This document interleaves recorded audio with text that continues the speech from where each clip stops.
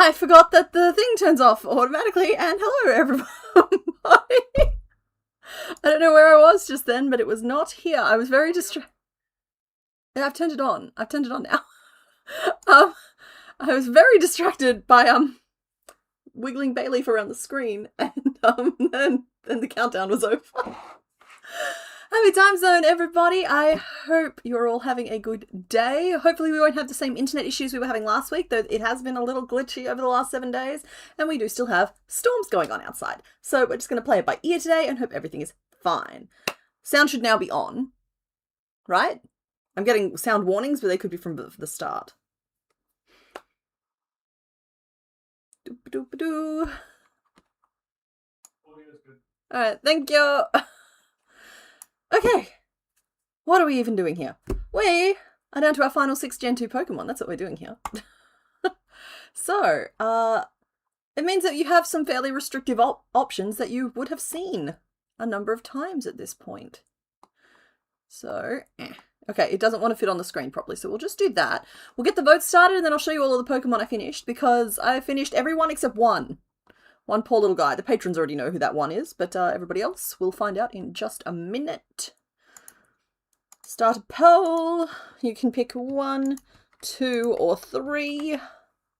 And this is the second last Gen 2 stream, I'm pretty sure. I think next week is going to be the final one. So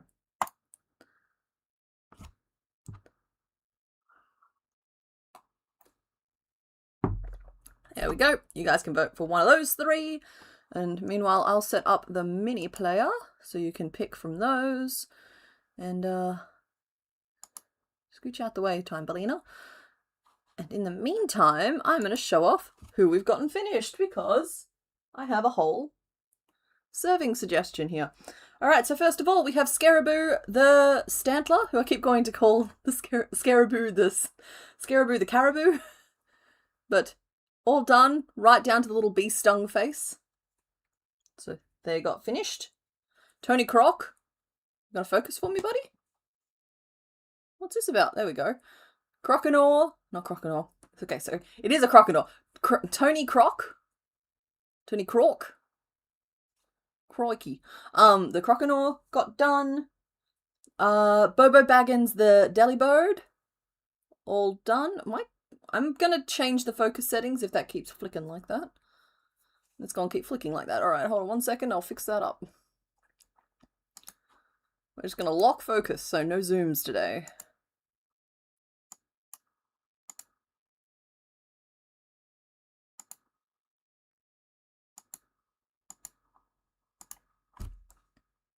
Alright, so that shouldn't do what it was doing anymore. It won't do what Donny Don't does.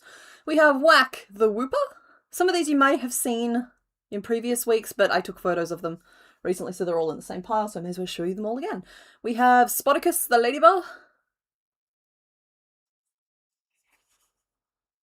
We have Huskentay the Entei.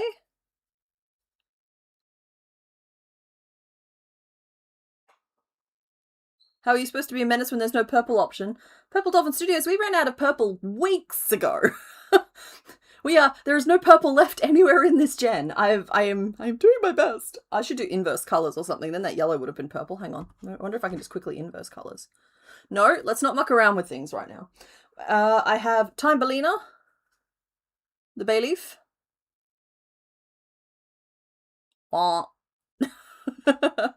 Who's a very polite little girl. And then we have Pokemon the Schmeargle, who does have his little paw print on his back too, who turned out pretty close to being like perfectly on form. It's always the weird ones that catch me out that way. I'm never really expecting to get something that accurate, and then one will just come along and just be like, hey, by the way, this is exactly what that picture looks like. What am I doing? So yeah, Donphan isn't done. Donphan is still in his potato phase, but I feel like my offering here of, what is this, 8? Yeah, 8 Pokemon should give you enough to feed you for a little bit anyway. Oh, I wanted to just point out as well, with Stantler, he did get his little spot as well. I pay attention to these things. Alrighty, let's pop you there for now, though you'll probably get yeeted across the room at some point. And that does mean that I have updated the Pokédex. You may have seen it in the intro, you'll see it on the break screen as well, but this is what it looked like last time you saw it, and you ready? This is what it looks like now. So it's not quite as dramatic as it potentially could have been, but we have just 6 little openings left. And it's getting really easy to tell whose photo needs to be taken again.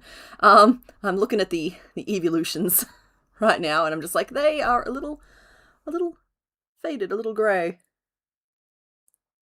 Beautiful thing about being a menace is you don't need a colour to be a menace. I agree with that opinion.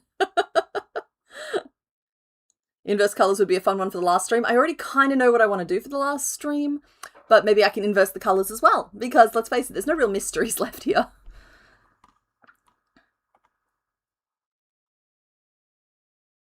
Okay.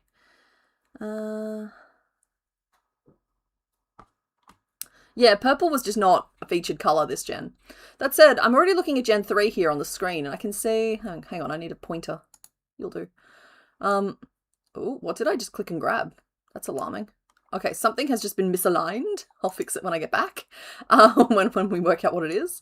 But, alright, here's my pointer. See, we've already got Dustox there, looking all purple, and we have Exploud there looking purple, and so maybe there's a little bit more purple in Gen 3. Anyway, let's do this thing. Oh. Was it the Brio that I caught and grabbed and dragged? There we go, it was. That's better. Alright, let's close off this poll and get started. Things are always a mystery when you don't know Pokemon, yeah. Will I be taking a break between gens? Samantha, I figured somebody would ask that question. I'm not sure yet.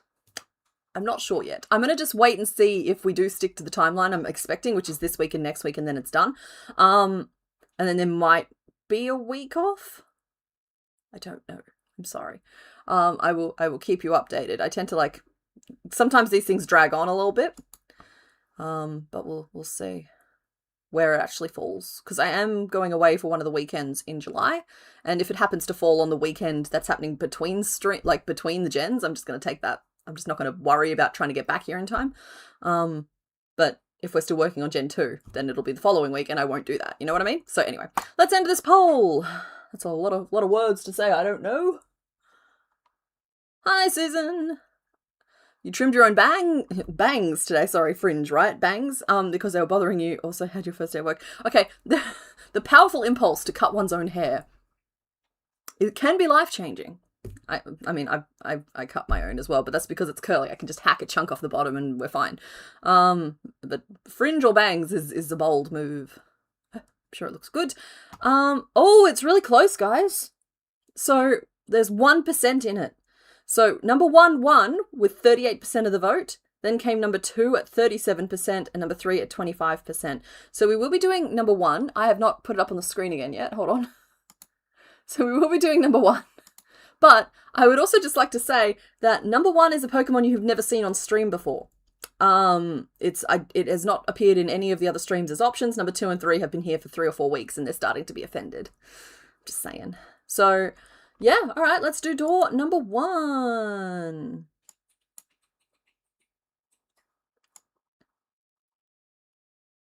Colours are going to be a difficult one for this, because I don't have a green that's the right colour to make him. But we are making, it's Celebi, right? Yeah, cool, it is. It's Celebi. I questioned myself for a second there. We're going to be making the little onion boy, and I'm going to need your help with reference images, everybody, because this sprite is giving me nothing. It's giving me nothing. So let's minimize that. It's Celebi. It is. Celebi, Celebi, Celebi. There you are. There's our little guy. We'll pop him over there, because I always draw in this corner first, where Torty is supervising. By the way, the other Torty is feeling very hard done upon because I got all my sewing done, so this is currently the pin load that he's carrying. I really should try and split these up a little bit. Anyway, I'm going to give you guys a chance to find me some reference images. Just take a second and pull out some pins and share them out a little bit. Oh, we've got sneaky needles in there. That's fun. Speaking of sneaky needles, my cross-stitch kits should arrive early next week. I'm quite excited about that. I'm looking forward to starting to work on some of them. I went and got some of those the hoops, the tensioning hoops. And I could have gotten like one for $10 at my craft store, but instead I went to Kmart and got a bead kit that came with 3, and the bead kit was $8. And like, yeah, they're probably really terrible quality, but I've checked and they are adjustable, and so like they'll get the job done for a newbie like me.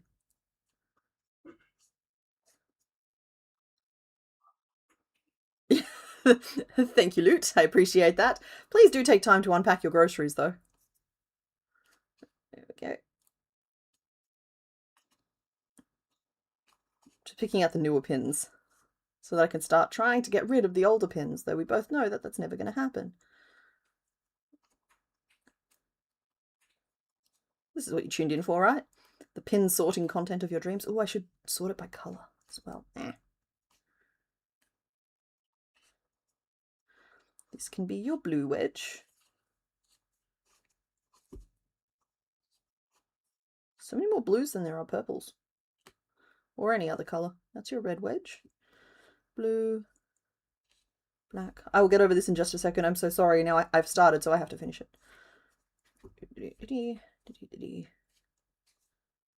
Now the panic is setting in because it's taking slightly longer than I thought it would. Ah. There we go. You don't belong there.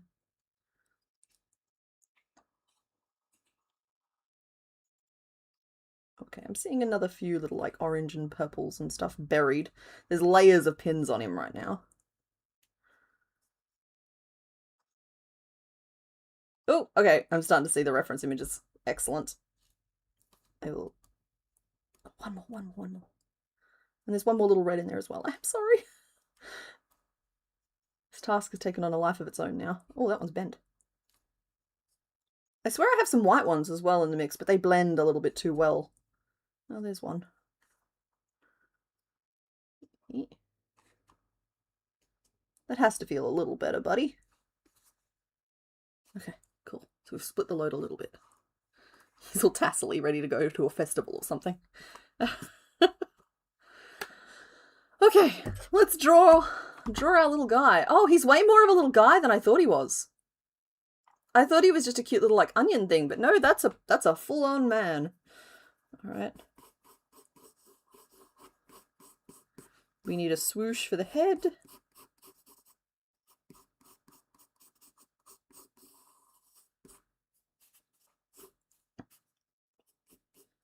You have some big eyes. Big eyes. But they're roundish. They're not triangle-ish. Well, they're roundish triangles. What is this perspective I'm trying to do? Oh, we have confirmed he is not a pupil blinker, which is nice.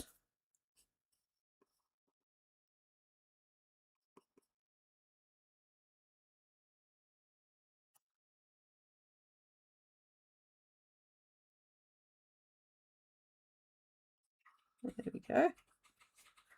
Oh, good. Cool. Made him completely wall-eyed for a second there.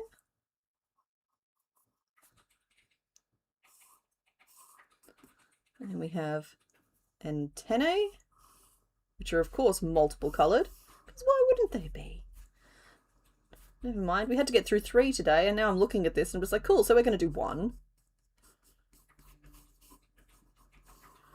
Look, a little swoosh of a body. He's going in a seated position, I think. But I think we confirmed no toe beans. Did I see that somewhere? Yeah, no toe beans there. No toe beans, just pants.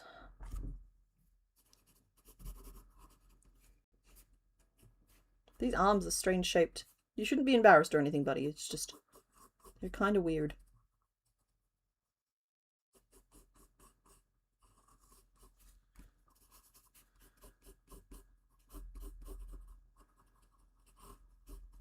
Is there a tail? No, but there are 2 little wings. Okay.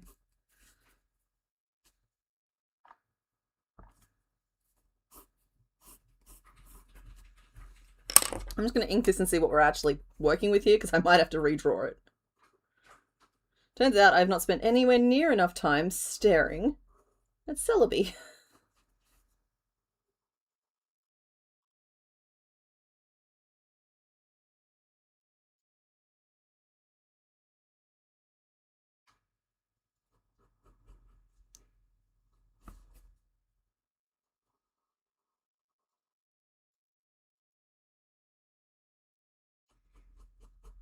Big dark rings round his eyes like he hasn't slept in a million years.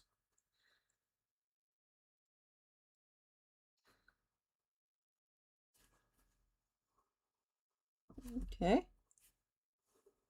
You just wait. If you think this is taking a long time, just wait until you see how long it's going to take us to try and find greens. Because I have one colour green that I would use for both of the colour greens on this guy.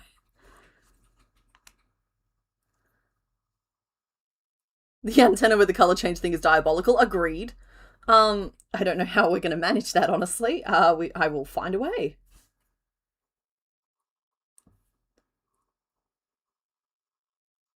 At least he's got just like old-fashioned Disney feet.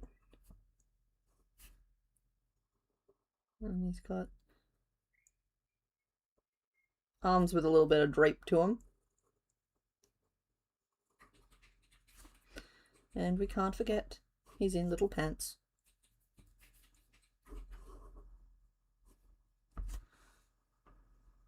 Okay, he's not the best. He could be better, but he could be worse too. And then I'm back on my outline bus. So give me a second to finish this off. I should warn you, like, this is basically the only green we have. So we might have to dive into the blues. I don't really want to do shiny form. I think that while pink is a cute color palette, it's a big departure, even though I do have so many pinks and reds. I'm so much better equipped in the pink and red department than I am in the green department. And then it's not through poor preparation on my part either. Can I just say that? I have every colour that this particular brand of yarn offers. And it's just they don't offer a very wide range of yellow greens. They offer a decent range in blue greens.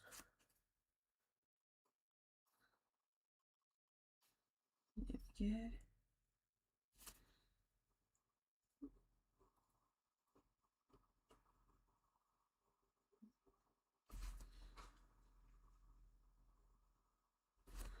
Almost done. I'm thinking I'm going to pull maybe Sage, which is a very pale blue-green. It might mean that I make him slightly blue tinted and then maybe just fix the colours in post for the Pokédex. It's always an option. It's not my favourite option, but it is always an option. It's like Poliwrath. I don't know if you remember him, that he was a shiny, but his entry in the Crochetdex isn't shiny. At least I don't think he's shiny. I think I fixed it. No, I left him shiny. Go me. All right. Well, he was real easy to swap to regular colours. Let's just put it that way. Diabolical, biobotanical. Oh wow, we've already got quite a name list going. I know. I need a bigger pen. Are you lucky enough to have a blue to green variegated yarn for the antennae? No. No, I am not. It's all right. I will work. Like I said, I'll work that out. It just might mean we have to make him big enough that I can make the antenna thicker. Though if those are 6-stitch tubes, I'm doomed. I am worried. I am worried about this. Let's keep picking colors though. Let's just keep moving this bus forward. Gonna go diving in the bucket. Okay, so I have duck egg. Oh, the colors are showing up. Pretty dang accurate today. Send Mr. Bones to the store. No. That won't be happening. The actual Celebi has froggy arms? But he's always shown flying with his arms outstretched. So it's a little trickier. Megapod the onion baby. That was not on the agenda today. I'm just pulling out as many greens as I can identify on top here. Oh, and then it really does go to like a... Honestly, both the greens on this fellow are too green. Or too pale for my assortment. I have a little bit of rainbow left. That kind of goes from yellow to blue, but it means I'd have to make him yellow. It's a thought that we're having. We're having lots of thoughts at the moment. Nobody invited all the thoughts, but nonetheless, they're here. Now, and I've got another blob of that rainbow. Why do I not have a more organised yarn collection? Oh, wow, you're attached to a full-on ball down there. Okay. Just apparently airing all of my dirty laundry on camera. That's fine. Oh, it looks way more yellow in the anime.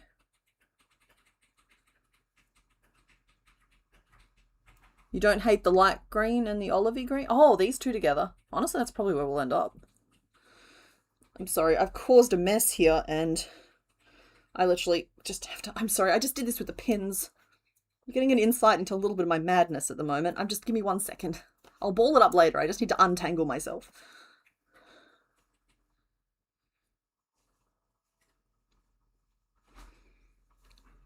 Okay, alright. Okay, I promise I will fix this. But it's going to be fixed over there. It just fell down behind a container and into a set of drawers, and so there's a good chance that I will never see that yarn again. Alright, so this is an option, though they are aggressive. I don't think I can pair one of these with one of these. I don't think that works that way. Turning around.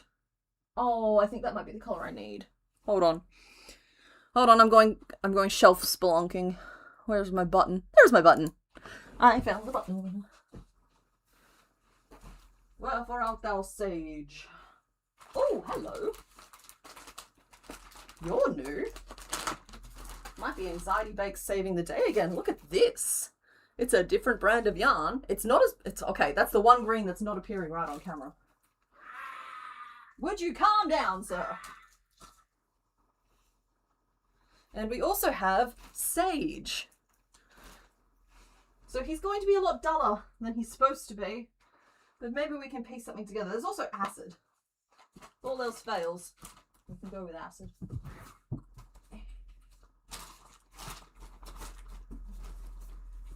I'm apparently all out of Acid. She screams into her yarn box, except for what's on the shelf. And I do hate taking stuff off the shelf, but... Alright, I have a pile. These are the options. We have to find solutions within them. Bang. Crash. Deep breath. We're fine. We're okay. And we're turning the camera back on. Hi. Okay.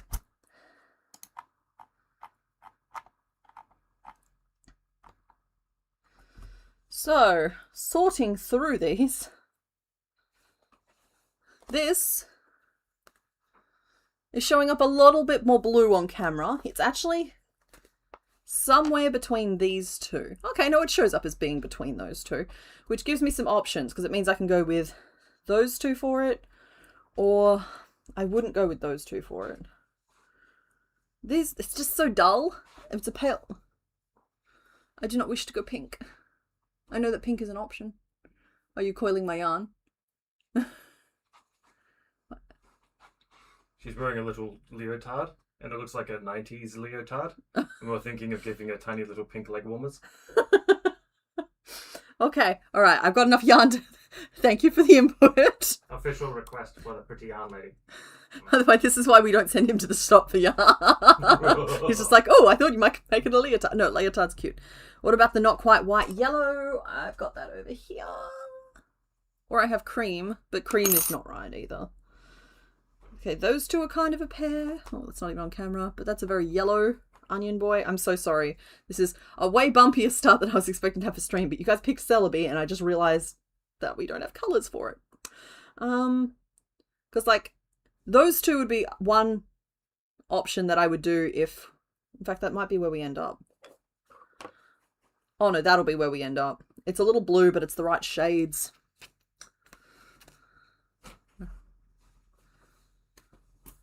Or tones or whatever. I'm talking about these two. If you look on the second cam. I know they're not yellow enough. Maybe I could, like I said, I'll up the yellow in post. Which I don't love, but is always an option. Because the other option is like to make it full on yellow-green, like bay leaf, and I don't want to do that. Or make it way too... Wait, that's wrong too. That's wrong. It's wrong. The light yellow options would be that, and... Hold on, I have to dig through my bucket of yarn. I have cream in here somewhere.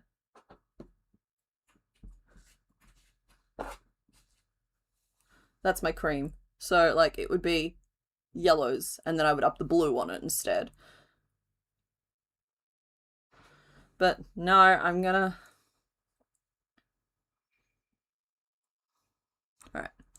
I'm sorry. I'm sorry. I feel like I am failing everybody by having the wrong colours here.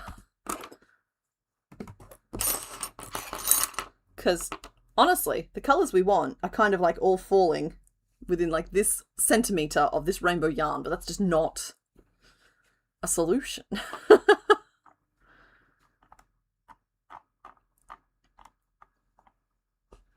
Okay, unfortunately, it'd be really easy to find the pinks for the shiny version. So that's back on the table for me for a second. Just while I explore the thought, just so that I haven't dismissed it unfairly, because I have dismissed it. So the pink version is pink. Done. Like, that's it. Pink version is pink.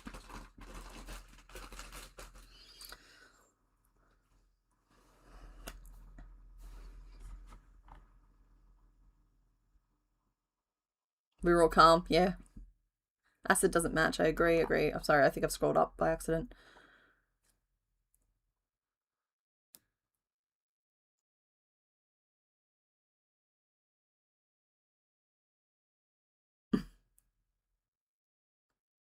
Cream and green make him a spring onion boy.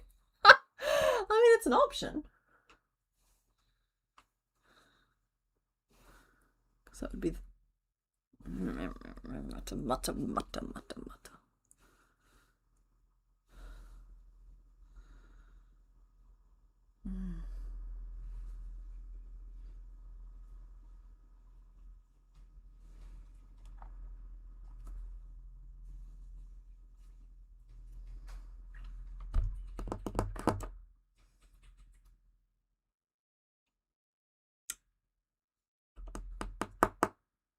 I'm sorry, I don't know what the right answer is. Sometimes it's obvious to me what the right answer is. And right now, it's being a little evasive.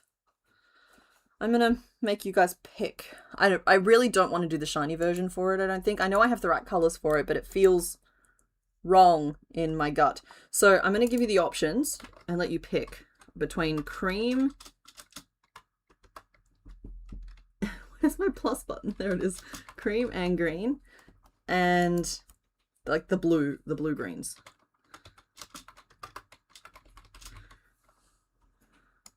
And like I said, for any photos of it, I'll just tweak the color settings because it's basically all one green. So for this one here, I would like desaturate a little bit and then up the yellow a little.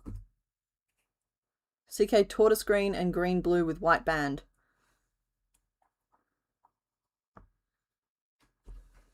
All right, I'm seeing the suggestion. I've thrown that green blue away already. No, I'm sorry, they don't really look very nice together.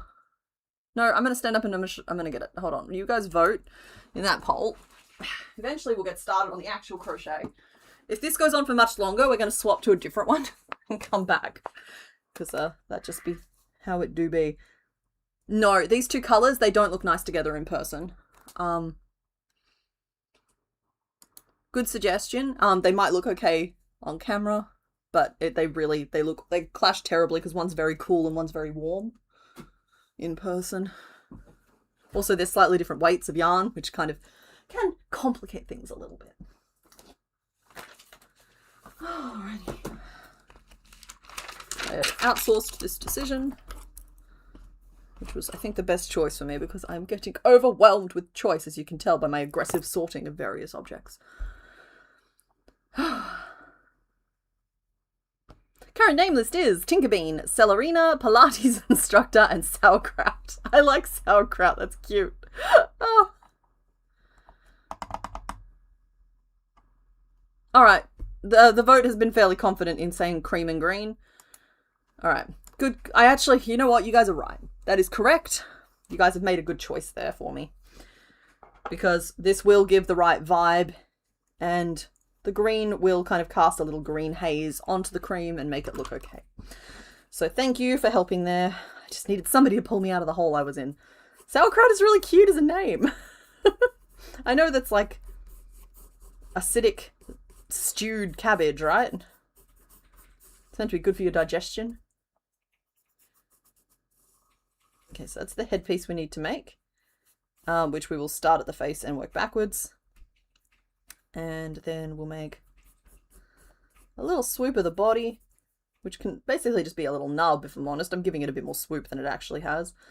And it's low at the front and the back and high in the middle.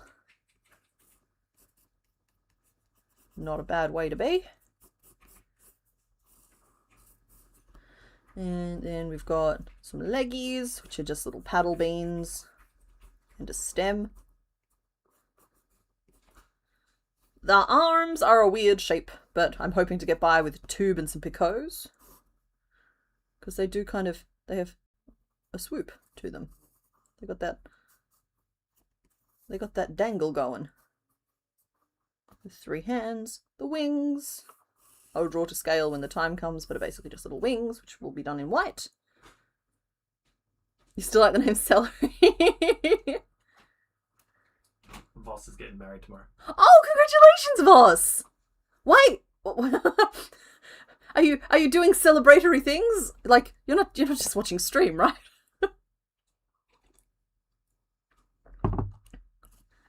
Anyway, yeah, okay, cool. And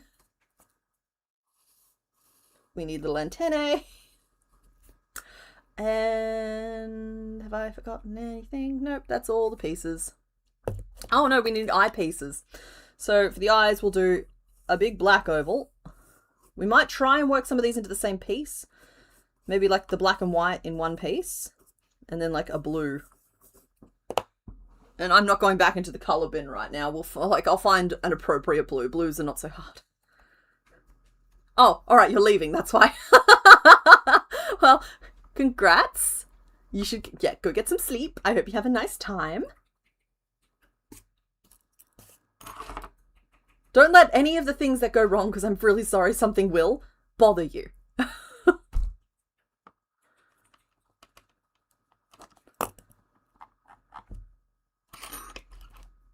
Them feet are lima beans. They are indeed.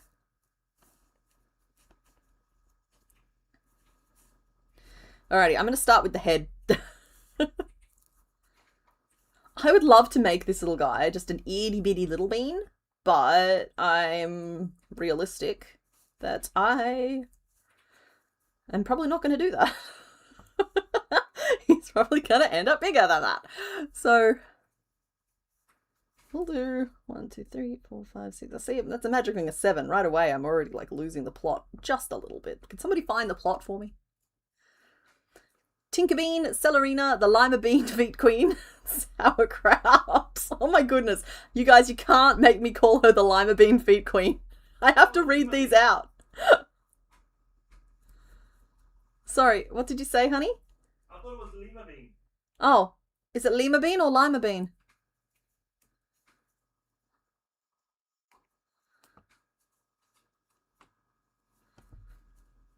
Sonyon. Just picturing me like reading out these dignified names, and I've already literally just said Batiffany Ribbons, the Suicune. I'm just like, oh, Lima Bean Feet Queen, the Celebi, which brings us to the end of Gen 2. Yeah, I'm gonna need y'all to weigh in. Hang on, I'm gonna do another poll. Today is the day of polls, apparently. So is it Lima? Or is it Lima? Did I say lima beans?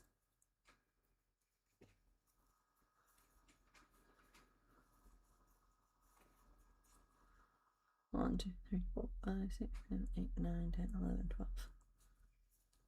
And we're going round again.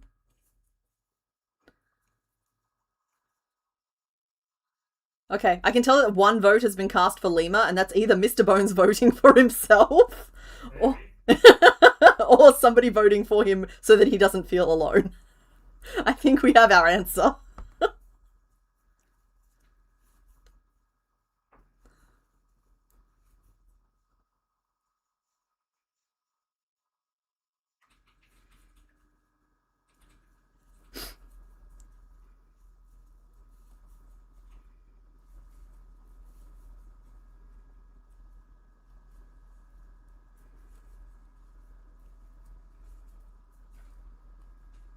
You pronounce it lima bean. Lima doesn't sound right. Sorry, Cathedral Rabbit. I made some decisions for you.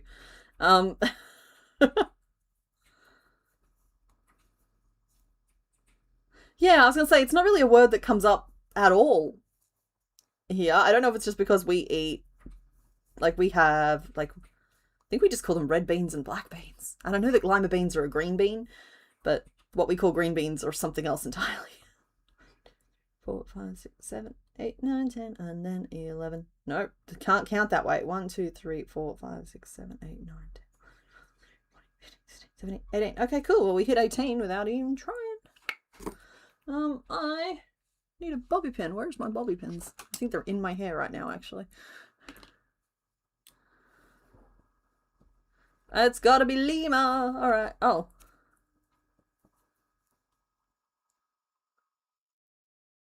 Okay, but like acknowledging origin of the word, I accept like common usage as a perfectly reasonable response as well. Language distorts and changes over time. For sure, for sure. It's kind of like the oregano versus oregano thing. Just call her llama beans. Aww. The llama beans, the syllabi.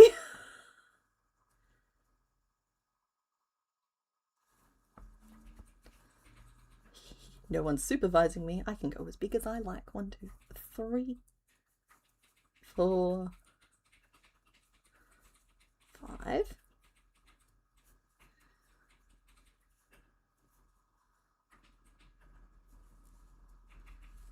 Your national language is called Malay. Lima means the number 5, but we pronounce it Lima. Oh yeah! Satu, dua, tiga, empat, lima. I'm drawing from knowledge that's 30 years old. I learned, we knew it as Indonesian. I'm assuming they're different languages, but it seems like they might share a couple of words in common at least. This is my very ignorant self speaking. I apologize. Strange Google is pronouncing it incorrectly. Cambridge too. This pot goes deep. Everyone's mispronouncing this word besides me. Yeah, Mr. Bones, I'm sorry. I think you might have lost this particular battle. I'm going to close this poll off now so it doesn't start to hurt. I like llama bean.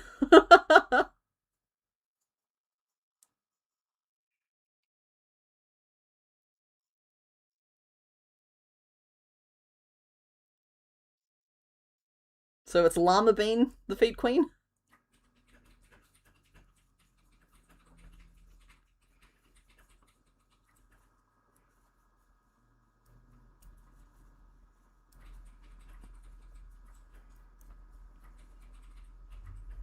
Indonesian and Malay are pretty similar, but there are many words that have many different meanings. Yep, fair enough. In each language. Cool.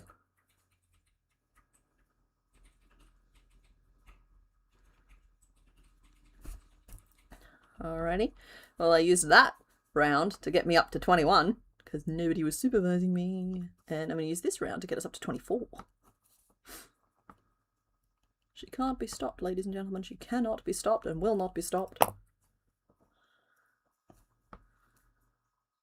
Let me do a poll on the accuracy of polls. Test poll, option 1, correct. Option 2, don't click this one. No, I'm pretty sure that's going to give you the exact result you're anticipating.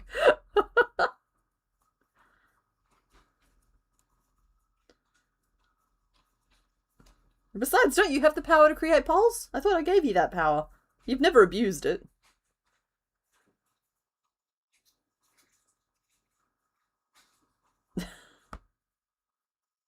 Only if I'm pretending to be you. Ah, okay. Well, don't pretend to be me. I could make Celebi teeny. I was thinking that Celebi should be teeny, but then it gave me so many colour problems that I'm nervous about the antenna, and I want to make sure that I can make it at least a 3-stitch tube if I have to. Honestly, I'm probably going to do some sort of trickery involving sneaking one strand up inside the chain of another strand, but that's going to be really hard to write down as part of a pattern. And I do like to share these things with you guys. So that's as big as the head's going to be. It is 24 around, but it is by far like the prominent part. It's not like I have to make a body that matches up with it. The body's going to be like 18 at the booty. And so 12 at the neck. So this is probably the correct choice. And I'm probably actually being responsible and not irresponsible, even though I did manage to get to 24 stitches around. Anyone else dealing with wildfires? Thankfully not at the moment, Susan. We've been having lots of big rain recently, which softens things up a little bit.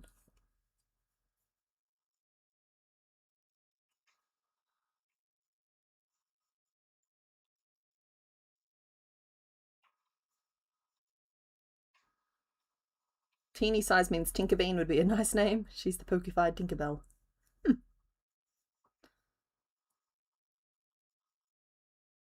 No one needs to stop the boss lady, especially when she's mega potting. Dang it. Y'all, this only works if someone stops me.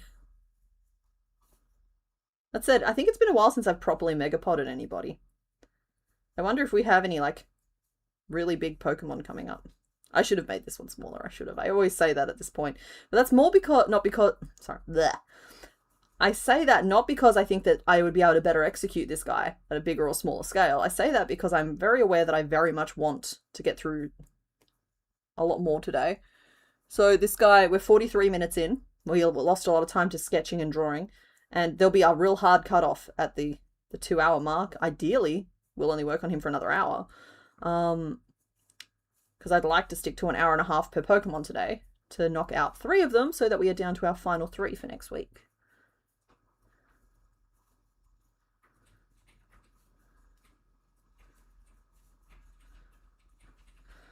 Be careful of ticks this season. It's been recorded worse than normal everywhere. Yeah, we got bird flu arriving here. But we're going to try and stick with slightly more pleasant subjects. Everybody be careful about everything. And, I don't know. I've been really enjoying this stormy weather. I say that from the fact that, like, I'm 1 floor up, or like I'm not on the ground, you know, so I don't have to worry about flooding, and I'm in a big cement brick, so I don't have to worry about winds. So I understand that, like, this has not been ideal for a lot of people, but I'm having a wonderful time looking out at all those beautiful blue afternoons. We moved my main work desk to up against our window, and I get to look outside all the time. Hi. Hello. Oh goodness, he just came in with a look. So the Lima bean is pronounced. That's why. Named after the city of Lima in Peru, the capital of Peru, and it turns out that the native Spanish speakers pronounce it Lima, and so it actually is the whole world that is wrong, except for me. Okay. And native Spanish speakers. Okay. Yeah. So it's just the English language that's wrong, and it should be Lima bean. Do you feel better? The Lima bean feet queen. Mm-hmm. I feel much better. Okay. I feel vindicated. You're having a suspiciously lovely summery weekend in the middle of winter? Yeah. Actually, yeah, I'm seeing the sun out there and I'm dressed, like, prepared for it to be freezing again, but actually it's a little bit hot in the worm right now. Oh, night breeze, thanks for hanging out.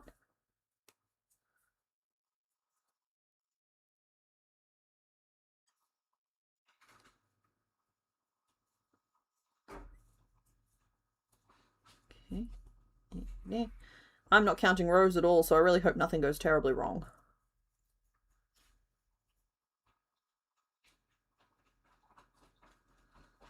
Oh, that's scuttled. Did you just bring an armload of sunshine in? Yeah. I love that you can tell what I did. Oh, he is the cutest. How do I get anything done?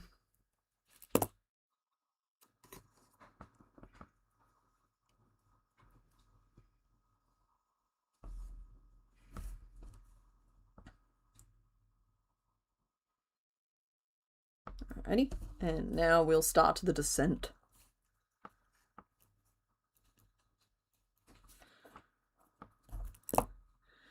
So yeah, we have 3 new creatures to make next week, and you'll be able to see in the background, if I duck enough, that the pigeons have accepted the statue from last week as their Lord and Saviour. There's a little bit of pigeon worship going on in the background. But yeah, we got the pigeon pattern coming up next week. And then, honestly, I'm not convinced that I'm done with the Highland cow. He still needs a tail, and the comment section is saying, oh, you should do loop stitches. And I hate loop stitches, but that shouldn't stop me from doing what's right for the pattern. So I'm going to give it a go with loop stitching and just see if I can put up with it. But Otherwise, that cow is a rather no-so pattern. So for anything that I can do to help like limit the load on the making of it, it's probably a good thing. I could probably try and build the horns in too, if I'm honest. It's just after that body put up such a fight, I kind of shied away from making any changes. You love the Komodo dragon so much. He has never had a single thought in his entire flippin' life. He's a good boy, but my goodness, you gotta watch him. So yeah, Komodo dragon will be the 16th. I'm honestly planning on trying to get them all filmed and edited ahead of time so that I can put some real big time into making something else. See, I knew that people would love the cow. People have been demanding a cow from me for a very, and by demanding I mean asking very nicely, for the last few years. It's like, oh, when are you gonna, and specifically always a Highland cow, which is like, I grew up around like Friesians and Jerseys and the occasional Angus. It's like, they are not fluffy cows. Now I'm dealing with a fluffy cow, which has a very like blobular body. And I don't know. I liked cows well enough before I started that video, and now I am deeply ambivalent about them. Yeah, the cow was not my friend that day. I knew it wouldn't be though. It's anything fluffy, because I get torn between the spaces of sculpting what it looks like with the fluff and sculpting what it should look like under the fluff. And I get kind of caught between those two worlds. It's like when you're counting and you get confused by the spaces between the numbers. It's one of those things.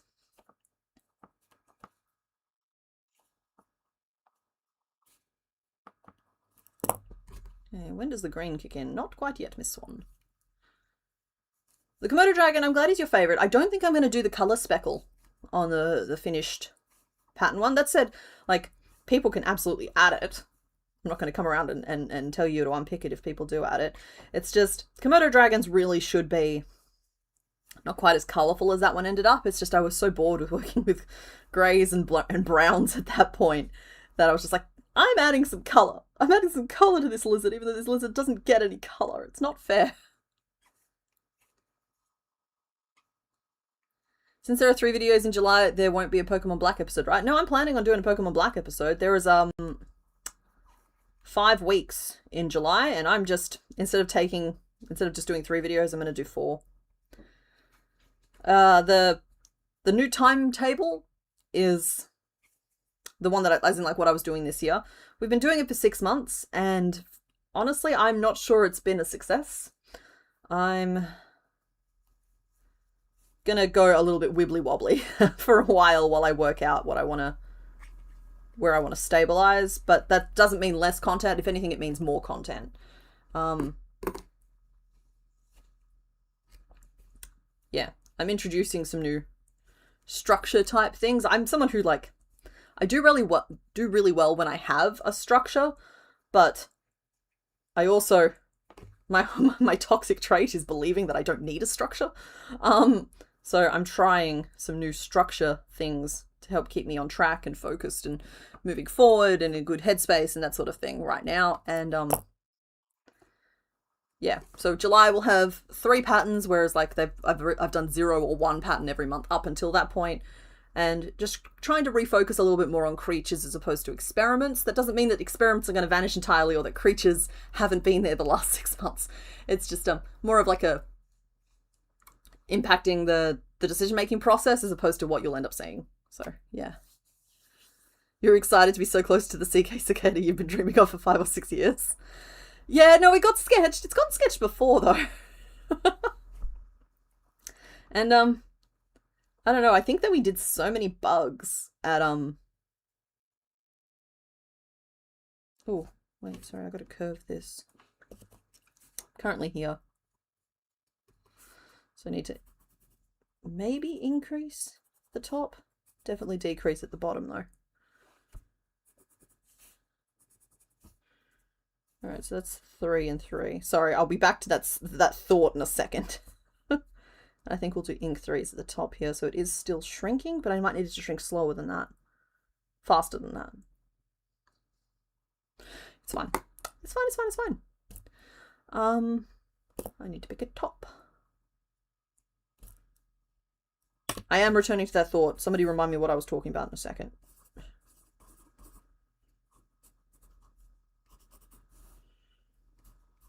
1, 2, 3, 4, 5, 6, 7, and we're 18 around, leaving me 11 stitches. So really I should do this as 2 increases, not an increase 3, or I should do another decrease at the bottom. 1, 2, 3, 4, 5, 6, 7, 8, 9. No, that still leaves me with an odd number. Come on, brain. This should be a decrease 3. And then a normal decrease, a normal decrease. 1, 2, 3, 4, 5, 6, 7, 8. Better. And that leaves me 10. So now it's 5. And then we'll do 2 and 3. Okay. 2, 3, 5, decrease, crochet 3 together, decrease 3. What was I talking about? I think we did a lot of bugs in, hopefully this is what we were talking about. We did a lot of bugs, and so, like, oh my goodness, it was almost 2 years, 18 months ago now. And so, admittedly, I've been a little bit, like, shy of doing more bugs. And honestly, with cicadas, it's the color patterns that intimidate me. They rely a lot on a lot of heavy pattern work, a lot of color changes. But I'm thinking that I might need to learn how to do some tapestry crochet and then use those techniques to make the cicada. I think that's a good idea. And I'm pretty sure that that little beaver is going to get made at some point. I just could not make more than one brown fuzzy thing, because I went into the cow thinking, oh, this will be easy. We'll just knock out a perfectly fine, suitable cow. But then I got bogged down in those details, and I was afraid that the same thing would happen if I started trying to make a beaver as well. We went all over you talking about loops in the video schedule. I'm so sorry. So if you come to a stream of consciousness, you're going to get all kinds of nonsense. The thoughts, they flit. Thank you for blocking the kettle sound, honey. Are you having a nice time? How about you guys? You having a good time? I hope you're having a good time. All right. It's quite an aggressive swoosh I've built there. That's a horrible sound. Somebody's outside with their engine going shunga, shunga, shunga. Yeah, little beaver is cute, and I I learned so many interesting things about creatures as I just like wander through life. So like the whole pigeon and milk thing, but then I think I also cut my rant about Komodo dragons. Really exciting about the Komodo dragon is that like for ages they thought that their mouths were just really dirty, and so they had a lot of bacteria, which is why their bites were so nasty, like basically instant sepsis. But they've recently rediscovered the fact that they actually are producing their own venom, and like that's really cool. And so like for years that they've just been like, y'all need to brush your teeth, and now it turns out no, it's arts and crafts, and like that's fun. And like with beavers, it turns out that their instinct to dam water is so intense that like if you play them like the sound of running water on a speaker, they'll try and dam the speaker. And it's just like that level of mischief speaks to me in my soul.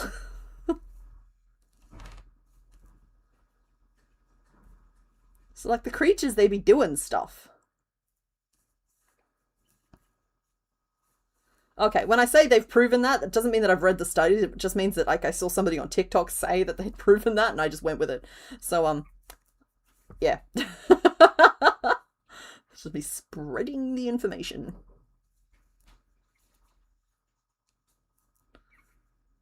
On the topic of loops, if I ever tackle the rainbow squirrel, hairpin crochet could be an interesting way to add flower. Oh yeah, like I've done I haven't done hairpin crochet, but I have done broomstick crochet, and the stitches are really interesting. I always thought they'd be a fun way to do like peacock feathers. I'll have to look up hairpin crochet though.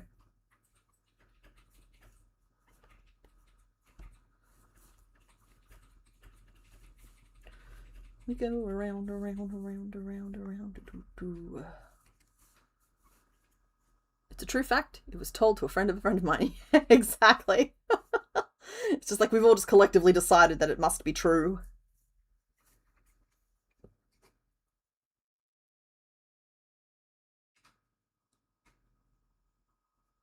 I'm afraid I've swooped the hair too early.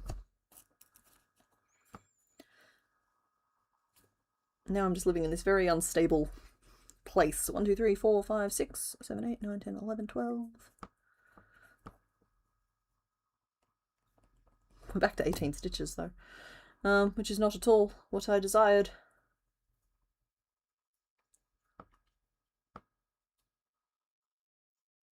You googled quick. I appreciate you. Gotta keep fact checking me.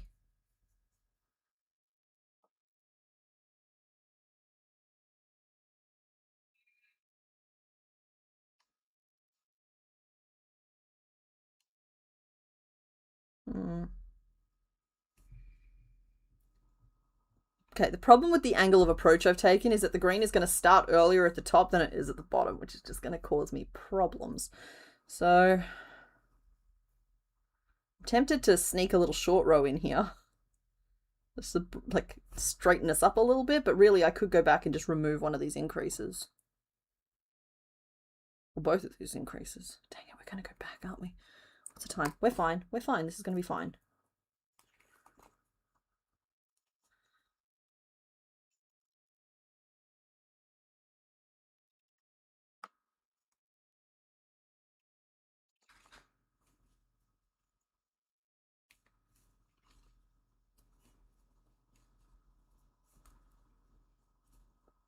In fact, we're not going to increase at all. We're going to know that we intended to. 2, 3, 4, and 5.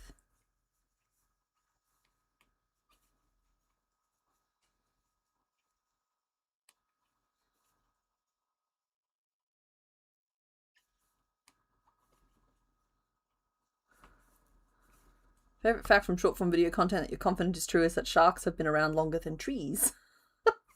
Isn't it the same thing for crocodiles? Like, those little guys just keep adapting.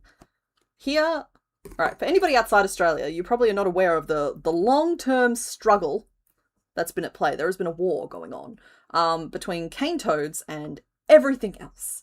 So cane toads were introduced over here it was something to do with moths in the crops, and they thought the cane toads would come along and eat all the moths and it would be fine. Turns into an ecological disaster because nothing in Australia can eat the cane toads. And of course the cane toads have plenty of food and it's fine. And like, this was all presented to like 7-year-old me as like one of the big conflicts of our time. So all kinds of people have all kinds of horrible fun ways that they get rid of cane toads at the moment because nothing eats them. Now, 2 years ago, there was a massive step forward when some wader birds worked out if you flipped the cane toads over, you could eat them that way. Sorry, I've just realized how messed up of a story I'm telling. Because it's their backs that are poisonous to everything.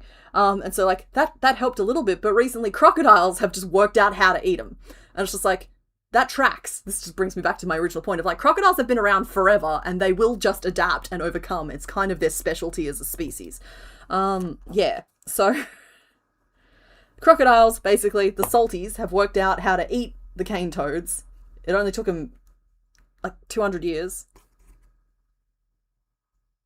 Ah, yes, and the bioluminescent platypi.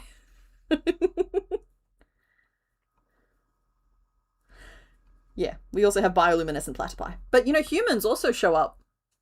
We bioluminesce. I think we've got stripes or something. I'm probably just falling for something in that regard. I like the idea that that's true.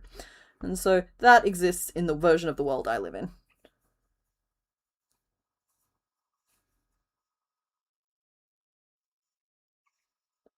Yeah, crocs are like, I'm all over it. Exactly.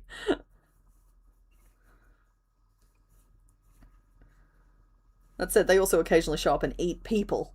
So, you know, they keep us in our place. That's very much a Queensland problem. In fact, I'm pretty sure... No, okay. I was going to talk about the fact that there was a politician that ran basically on the platform of that, but it's entering real murky territory. I don't suggest you look it up. Let's keep this place a happy place. Let's see. 1, 2, 3, 4, 5, 6 plus 8 is 14. Yeah, are we talking about deoxyribonucleic acid, are we?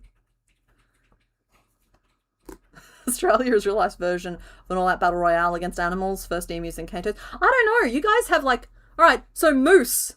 Can I just say moose? Do I have to go further than that? Moose and grizzly bears and like polar bears will actively hunt people. I honestly don't think Australia has it that bad. But then like I'll tell a story like about the little old cane toads, or the giant dinner plate sized spiders, and suddenly everyone's like, oh no, Australia wins. Australia is a class 4 death planet. That's what happens when you turn that little meter up to hard mode.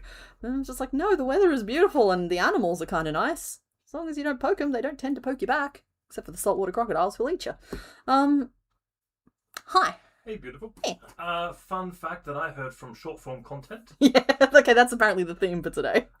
You know how we have the Arctic, Yes. which is the Bear Land, Yes. and the Antarctic, which is the The No Bear Land. the No Bear Land, yeah. That was actually named by the Greeks Okay. before they'd gotten to the No Bear Land. Huh. No one had ever been to the No Bear Land. It's just they assumed, well, if there's a bear land, There must be a No Bear on Land. the other side there must be a No Bear Land, and they were right. Huh. Which is very annoying. Well, I know there's also Ursa Major and Ursa Minor, but they're constellations. Yep. The Big Bear and the Little Bear. Galactic clusters. Oh, yes. I think. Don't quote me on that. It's been a long time. You'd rather encounter a bear over a moose? Okay, a moose might hate you, but a bear wants to eat you. I don't know. Mooses are terrifying. They're big. They're way bigger than any. They're megafauna. Moose are megafauna. They gazed into the dark of night and something went into them instead. That said, I've been seeing, I think it's buffalo, they might be bison. It's one of those big cow-type creatures that you don't turn into hamburgers. In, like, national parks in the US, and people, like, driving up and realizing that there are, like, these animals emerging from the mist and, like, stopping their cars and holding very, very still so they don't antagonize the swarm.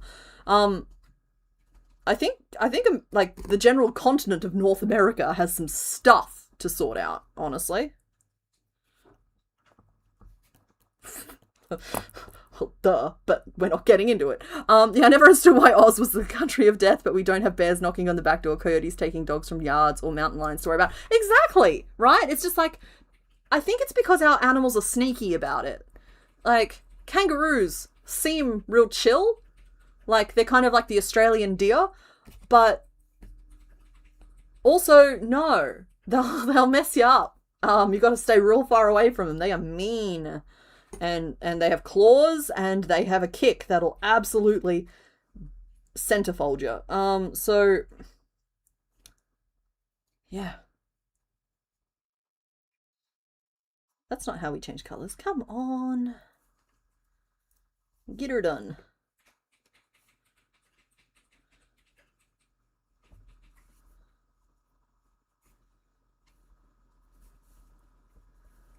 No, you can scare off a bear. Well, black bears maybe, but not the big brown ones, right? No? Okay.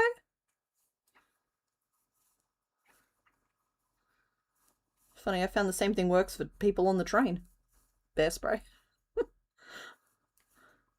You've had foxes eat your musk. Yeah, foxes are rude, honestly. Foxes will kill things for fun.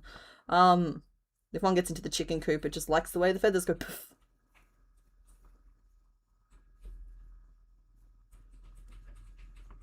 Well, I've heard that coyotes and wolves are basically, like in some places, trying to actively domesticate themselves. Like turning up and acting like puppies. I'm just like, I respect the instinct that is saying, hey, maybe we better pair up with this species. It seems to be working well for the other things.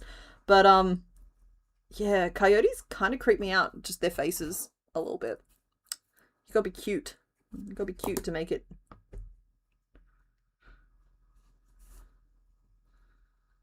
And now I gotta narrow this off like a lot.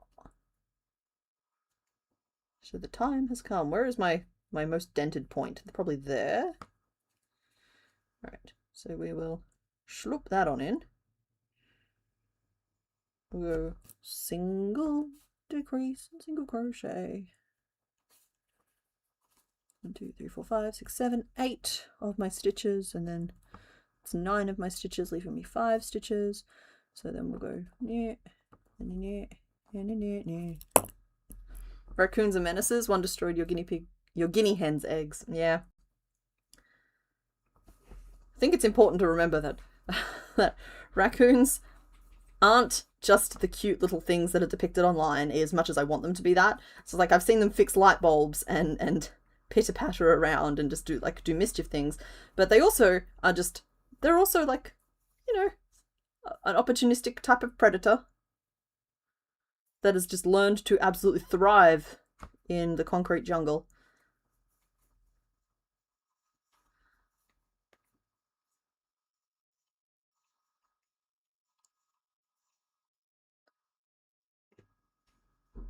We have a berry plant where the berries are filled with little glass needles for whatever reason.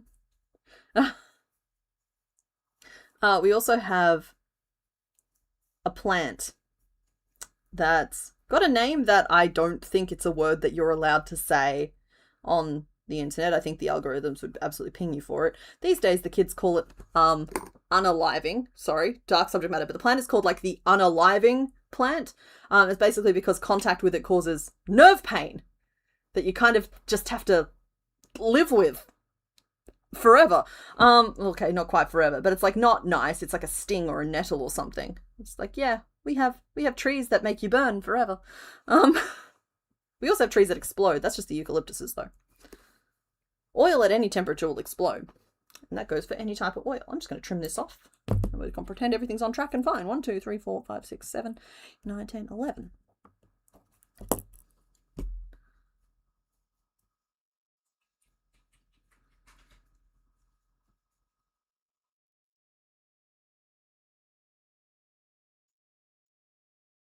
Your husband threw a machete at a raccoon once. We never found the machete. Now we joke there's a Rambo raccoon running. It's like, you've just armed it. It's like any movie that fights zombies with fire. I'm just like, the zombies don't care. So now they're just on fire. That's more of a threat to you.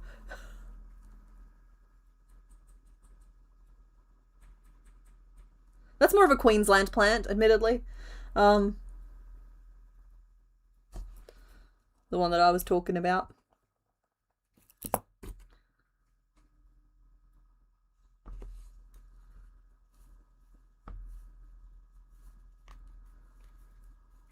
Yeah, blue ring octopuses are strictly a no touchy. Strictly no touchy. And so are a bunch of the shells, actually. You gotta be careful. Some of the shells on the beach, particularly the conical ones, contain little critters that are actually from the hell dimension and will ruin your day. And they may not stop at your day. Oh, okay. You've seen trees explode in the US when sap freezes, it expands rapidly between the tree. I think this is a slightly different scenario where eucalyptus trees, particularly in bushfires, they can be so oily that the oil in them gets to smoking point and the tree explodes in fire. So it's less of a pressure thing and more of a boom thing. That's not to say one is scarier than the other.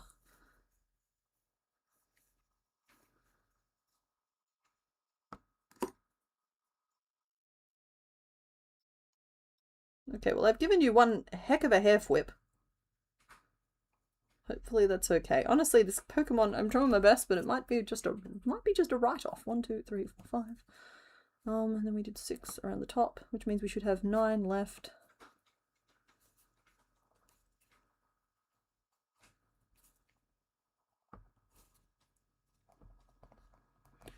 That goes down to 5, and then we'll be done. Did I actually write down where I changed to green? No, and I also didn't write down my spike stitches row. And I've definitely moved the stitch marker. Okay, we're going to do a count now. 1, 2, 3, 4, 5, 6, 7, 8, 9, 10, 12, 13. 5, 6, 7, 8, 9, 10, 11, 12, 13. Okay, and then in here, we changed to green. And we did 7 repeats of a single and a spike.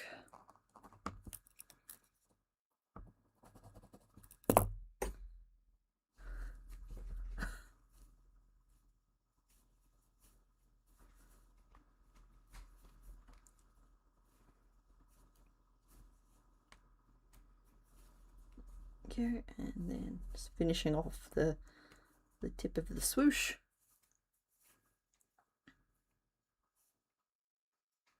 What is the name list, by the way? Did it end up wibbling and wobbling around a little bit, or is it basically the same?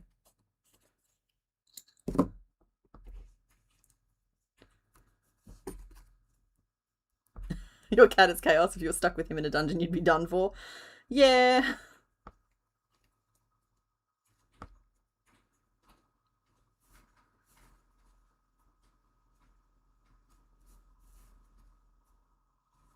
Current name list: Tinkerbean, Celerina, Shrek, and Sunyan. Oh, what happened to Lima Bean, the feet queen?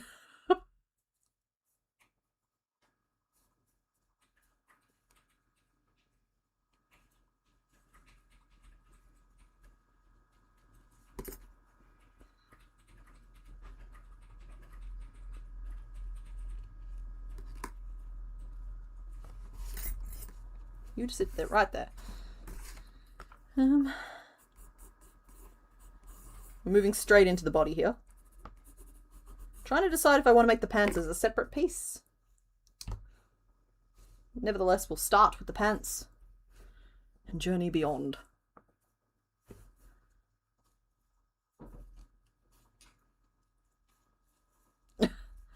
Tiny Bean, sorry, Tinker Bean, Celerina, Sunyan, and the Lima Bean, the Feet Queen.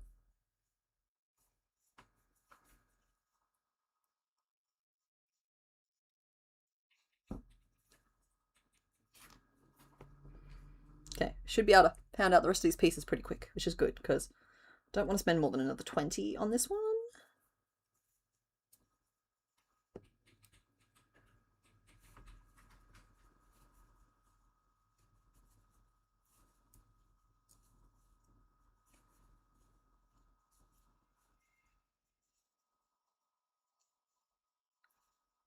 Apparently our moose, she's a cat, thank you for the clarification, thinks that she knows how to get the drawer of toys open, but she can't get the drawer to open, so there's starting to be scratch marks in the drawer from her peeps. Oh, okay. I was watching a video of just cats not respecting personal space this morning, just on TikTok, and my favorite has to be, there was a dude in the shower, and the cat had 2 legs on like the shower screen, 1 foot squarely on this guy's bald head, and was just drinking, like stretched all the way out, drinking from the shower head. And I'm just like, I don't know, something about everything in that scenario was very funny to me. 1, 2, 3, 4, 5, 6, 7, 8, 9, 10, 11, 12. Yeah, she's got her feety pajamas on, but just the pants. Just the feety pajama pants.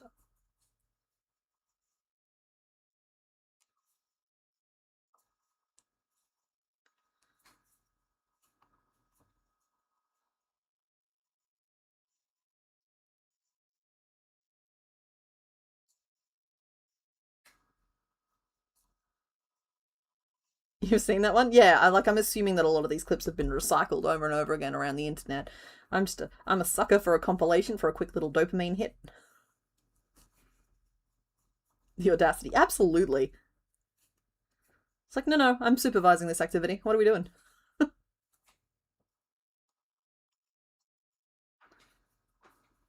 Celeste is a very dignified name. I always go from Celeste to Odette to the Swan Princess. And,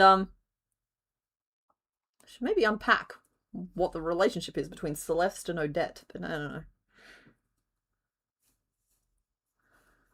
Moose, also Artemis, but mostly Moose, will pat me on the arm to get your attention when she brought you a toy and wants you to play fetch. See, that's cute. That's how you can tell that the little menace that lives in your house is happy there. It has learned to communicate with the big dumb flesh being. 1, 2, 3, 4, 5, 6, 7, 8, 9, 10. I'm not describing you as either big or dumb, I promise. 4, 5, 6, 7, 8, 9, 10, 11, 12, 13, 14, 15, 16, 17, 18. That's just how I imagine cats see us.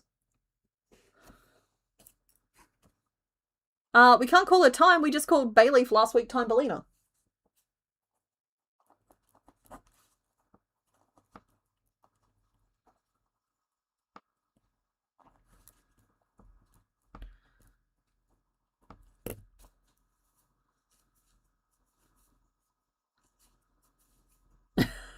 Flesh bean.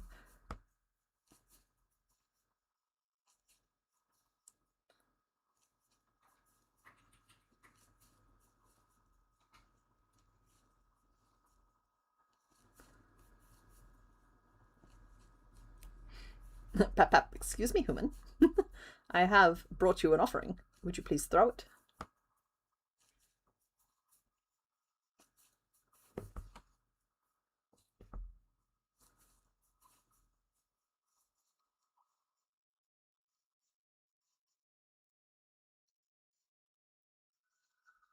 Oh, some people are having a bad day outside.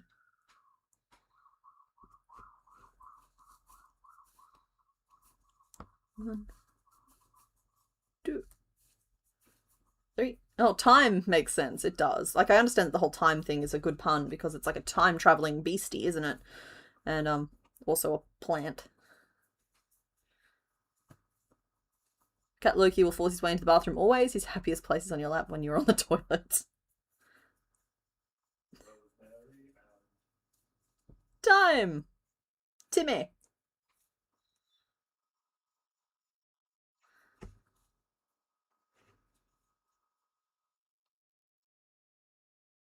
Okay, we're just starting a different debate there about how to pronounce that. Because, like, I say oregano, but that could be oregano. I don't know. Shallot or green shallot.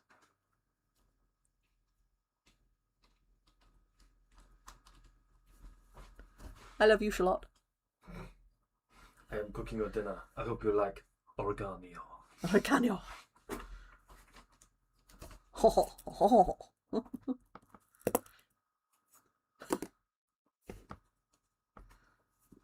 Okay. Alright, okay.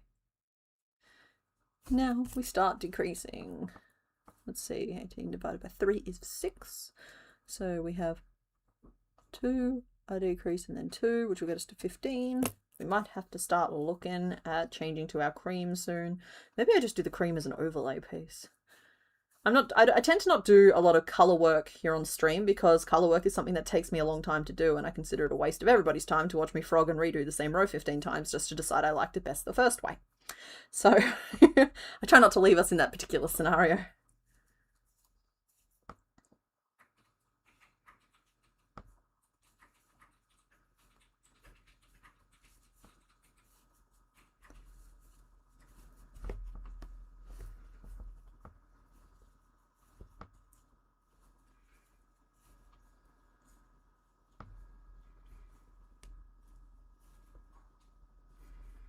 I might have to go rogue on this name list. I'm seeing a lot of really good puns. Like, okay, I like Lima Bean, the Feet Queen. I like Celebine. I like Sunyon. And y'all can come up with another option. Why did I do 2 decreases in a row, huh? What's that about? Who's bringing that kind of energy to the pub? You just wrote Italian as alien.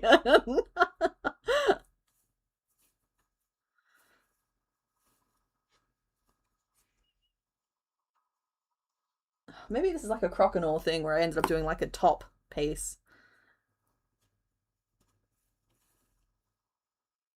Okay, that's the lowest point of the V in any case. So now is the time to decide.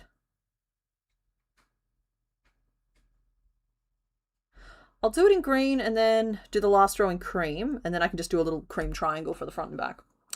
Decision made.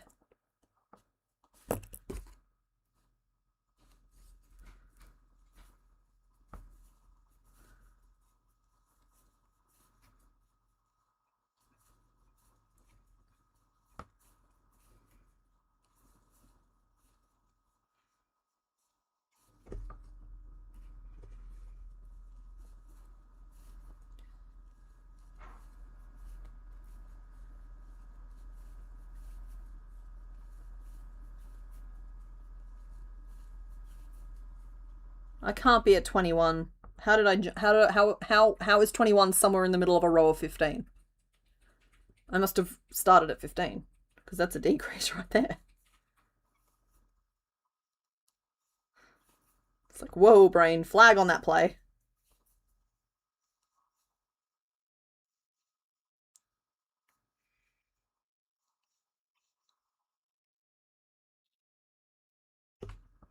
Sometimes I think there's signs that I've had kind of an intense week.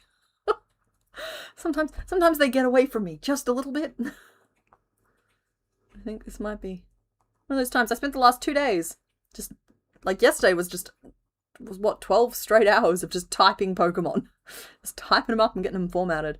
1, 2, 3. Not that that's a complaining thing. I had My Hero Academia open on the other screen. Yeah, it's kind of a chill day, if I'm honest. 1, 1, 1, 1, 1, 1. If I can't be trusted to count to 15, I've got to use a stitch marker. Hydrate or dihydrate, that is good advice. Thank you very much. We like Dumple or Celerina?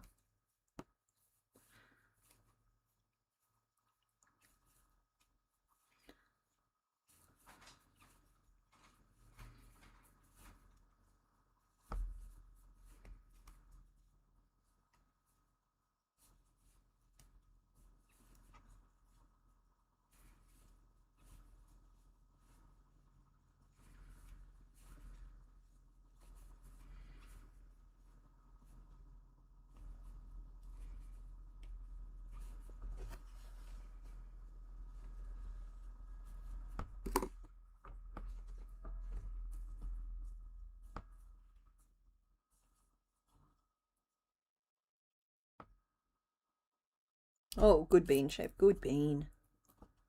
A little chubbier than you needed to be, Strictly, but I'm happy with that. So we'll do one, maybe 2 rows of green and then 1 row of cream, just to make the little neck hole.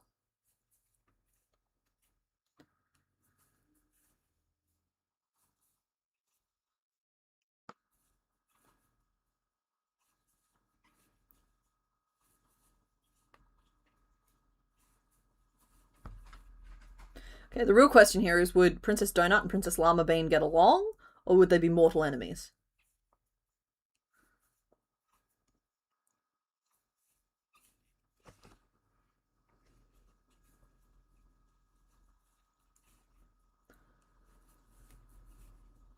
The eye plan is crocheted eyes, but thank you for checking in on me. Her eyes are very much blue, and so they'll be crocheted. I've been having more and more luck in Gen 2 with just like crafting the eyes instead of having to rely so much on safety eyes, which is funny because in Gen 1 the plan was I'll just make them all with safety eyes and it'll be like a point of unification. So I actually think this is a sign of creative growth.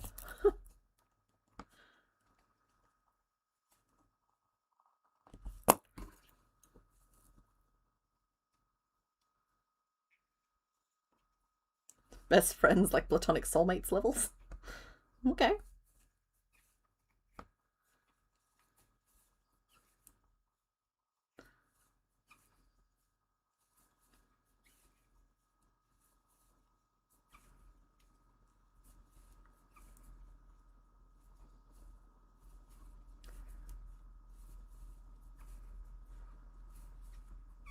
Nine, 10,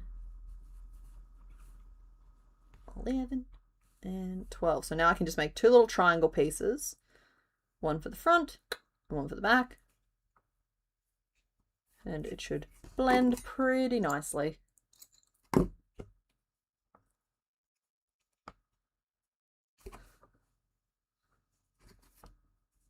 Princess Llama Bean would be super nice and it would make Princess Donut suspicious.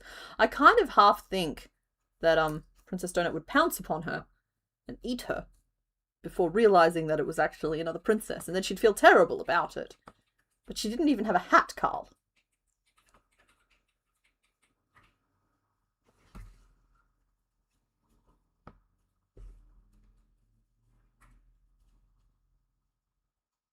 Okay, I've made your neck hole bigger than it should be, but I can always frog it a little bit and narrow it off later.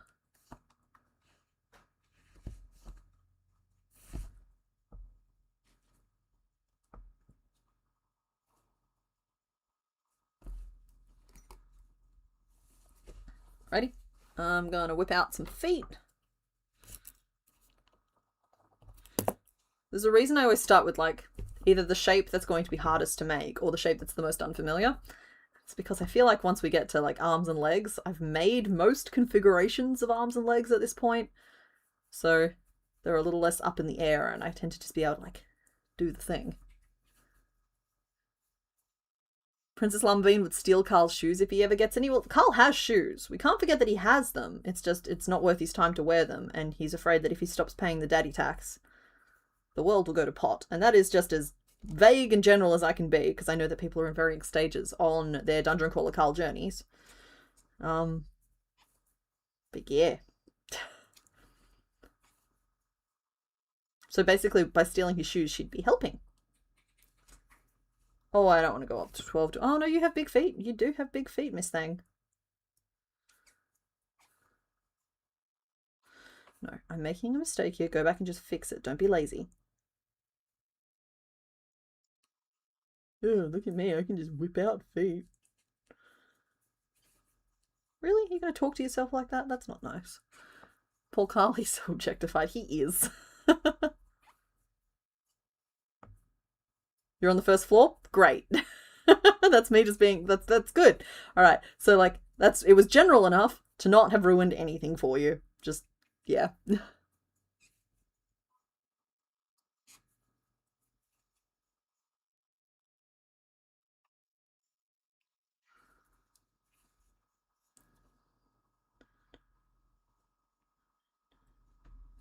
10, I think.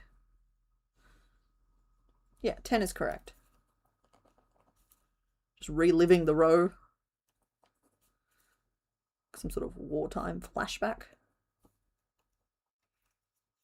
2, 3, 4, 5, and then it was just a single at the end, right? Yep, cool.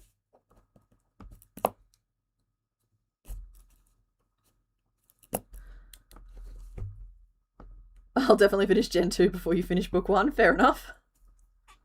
It's not a race.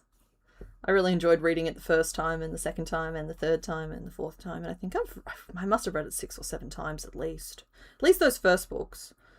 Every time a new book comes out, I tend to reread the whole lot. Didn't do it with Parade of Horribles, but that just means I can go back and do it now. Parade of Horribles is the book that's just come out. I do know that he's already started releasing chapters for book 9, part 1, on the Patreon, but I like to not read them episodically like that. Even when they were on Royal Road, I used to wait until there was a bunch of chapters before I would dive in. Cathedral Rabbit, it's not mandatory reading to enjoy your time here. It's just a series I particularly love and haven't shut up about for the last 4-ish years, basically since the very first stream that I did. And some of my enthusiasm has been a little infectious.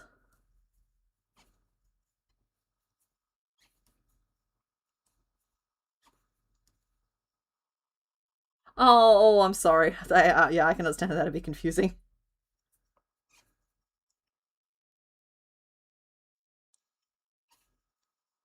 We don't have a Carl, but we did name one of the Gen 2 Pokemon Dungeon Crawler Coral. It was Corsola. Corsola is Dungeon Crawler Coral.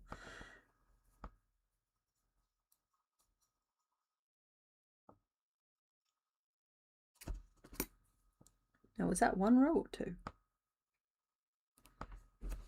I think it was 2.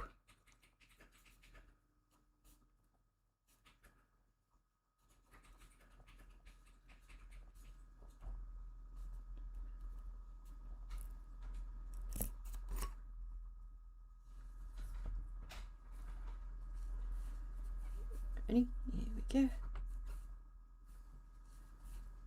I'm just going to make 1 foot and then I'll start the name vote.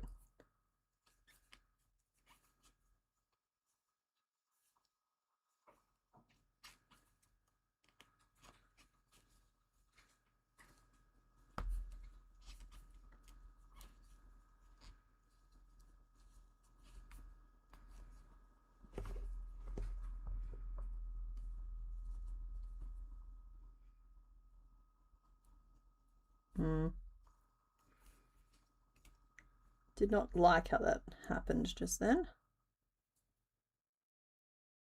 I'm going to change this up a bit. If we have 10 and then I do 3 of them, we'd end up with a row of 4, which is correct. It's just going to be kind of a nightmare. That's fine. Worse things have happened at sea to better people, so let's do this.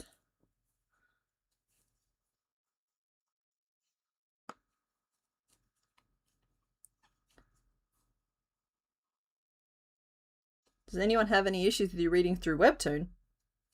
I don't even know what that means. Is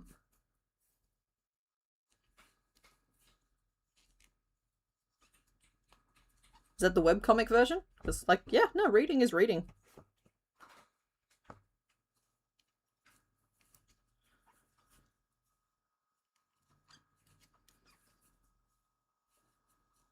Two, 3,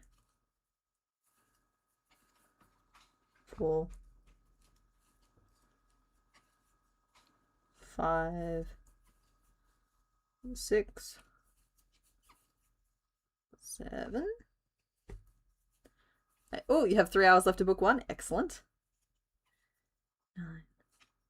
I'm a little jealous of the people who get to read it again for the first time, but it's also comfy to read it now, knowing how certain things happen. It's like I know when I'm going to cry. I can plan for it accordingly. Sometimes we have to plan for these things. Because sometimes you'll just be watching an anime and suddenly out of nowhere they've made you care about the bad guy. And then they do something awful to the bad guy and then you're just sitting there crying because the good guys won. You've been writing a book, does that count? count as what? I mean, first of all, kudos, because writing a book is really hard to focus on. Yeah, that is a long study, but it's not a competition with anything else. People should just be doing things that bring them joy, or help them relax, or help them accomplish goals that they have for themselves. There is no contest here. Alrighty, let's start this poll. What are we naming the little guy? We've got Celebine. We have Sunnion, but it wasn't spelled that way. We had Lima Bean the Feet Queen. And I told you guys had one other option. I saw Dumple and I saw... Oh, thank you. Celerina, Sunnion, Lima Bean Feet Queen, and Dumple. Alright, so I have to pick between Celerina and Dumple. I'm going to go with Dumple because it's different, because Celebine and Celerina are very close to one another. Ah! Oh no! I apparently hit refresh and lost my poll. I must start again. Didn't even know we had that lever. Sunnion. Lima Bean the Feet Queen. And Dumple. Alright. Where's my little...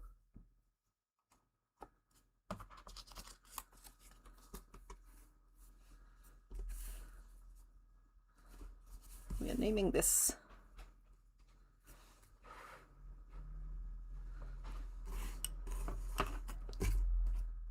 And in the meantime, I might make a little arm tube, maybe? No, I'll make the eyeball. I'll make the eyeball.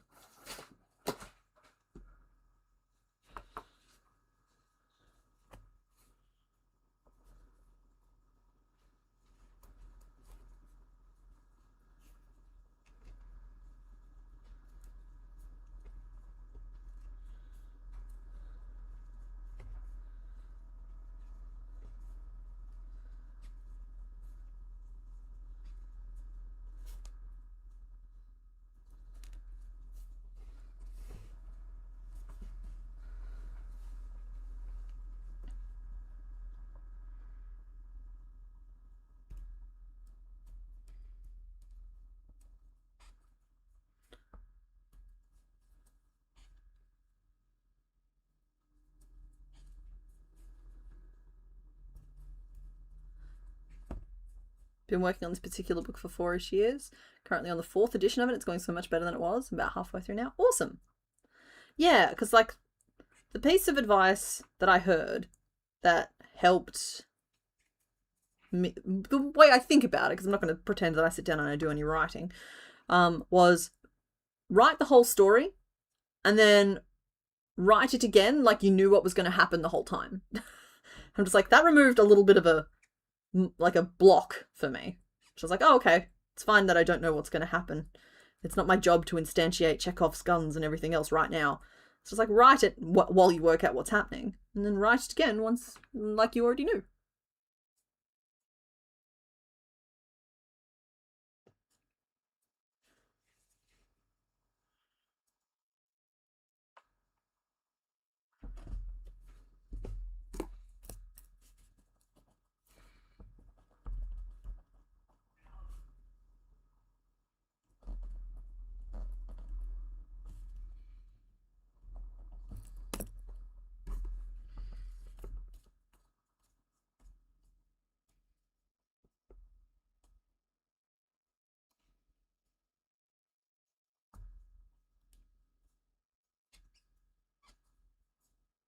Just trying a slightly different shape for the eye.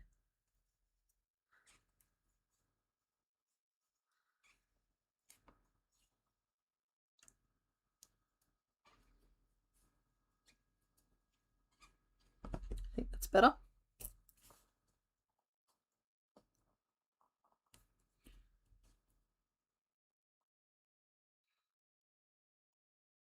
One, 2, 3, 4, 5, 6, 7, 8.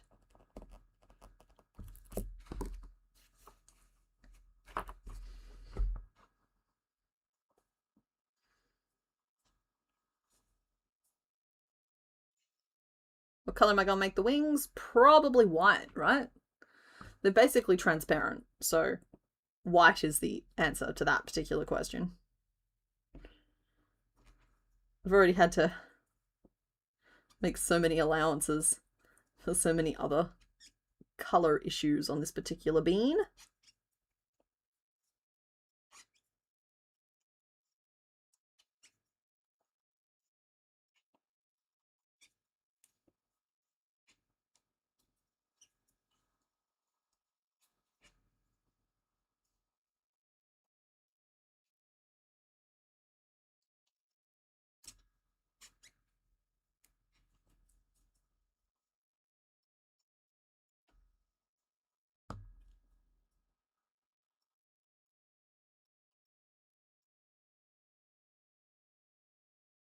I'm not sure that's quite the shape I wanted.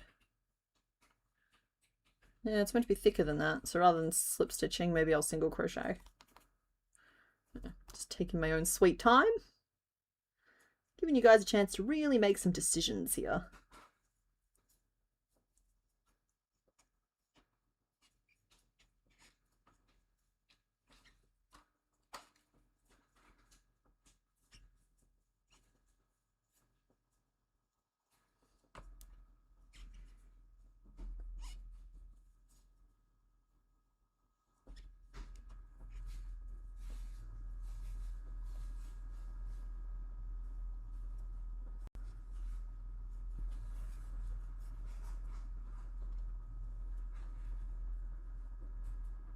Okay, that's better.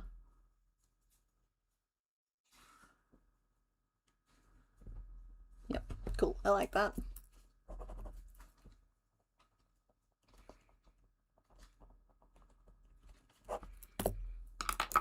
No!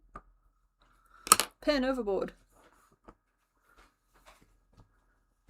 Yeah, I could just not make them as well. It's an option because they're translucent. You can't see them. But no, we don't mess around to that degree. Wait, Dragapult's tail was originally transparent? Do I know who Dragapult is? That's the green one who shoots its babies from its face, right?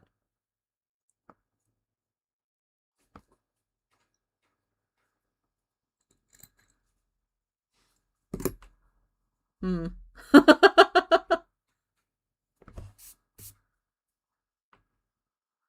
Hi, Tammy! Welcome to your first live.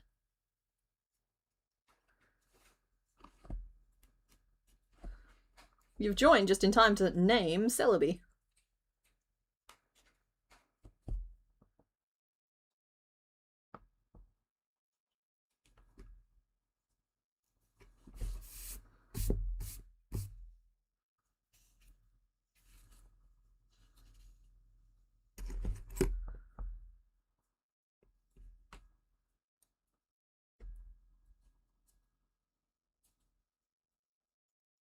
I'm going to make the second eye as well. That's an insane sentence. What, the fire the babies from the face thing?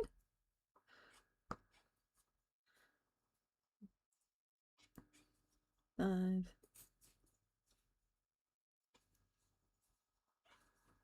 Six.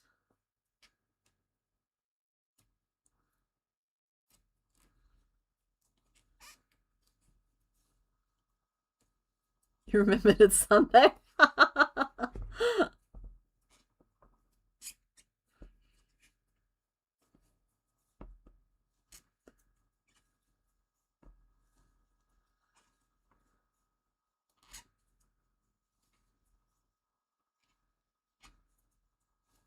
Yeah, no.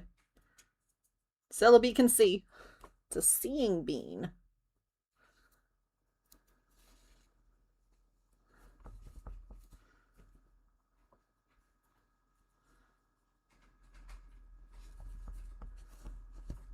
Yeah. And I'll be closing off the name poll and then I'll be throwing to another vote. We'll see if we can knock out another one because we are approaching 2 hours and I am trying to keep them under 2 hours today. Like normally I would give this guy another 20 minutes and probably make his arm and his wing, but which is our second last Gen 2 stream. And we got business to take care of. And this is not a bad place to leave him at all. In fact, it's rather advanced, given how long it took us to actually get started.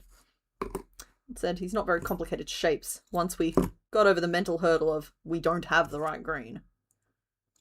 I don't think you guys struggled with that at all. I think that was all me. There we go. Put this one there.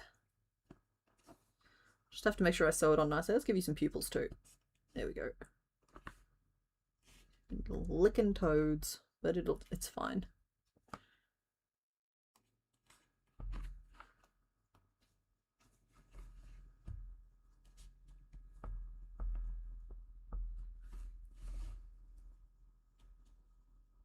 He doesn't have a hand to wave, so he'll wave his foot at you. Alrighty. You keep going on a Saturday, oh, there's a stream tomorrow, then suddenly it's Tuesday. Such is the way of a newborn. But yes, you've got you've got important things to be doing. We're happy to have you, of course. Let's end this poll. I think we knew what was going to happen here.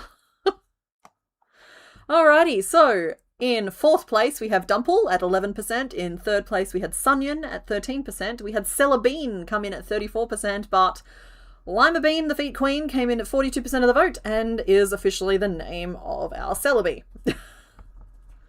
Lima Bean, the Feet Queen. I don't know even where the Feet Queen came from. I know where Lima Bean came from, but I don't know where the Feet Queen happened. Yeah, okay. And that is where we're going to pop that one to one side for now. I'm going to go on just a little break in between the thingies. So let's start another poll. The being at the start of Lima Bean Feet Queen Oh. is a structural component. Oh. Because it's Lima Bean Feet Queen. It's not Lima Bean Feet Queen. Oh! Okay. Alright. It's not the Feet Queen. It's the Lima Bean Feet Queen. The Queen, yeah. I will move the. Just feet. We can't name her Feet Queen. I've seen too much internet looking for outfits. Okay. Alright, okay. Let's get the sprite out of the way. So you guys can pick between 2 and 3. There's no dodging, ducking, dipping, diving, or dodging. You have 2 or 3. And we'll start the poll.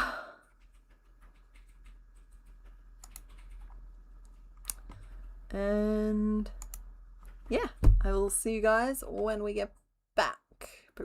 Break.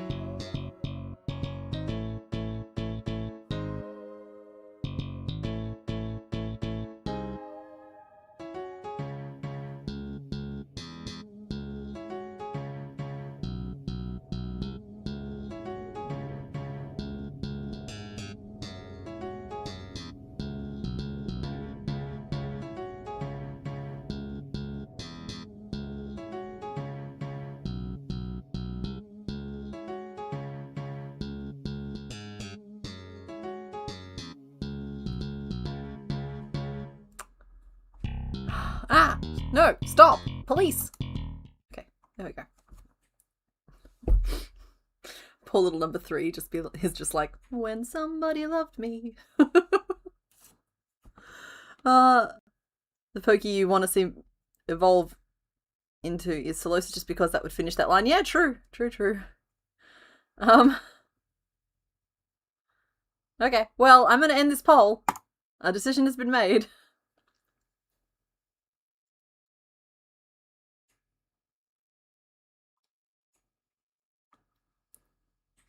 Alrighty, so number 2 won with 51% of the vote, and number 3 came in second at 49%. So we're just going to have to tell number 3 that nobody wants him again.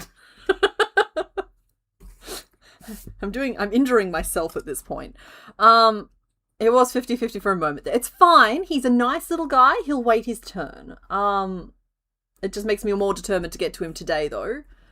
But for the love of all that is holy, right? If I put other options in the poll, so that you need to pick him so that he feels like he's being picked and not a last resort, because otherwise I'm just never going to recover from this emotional problem. All right, you guys picked number 2. That means you have picked Kilava. Oh, a little snip of number 3. I'm sorry, buddy. We'll get there. You picked Kilava, and Kilava is our 96th Pokemon. I updated the counter during the break for Celebi because I realized I'd forgotten to do it. But there we are. We have just 4 Pokemon left to go. Let's update our sprite. You, the final starter Pokemon. Where are you? Boom. You can live up there because we've already got something up there. Okay. So with the 3DS model, his default is no fire. Oh. No, I would love to not have to do fire. Oh, I haven't scrolled on Discord for a while. I was like really locked in on those reference images. Oh, Fluffy Chomper, that is adorable. it's a little gif of Typhlosion, Cyndaquil, and Typhlosion just asleep, and Kilava asleep in a puddle.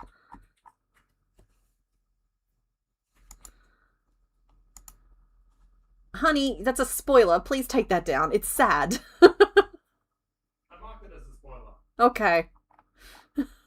Mr. Bones just be out here spoiling stuff. It's very strange to look at Kilava without any fire. But it might be a good point of difference, because if I bring up the Pokédex, the other 2 had fire, and so I was worried that I wasn't going to make this guy different enough from Typhlosion to make it work. Particularly as they're all in standing position. But they've steered way more into like the ferret or weasel, marmot, civet range. These are cute. Cootie patooties. This guy is Kilava, honey. It's with a Q. Anyway, let's try and get some of this done. I'm going to draw here.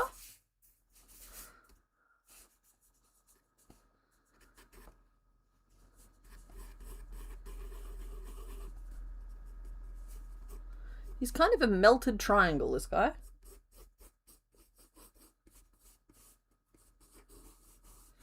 The image isn't flipped. It's just for some reason sometimes when I'm sketching I flip the thing I'm drawing. I can't really explain why or what's going on there, but sometimes you just got to draw things the way that they feel like they should be.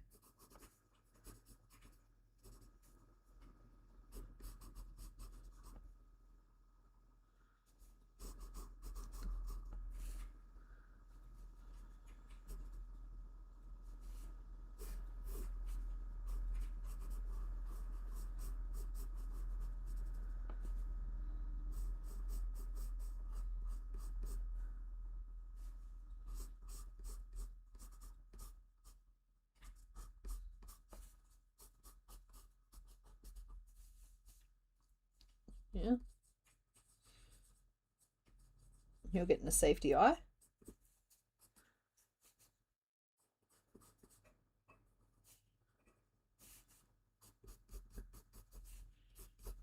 Then we might just give you a little bit of the chibi treatment. We're just going to dumpling you up just a bit, just to give you a difference between Cyndaquil and Typhlosion. Sorry, I have a hard time with the names for this line. We've got them droopy noodle arms.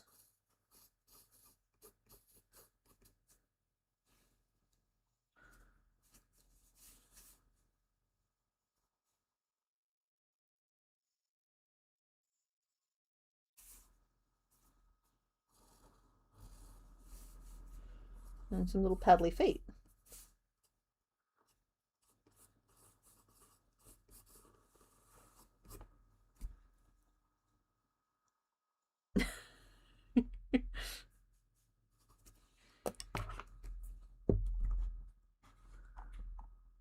I'm enjoying all of the Kilava images happening. It's not often that like the middle point of an evolution chain will get this much love and attention. Not from you guys. You guys are great about it, but I mean just in general from the various sources, you know? This guy appears to be quite present.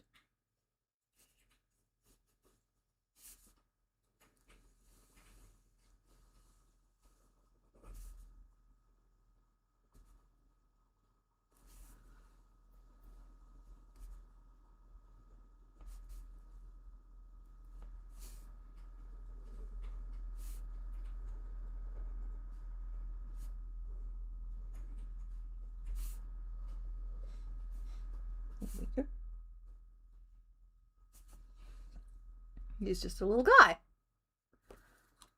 Kilava and Wartortle are both really good middle evos. I don't know. Like for me, Kilava and Typhlosion are so similar. Whereas like Wartortle has his own stuff going on. Like I respect that pull.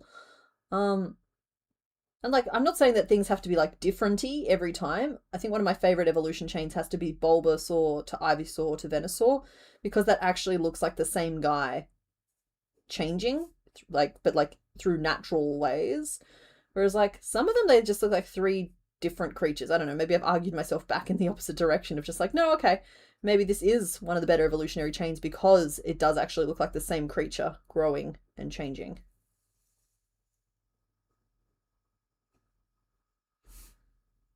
The colours are at least going to be easier to pick. I know which pale yellow to use, and I know at least one option of dark blue. There's a dustier one that I might want to pull out. Do we have toe beans? Have we done a toe bean check?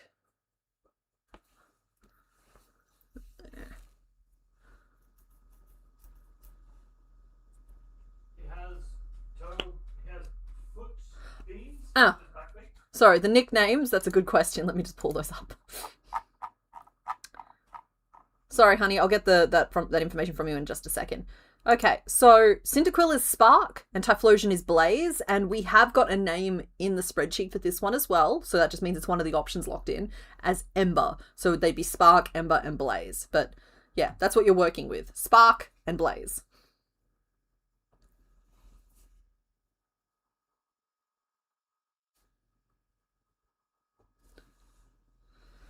Oh, I missed his butt fire. 'Tis but fire.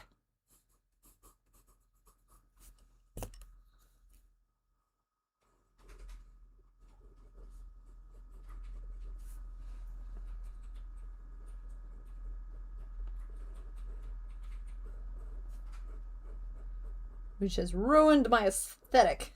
That's okay, I'll fix it by just thickening this up a little bit. Okay, there's our guy.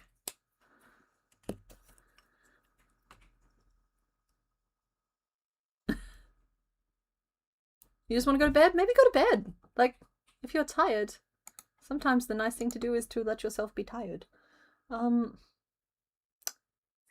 Okay, this is not a good shape to make. This is kind of a hard one to make. If I'm doing it this way, because we've got like start with one line of symmetry and then it twists around, but like, okay, we'll give it a go. We have a full hour just to put into this one body piece, so I'm going to make the whole thing in yellow and then I'll do an overcoat in the dark blue so that I don't have to worry about that. We have the head. All right. And then he's kind of just like a chunky little dude.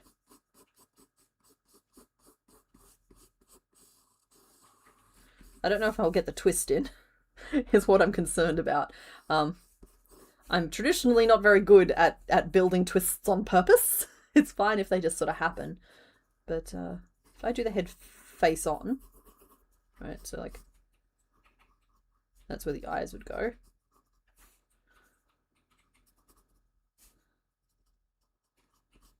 Then he's kind of the same width down into chunky little Aladdin pants. That's where his feet will go. Ears can be sewn on. He is a squirrel, ready for action. You can't even see it on the camera, but like it's a funny drawing. I did a funny thing. Because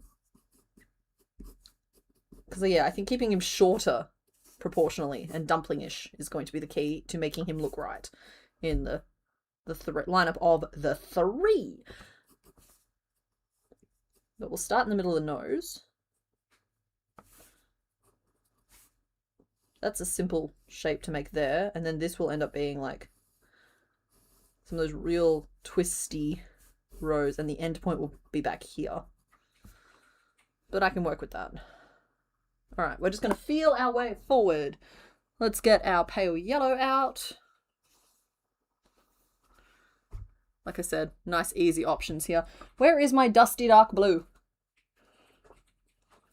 I don't know if it's called Twilight or if it's the other one.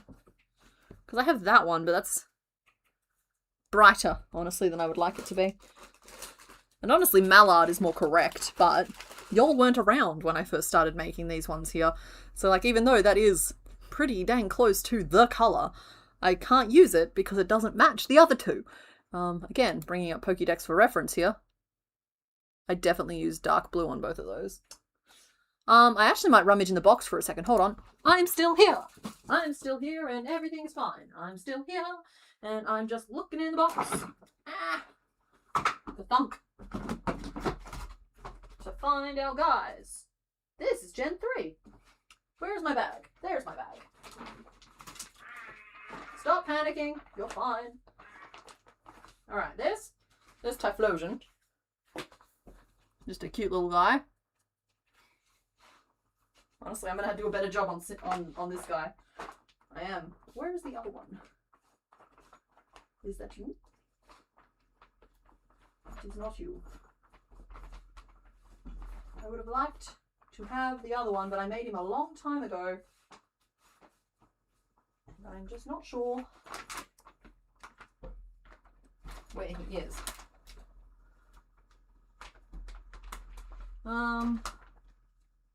Okay. I know hypothetically he's in this bag, but I can't find him and I don't want to hold this up too much longer. So I'm gonna not keep digging. Oh, I threw him on screen and then I had the Pokédex up. I'm sorry. Blah. No, honey, don't worry about it. I found one of them. So that's what Typhlosion ended up being, and you can see why I have my concerns about them looking the same. But this would have been a good color combo for them. But we're gonna match him with the rest of the. We're gonna match him with the rest of them. So we got that. Do you have big rocks for his hips? I have these. Perfect. Yeah, he has booty weights. Booty weights, booty weights, booty weights. And it's been a while since we've made this guy, so like I said, this guy's going to come out more impressive in my opinion. It's just the way it do be. Kia lava.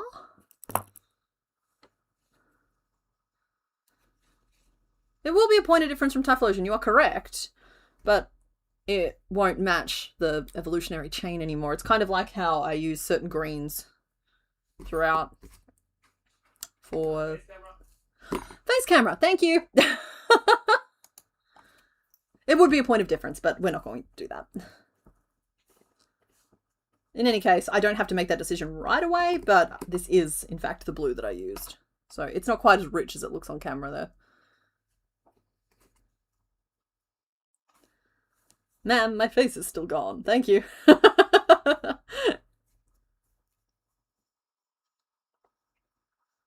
You just started reading DCC and it's giving Gen Z's Ender's Game mixed with the Hunger Games. Yeah, alright, there's no wrong answers here. Yeah, I've read the first couple of the Hunger Games. They were fine. I read Ender's Game. I really liked the first one. 3, 4, 5. I like DCC better. But then I'm also not Gen Z. So, as a millennial, I disagree. But I can see where you're getting that vibe from. I think I'm a millennial. Time passes differently where I'm from. We only got out of the 80s like 10 years ago.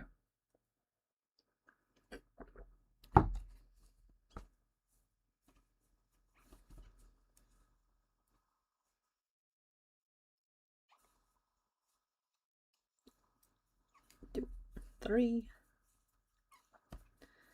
4, 5, 6. So I'm working up a little head here.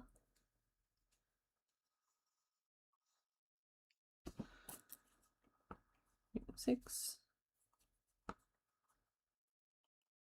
And now we'll go to 9.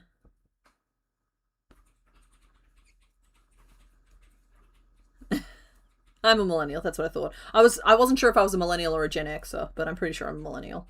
I wasn't trying to say I think I'm a Gen Z.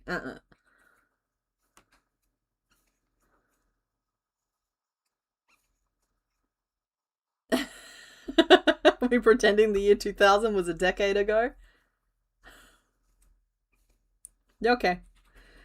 Whatever makes you all happy.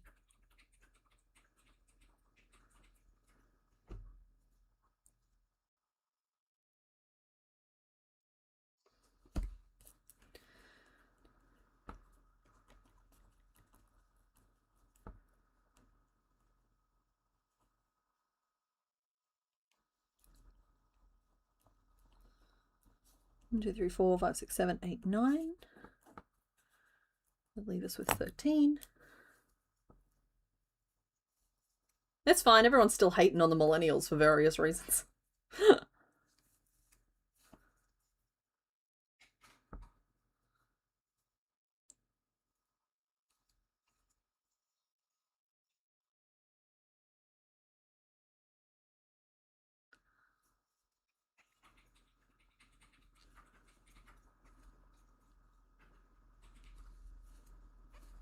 Great daughter. It's pretty fun.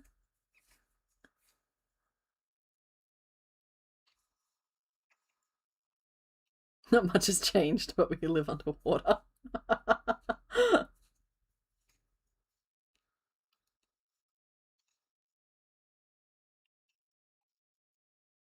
Yeah, I think the Hunger Games might have just missed me. I haven't seen the movies either. I remember reading them, but I remember stress reading them one day when I got locked out of my apartment overnight. It was just a whole thing.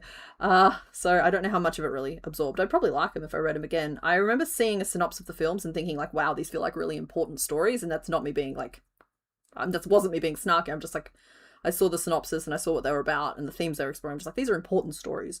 And yeah. Honestly, I've never encountered anything quite like what Dungeon Crawler Carl is, but then I tend to read pretty heavily in the fantasy genre and like the old fantasy genre. Like I inherited my book taste from my mother.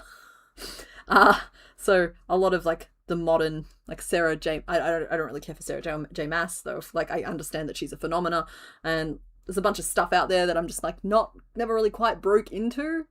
In fact, I kind of stopped reading new books around the time I left working the books at the bookstore, but I still reread the old books, the old times, the old school, and then Dungeon Crawler Carl sort of chipped its way in there.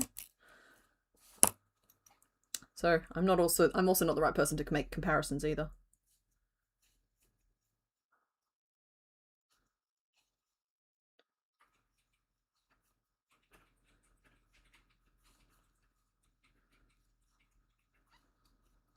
Oh.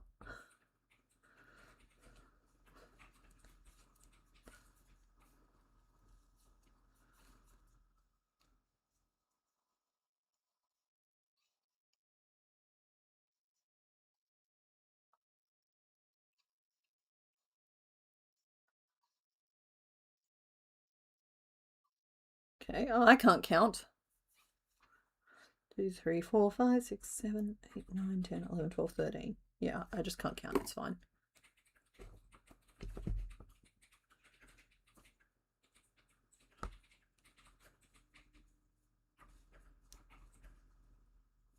All right, the blue will round that out a little bit more. It'll be less pointy. So far, so good.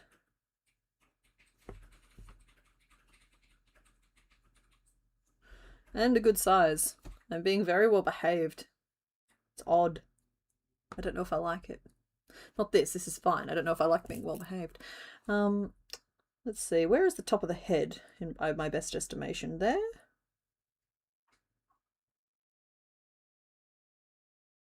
It's kind of both of those. So maybe we move things out a little bit. To there. So that'd be 2, 1, 2, 1. So 2 of those at the end of the row. 1, 2, 3, 4, 5, 6. And that's 7 stitches leading into it.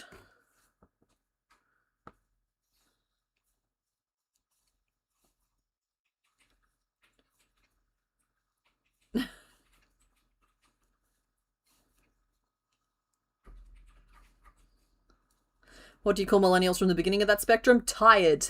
You call us tired.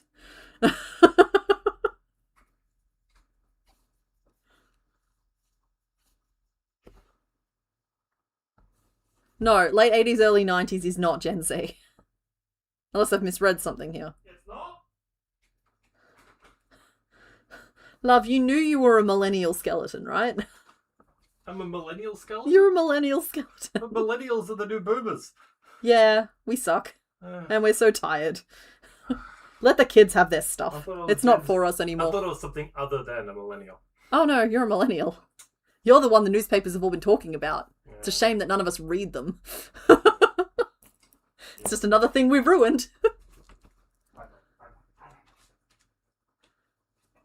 He's fine.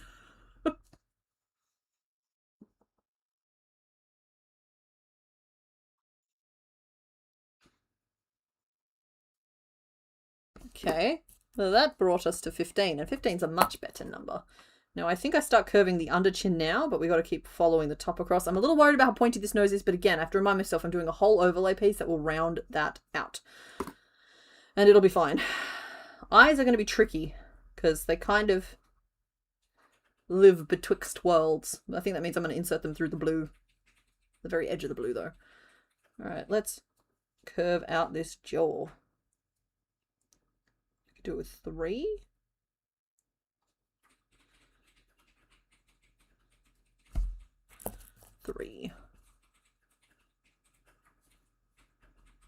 I'm going to draw a little diagram to help me out here. Because we're here. And there's 7 stitches. 1, 2, 3, 4, 5, 6, 7. And then there's an increase that I've just worked. 2, an increase that I've just worked, and 2. So the even point here is starting back here. 1, 2, 3. So I should put this here, but I am also accounting for a little bit of twist, which is fine.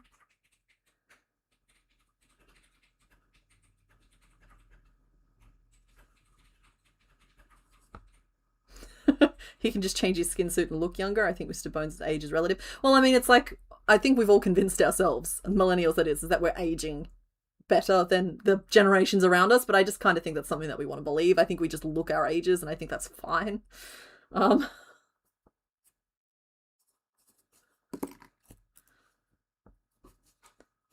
There has been a nice movement to embrace things like wrinkles and the silver hair and all that sort of thing, though. So, like, I think that's our net gain. If that is what we have to contribute, I consider it a good contribution to make.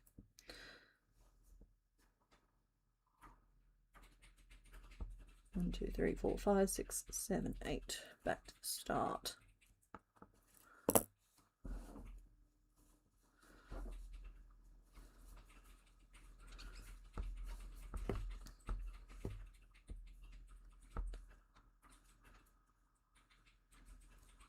We forget about Gen X, that's true.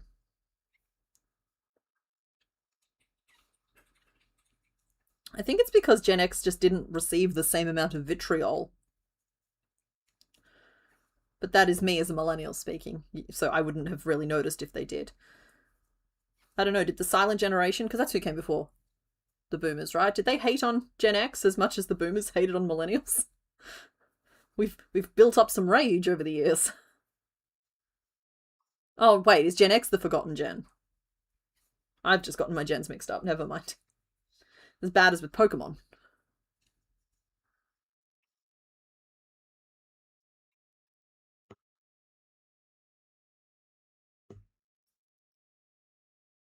CK just no copy Typhlosion pattern and just put the fire fluff on the different spots. We can go make poor pilot swine. No. Hey, Kilava has waited their turn very patiently as well. They get some love and attention. We'll spend an hour or so, and then we'll go make the fourth one. Who has been waiting in his very best suit for over a month now. Very excited at the idea that someone would pick him. I'm making myself sad. Like, I'm making myself real sad. Whew.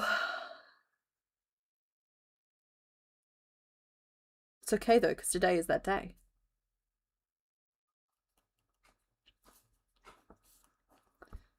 Pull up, Batty. Pull up. Ugh.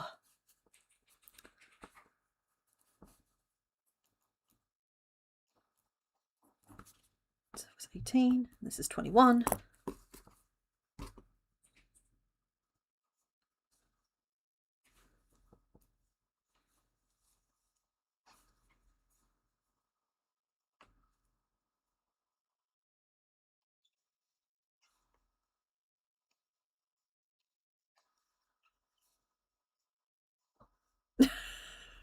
Valid.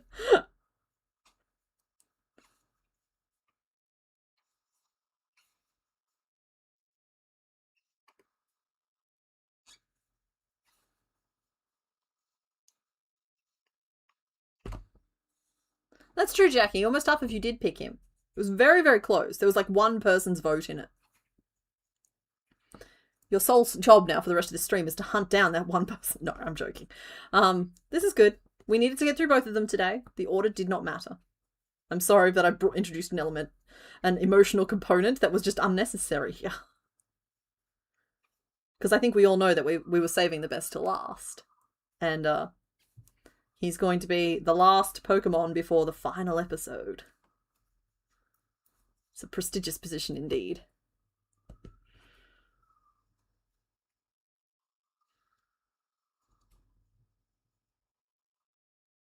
Okay, very good, very good.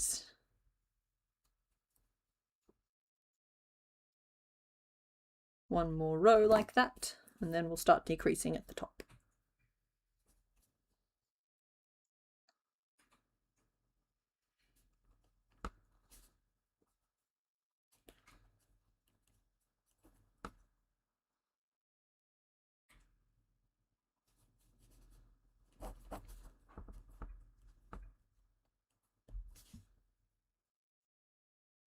It's 1, 2, 3, 4, 5, 6, 7, 8. 21 minus 8 is 13. Back to the start. You can probably find out who voted for him and just take a phone call.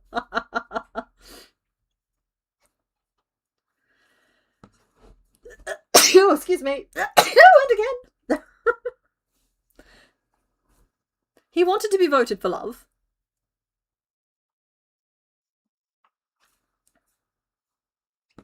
And I know that that's what will happen in the next poll.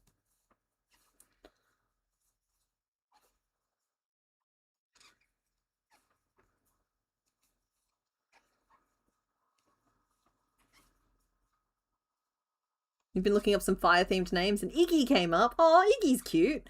They could be, what, Spark, Iggy, and Blaze? Yeah.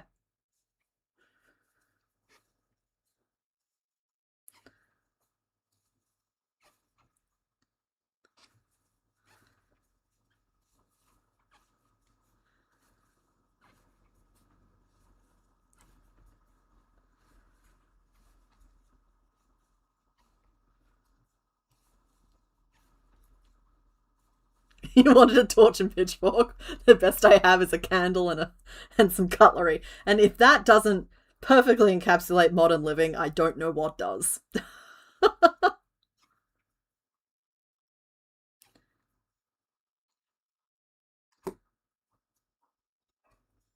Oh no, there'll be more than one option in the next poll.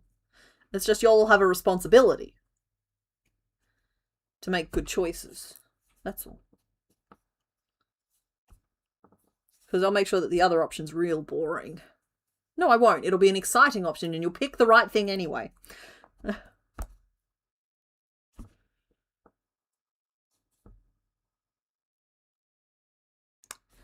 Let's see, that got us to 24. 1, 2, 3, 4, 5, 6, 7, 8, 9.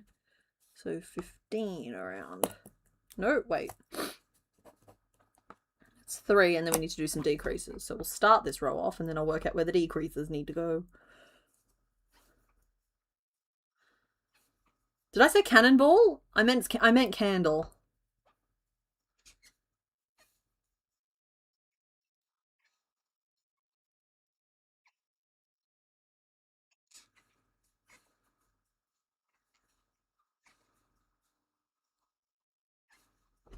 You're tired of responsibilities.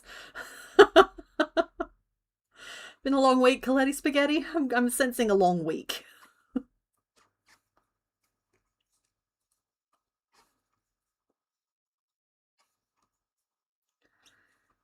Alright, so that's where that leaves us. We need to do our decreases across the back of the head here. So that's 2, 3. So we'll space them out just a little bit. We'll go 1, space, 2, space, 3. Nope. There. No, that one there overlaps. No, it doesn't. Okay, that's good. So 1, 2, 1, 1, 2, 1, 2, 1, 2, 1, 2, 1, 2. Starting there. Mutter, mutter, mutter, mutter, mutter.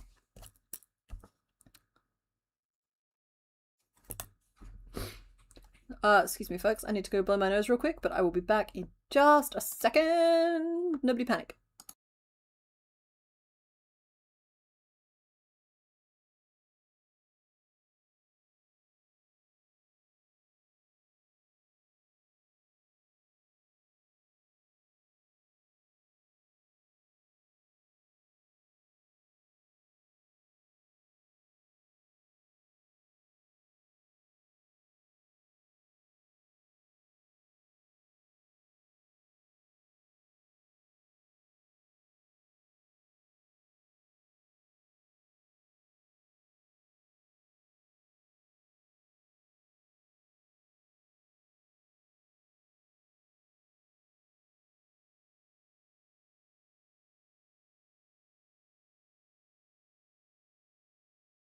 Alright, I'm back. Sorry. We knew the sneezes would get me eventually.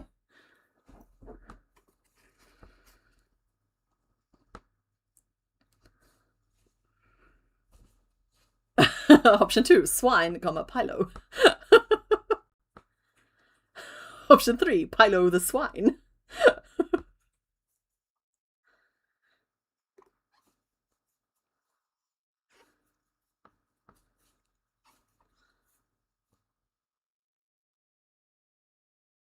Where's the start of my row? There.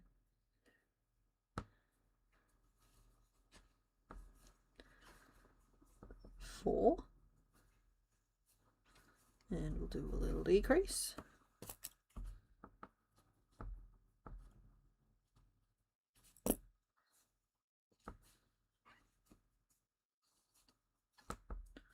The rain brings pollen? Yeah. Oh no, it's just every time I've tried to stream those last couple of months, the sneezes have started. It's a combination of dust and weather. It is what it is.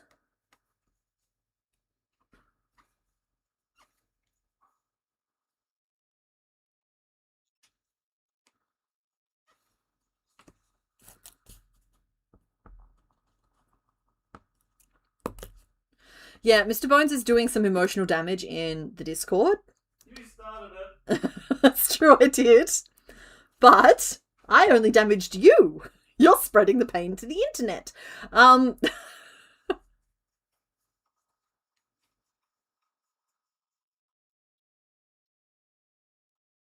So just don't look, if it's going to upset you. And I'm working as much as I can, as fast as I can. As soon as we get like the body piece done, I'm going to consider timing this out. What's the names? What are the names going to be for Kilava? Kilava does deserve our attention as well. He's been waiting just as long.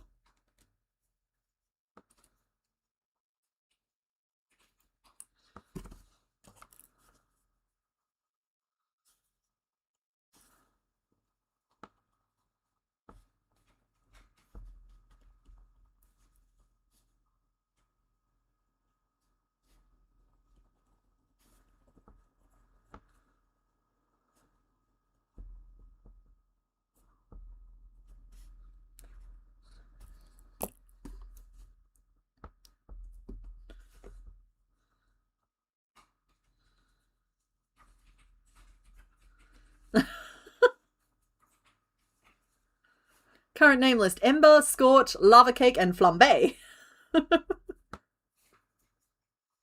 These are good names.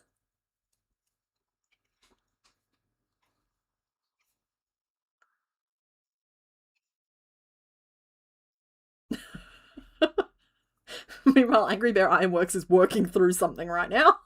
Everybody should give him their love and support.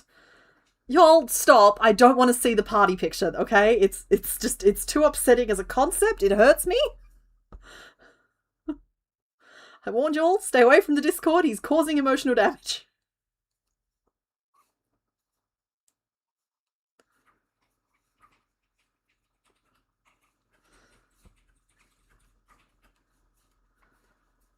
One, 2, 3, 4, 5, 6, 7, 8, 9, 10, 11, 12, 13, 14, 15, 16, 17, 18. Yeah, Angry Bear has entered the weird part of the stream and he's there all by himself, but we're catching up.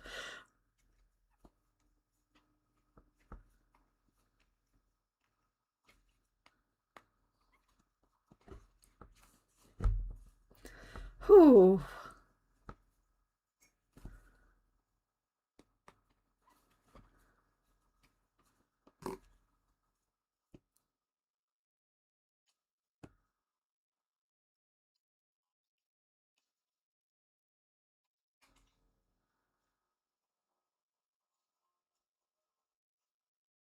So far, so good. You're a good little mole. 1, 2, 3, 4.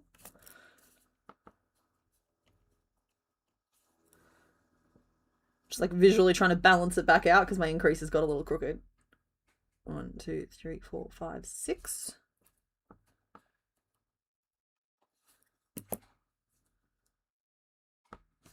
Then however many stitches, and then we'll single crochet 3 together.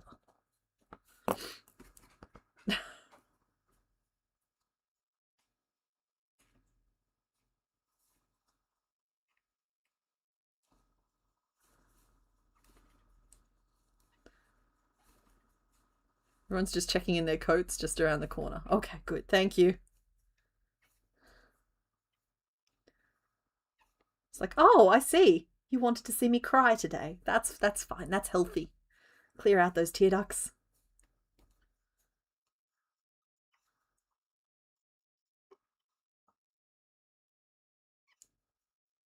You're working on a graph gown and it's 303 stitches wide over 300 rows long and all of it's in single crochet. You are insane. That's going to look incredible. Caitlin, I could never. Like, blanket people are built different. 1, 2, 3, 4, 5, 6.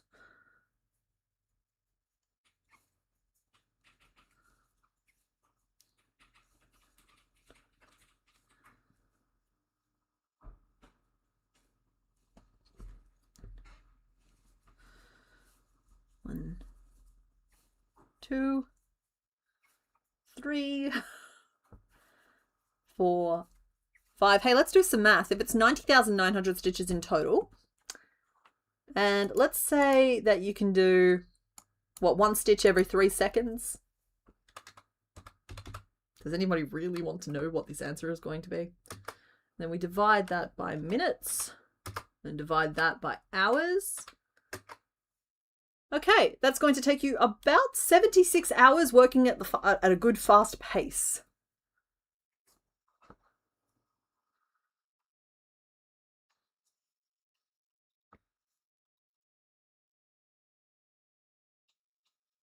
I think I'm going to move this one out a little bit. The Pokemon today have all presented their kind of unique challenges. And I appreciate that. It keeps things fresh and interesting. So this started with 4. 1, 2, 3 is used up. 1, 2, 3, 4. And then that increase goes here. Okay, good. So instead we worked 1, 2, 3, 4, 8 across the middle, not 6. It helps balance the force.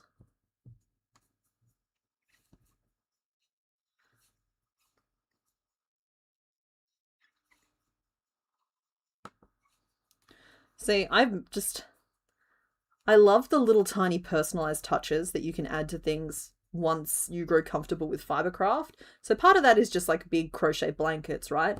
But more and more I'm falling in love with the idea of like wall tapestries and that sort of thing. And even just like I'm wearing like a flanny at the moment, right?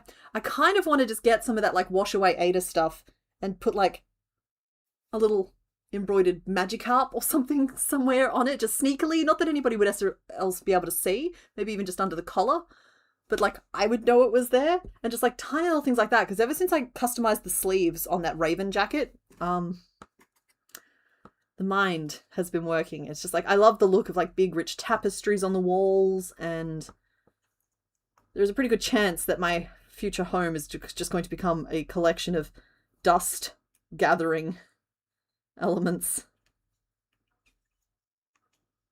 And I'm going to love every second of turning it into a fairy tale cave. So yeah, but we're starting small. I have cross-stitch kits coming. And we're just going to see if we're just going to remember if I like it or not. Because like right now I'm romanticizing heavily the process, but I think it could be a good wind down activity for the end of the day, rather than sitting in front of screens. I mean, I'd probably watch TV while doing it, but like, yeah. It could be the start of something, you know?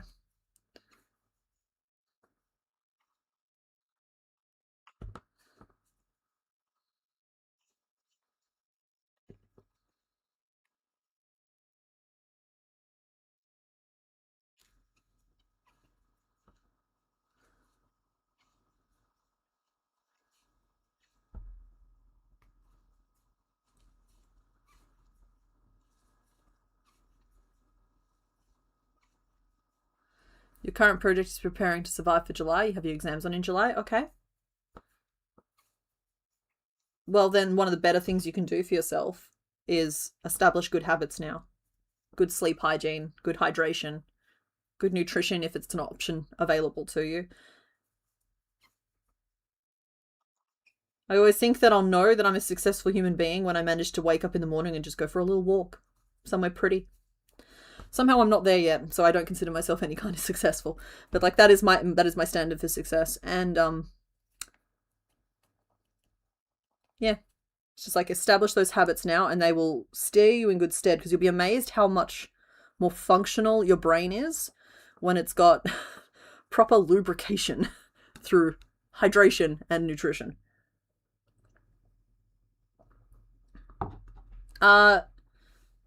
Am I wrapping the cow pattern like it was, or do I intend on remoodling it?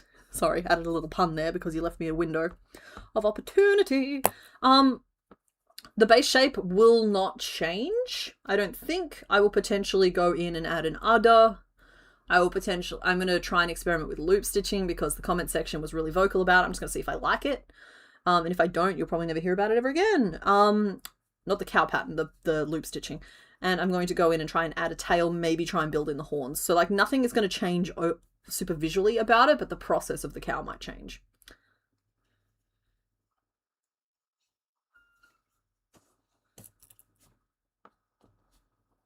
It won't change much though. 1, 2, 3, 4, 5, 6, 8, 9, 10, 20. What was the previous row? 8, 16, 17, 18, 22, 23. So the previous row was 23. This is 10, 12, 18, 19, 20. There's an extra stitch somewhere. Let's put it there.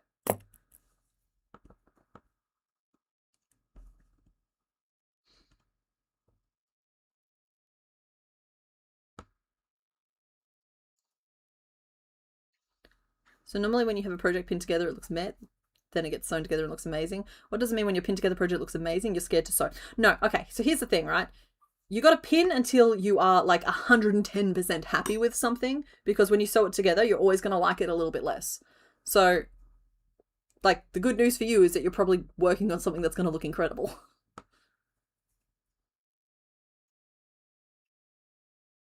Yeah, the maybe on the udder is purely because it's going to be completely covered, and I felt weird about spending a lot of time obsessing about cow nipple placement, if I'm honest. Like, it's something that I'll do quietly behind the scenes so you don't see the pain of focusing on cow nipple placement. But cow udders are technically a little bit more on the back than people think they are, and I'm worried that... Yeah, anyway, it's a whole thing. I just didn't want it to become a focal point for that video. So, yeah, I just didn't allow it to become a focal point for that particular video. And I'm pleased that I didn't.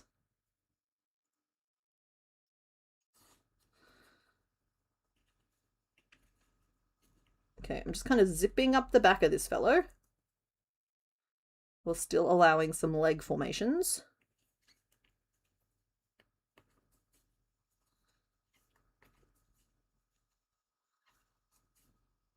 When the rest of it wasn't being cooperative, oh, good point. It's like closer to being between their back legs than people think. Yeah, like it's tucked right up and under there, and depending on what kind of cow they are and what their job is, they wouldn't be super visible under all that fluff.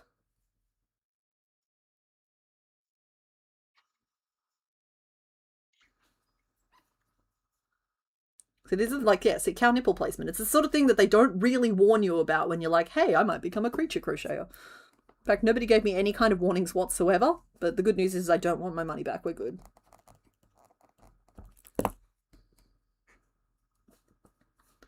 Very excited for the Komodo? Yeah. I think that the Komodo is a good general goof lizard, though I am a little sad that I failed to make him austere enough to really read as Komodo.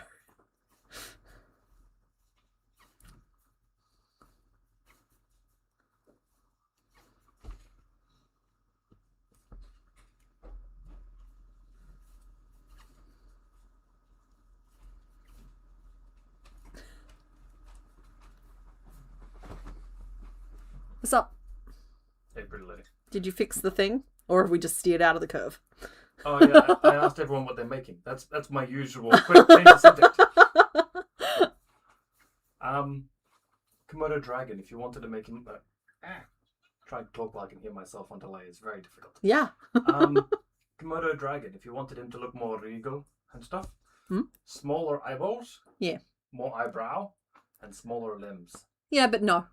He's not being changed. He's good. That's why I look so regal. Is I've got small eyes and I got small arms and small legs. No, he needed all torso. He needed to be bigger, chunkier, butt cheekier, with a smoother face. But I liked having tongue hanging out. maybe less tongue hanging.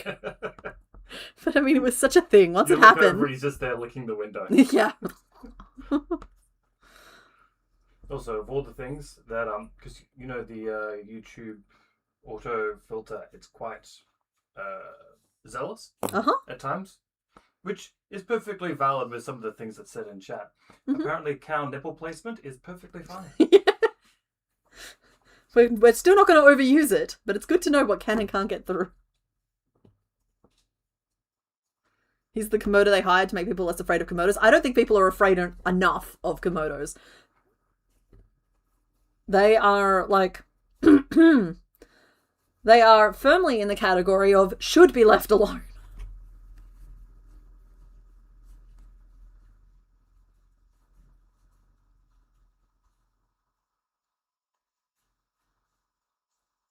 The pigeon is your favorite? Yeah, the pigeon just turned out really well.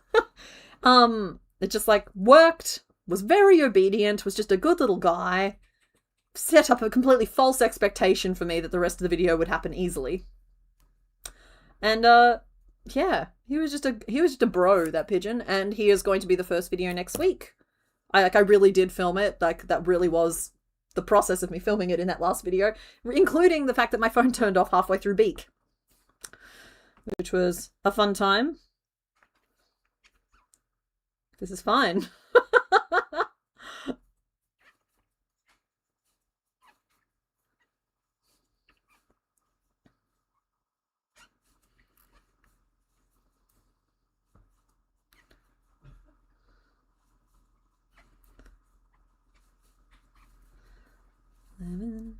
8, 9,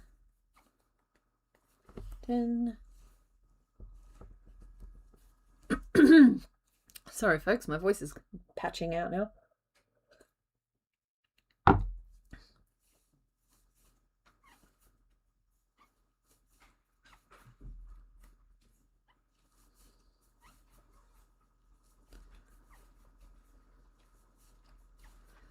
You appreciated the behind the camera in that video? Yeah, well, look, part of me was like, I was questioning doing it. I thought it was just like a thing, you know? But then I'm just like, I'm not going to be able to brand this video correctly to like get the audience who's interested in this subject because I'm focusing so much on the design part at the start. And then I was just like, whatever. Let's just include it. Let's throw it in at the end for anybody who makes it that far. And I was also worried that it was coming across as whiny. It wasn't meant to be whiny. It was just like, hey, this is what it actually looks like to do this. Yeah. Decrease. 1, 2, 3. Nope. 1, 2, 3, 4, 5. 17, 18, 19, 20, 21, 22, 23, 24. I don't know what I was even counting just then. What was this row? Let's see. 1, 2, 3, 4, 7, 19, 20, 21, 22, 23, 24, 25, 26, 27. And this was 2 decreases, so it should be 25, and that uses 5 stitches. 22, 23, 24. Hi! Stopped by to wave at me. Only problem on your Komodo plush is that they use 2 layers of fabric on the tongue and they've split. Oh, could you glue them back together? Or like just sew around the edge? Give them a bit of loving?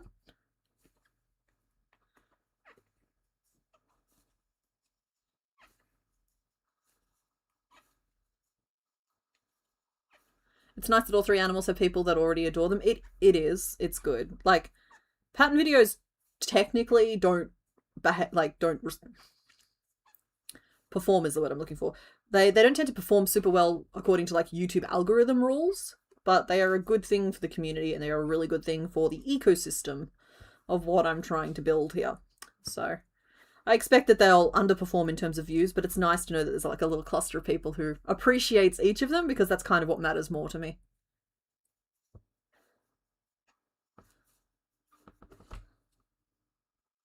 You're almost done with your spinner rack? You put a different design on her back and eyes and it took a while to figure out. Oh, cool. Is it just a different face or have you gone for like a completely different direction? Hello, hello, devil in the details. Happy time zone.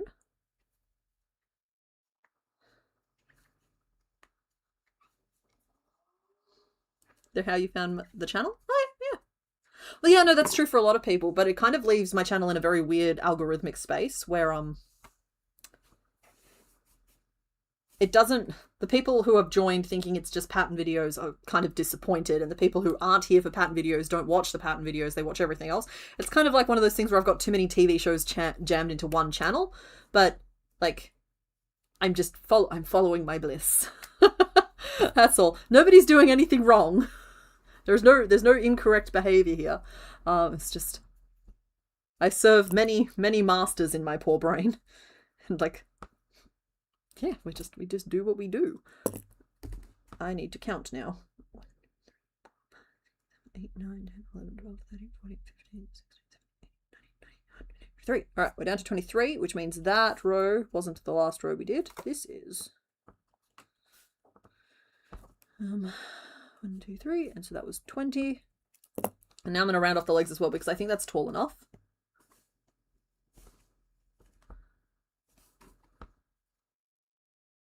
That's tomorrow's use problem. Yeah, I have a pile of like sewing mending to do that's been sitting there for a very long time. I should probably just, you know, get rid of that bag of stuff. If I haven't needed what's in it for this long, I probably don't need what's in it.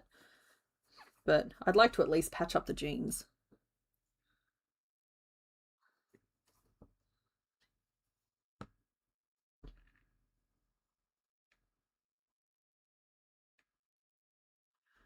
I enjoyed seeing the design process as 100+ people watch the live streams. It's all design process. I think I'm not the only one. Yeah, absolutely. It's just like, I'm just always going to share what I think is interesting at the time. And I know that over the years, I've gotten some people who were interested in, like, for example, the Pokemon stuff, some of them have started to crochet, and now they're more interested in the other stuff. I've gotten some people who were like, they're just here for the patterns, and every so often they'll remind me that I haven't done a pattern in a while, and I go, thank you, and I put out a pattern. It takes all types. 1, 2, and then we'll decrease around this little leggy. 1, 2, 3.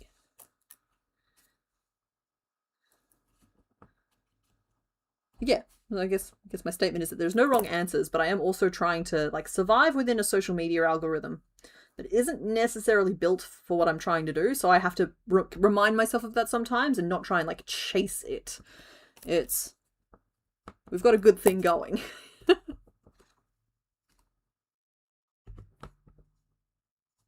Hi, Casey Bear. And hello. You love the channel potpourri? Potpourri. I tend to go through video moods. Your channel can keep up with said moods. Yeah, well, that's the problem, is that, like, I am a one-man machine here. One-person machine. And so, like, I am just not built to put out the same content every week. Like, I gotta follow whatever my twitchy brain wants to focus on that week, because I just can't. I get too sad and miserable if I have to do the same thing over and over and over again. I can't even follow my own patterns most of the time. Like, I kind of put out a pattern video, and that's often the last time I'll interact with that pattern unless something's horribly wrong with it, which is a whole other can of worms. It's just a whole other thing. I think I need to start that 1 stitch earlier. Yeah, I do. And so, like, yeah, I feel like I have slowly found my people, and they are the people who do consume it in whatever form it takes. Yeah. Honestly, if you're here on the live stream, you're probably my sort of people. I will say, since I've started my crochet channel, which I say it like that, even though I've been here for nearly 6 years now. I think it's 6 years next month. But, like, since I started, I have not been able to watch crochet content at all. It's low-key a problem, because it would be good for me to watch other crochet content. I would grow more as a designer and a creator if I could watch how other people are doing it, and for good or bad reasons, work out what I would do differently or the same. But I can't do it. It's just, yeah, I can't do it.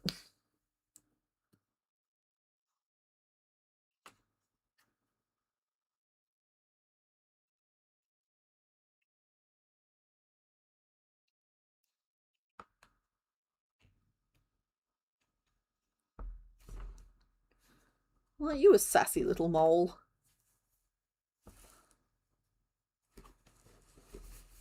Places to be.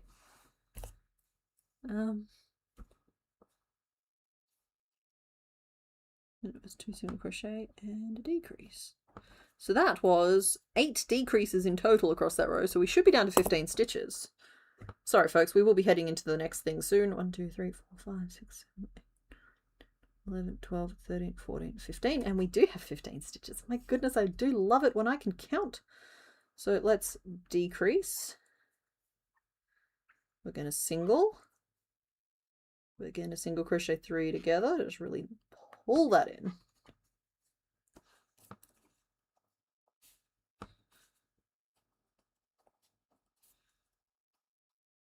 Ooh, do we want to single crochet 3 together across the front too? Just pull in that tummy. Yeah, let's do that. And then 3 again. One thing I will say is that there's probably a chance that, sorry, I said that as though it was a lead-on sentence, but it's not. I think that there's a pretty good chance that I will be putting out a mini dinosaur pattern at some point. I think this is just a really good, minus the leafy affectation, but I actually just think this is a really cute little bean. So there's a chance that the Chikorita pattern will end up being like a dinosaur pattern that gets put out at some point.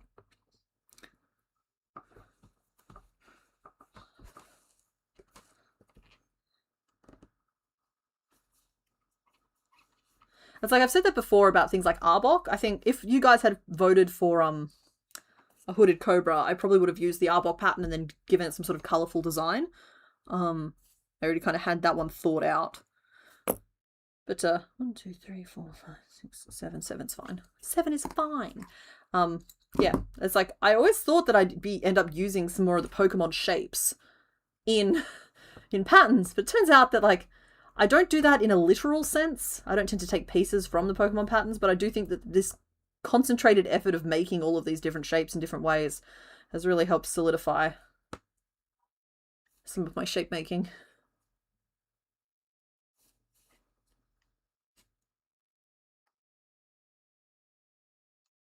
Go. Yeah, she's a cute little dino. I approve of her. She's got some nice smooth shapes. So there'd be a couple of tweaks here and there. But it's good. Did not attach eyes. That was deliberate. I did remember that I was going to attach them through the dark blue. And that's okay. So maybe I'll make some little hands and feet real quick while we do a name vote. Now, unfortunately, Mr. Bones is currently distracted, so I'm going to need your guys' help to remember what the name options were. I know one of them was Ember, because Cyndaquil is Spark, Typhlosion is Blaze, and this guy here was going to be Ember.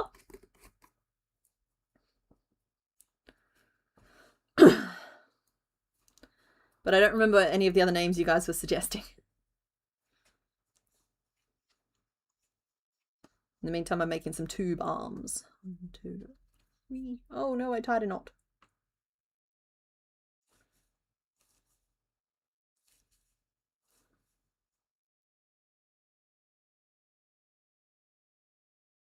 Flambe? I like flambe. Flambe. Yeah, I've talked about doing maybe a pre-hysteric or extinct animal 12 days of crochet. We're getting closer to being able to talk about it. It's just like I'm trying to hold off for at least the first half of the year. After Creature Month is over, maybe we can start talking about it then. But like I'm pretty keen to do some dinosaurs or maybe some Cambrian. I think they're Cambrian, Precambrian things. 4, 5, 6. Oh, lava cake.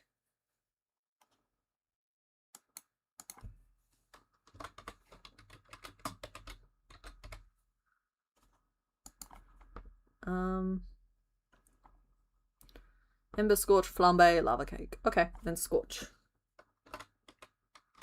Very good, everybody. Very good. Very good, very good. Name the little creature.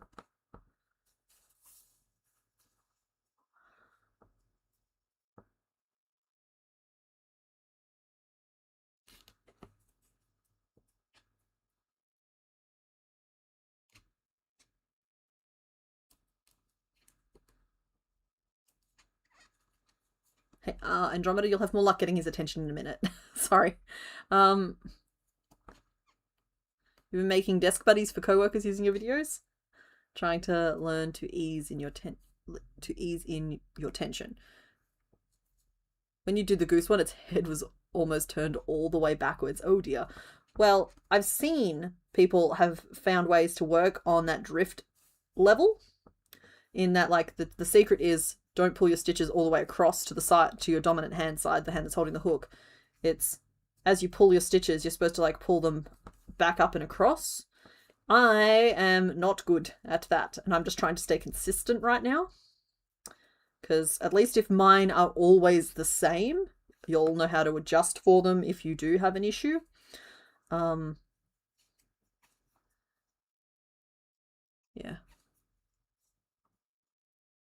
A lot of the dinos have changed a lot. Like, all you have to do is try and track the poor Spinosaurus, and it has gone from, like, terror of the land to fuzzy duck all the way to, like, sea creature recently. It's all over the place. Poor Spinosaurus.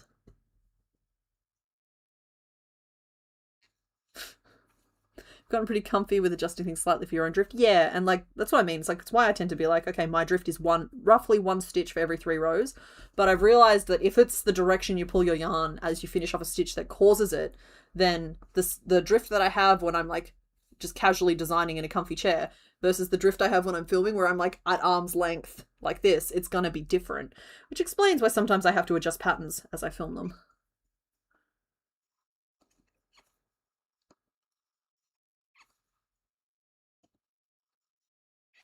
Okay, so the only thing holding me back really over the prehistoric creatures is the fact that I would have to do recognizable ones for the most part. And also, I try and keep them very small and achievable projects within an hour, which means I have to be able to do them within about half an hour, and I try and keep sewing to a minimum. And all these things don't necessarily add up to the easiest combo. You know what? I've made a 6-stitch too, but I just think 6 stitches is too big. We're going back and we're going to make it 5.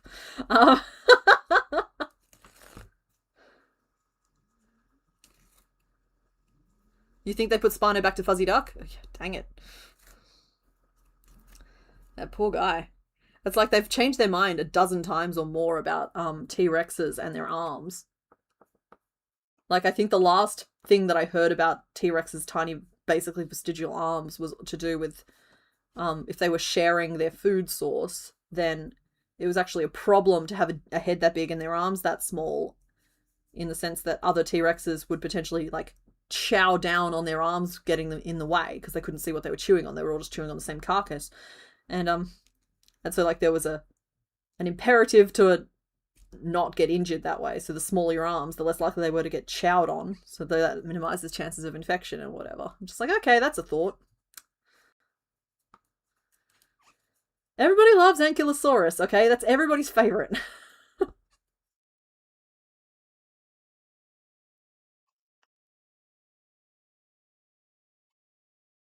Pachycephalosaur.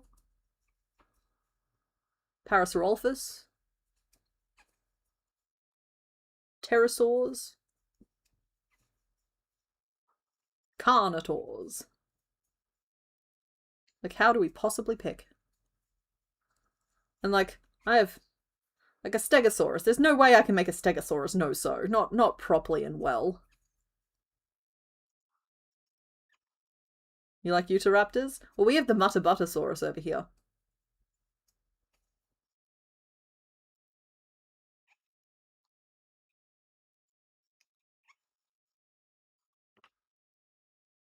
Triceratops? Yeah, well, Triceratops has got Plutoed.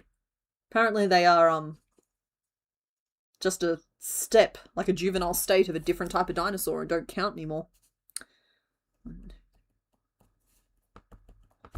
Do with that information what you will. I choose to reject it entirely. Like, you know what? No, I don't live in that world. I live in a world with Triceratopses and Pluto is a planet.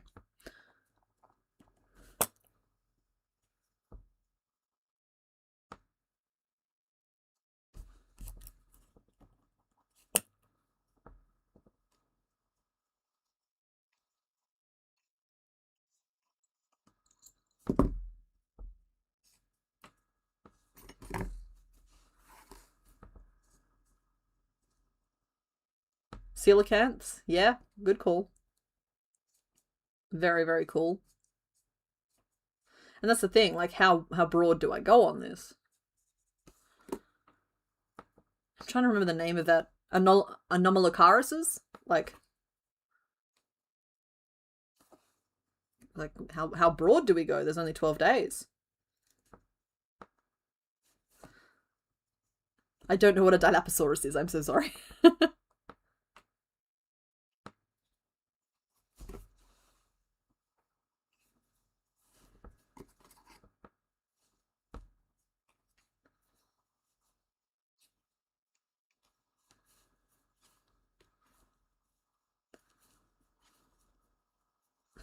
Pluto is a dwarf planet. It has the word planet in it. It's a planet. Exactly. Yeah, okay, here's the thing, right? People fall into two camps. They either have never heard of Anomalocaris and have no idea what it means or what it is or anything like that, or they have heard of Anomalocaris or seen an Anomalocaris and they've decided that it is baby and that they love it forever. There is nobody in the grey area on Anomalocaris, to the point where I had to teach myself how to say it because I kept encountering people online who loved it, and I had to be able to respond to it appropriately and be able to say, like, mention the subject out loud.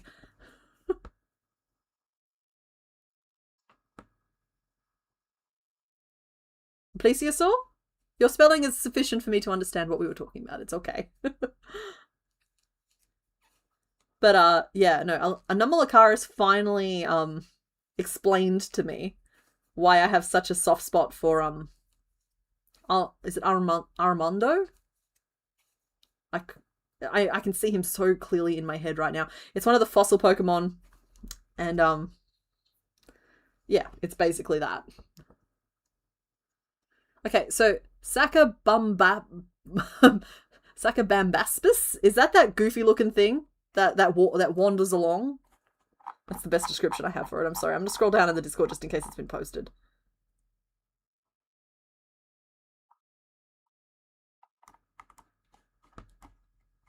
Okay, we're gonna have to Google it. We're gonna Google it carefully. Just to see me react in real time to see if it's the thing I'm thinking of.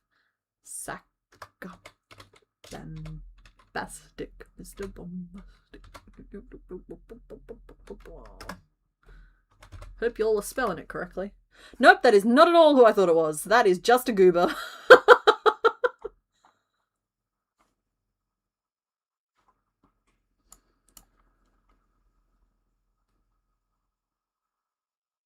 Anorith and Armaldo. Yep, that's the one.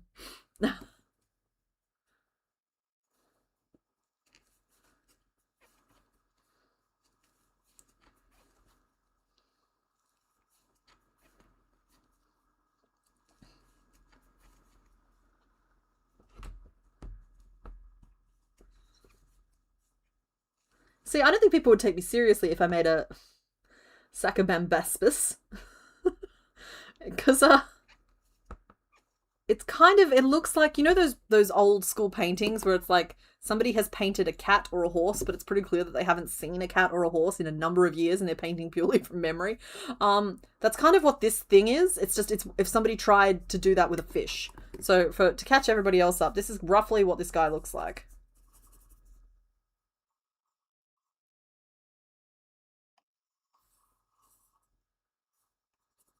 That's his mouth.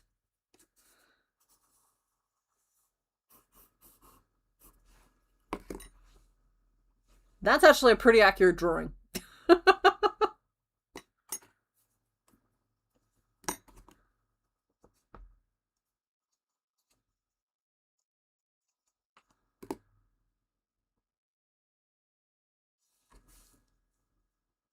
Well, a magical Pleurodon could show us the way. I love how I'm just like, no, we can't talk about this yet, and we have done nothing but talk about it for the last 10 minutes. Because I'm not even locked in on this as a theme yet. Like, I can't let myself get carried away until I know what we want to actually do. Yeah, it's literally defined as having no jaw. Alright, I'm going to make feet. And then we're actually going to call this fellow and we're going to do another vote. Which is good, because we've just crossed the 3-hour mark, and so I'm making very good time.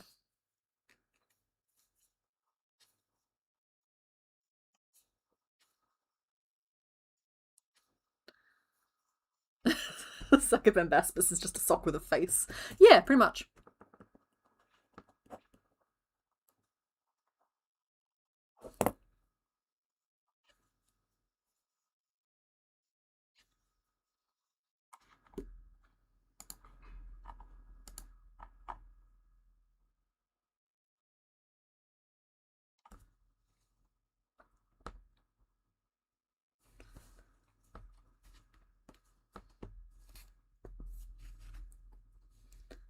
It's a little meerkatty. Once it has its little jacket on, I don't think it'll be as bad. And then I'll get Mr. Bones to brush out some fire for it. So that I don't have to, but that's going to happen off camera. I feel like once we've accomplished the base pieces, then in general we're okay to like move on whenever we need to. This guy doesn't have a tail or anything.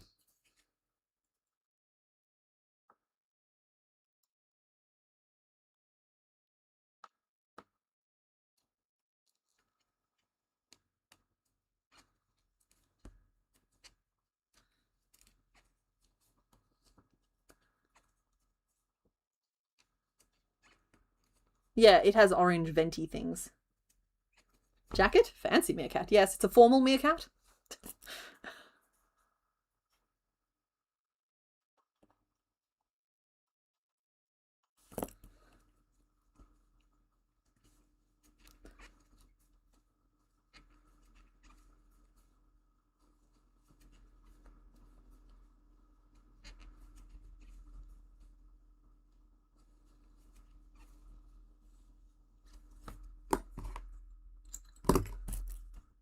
Okay, foot. I'm only going to make one foot.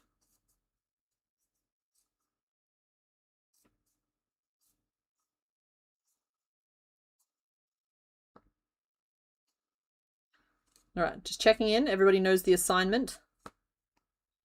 I don't want to say it out loud because it's faded from memory, but we understand what we have to do in the next poll.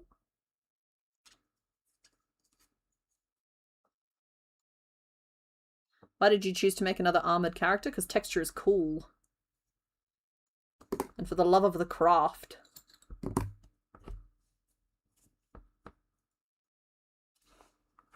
Yeah, dumpling. He's just a mole.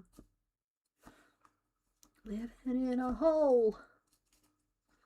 Digging up his soul, now going down. Excavation. There we go. So he's going to be just a little guy, and Cyndaquil is about the same size as if I'm honest, but it's cute. It's little and it's cute. And you have successfully named him, drumroll please, Ember with 44% of the vote. Then came Flambe at 32%, Scorch at 13%, and Lava Cake at 11%. Thank you to everybody who voted.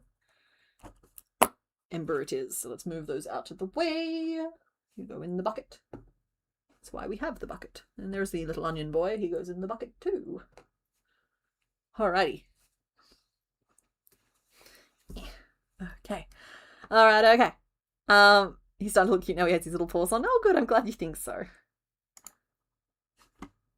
Here we go. We have an option here. Let me start a poll. You can pick number 3. You can pick...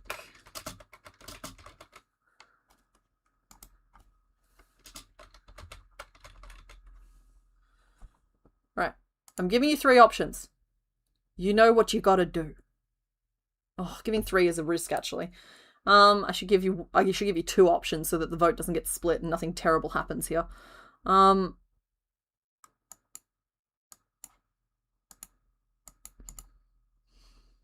I was going to include an option for you guys to pick Donphan, but I'm not going to.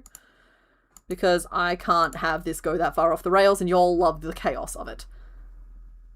So there you go. You have an option of 2 different doors you can pick.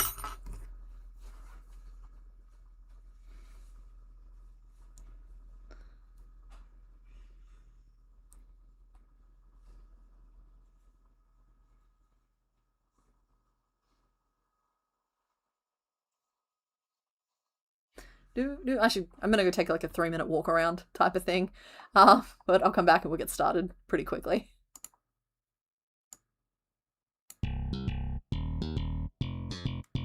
Y'all don't need the mini player.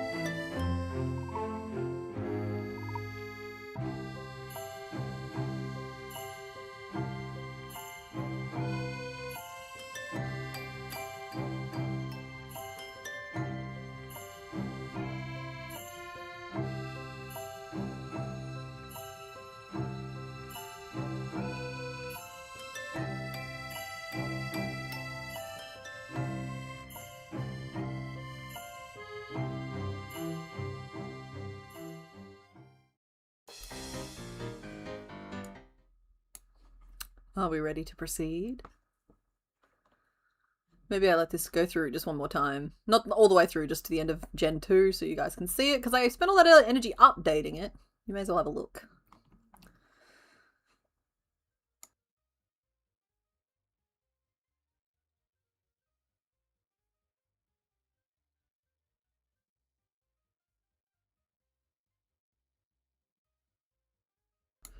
There they go. Okay. Cool. Everything's already back on. Excellent. Let's see.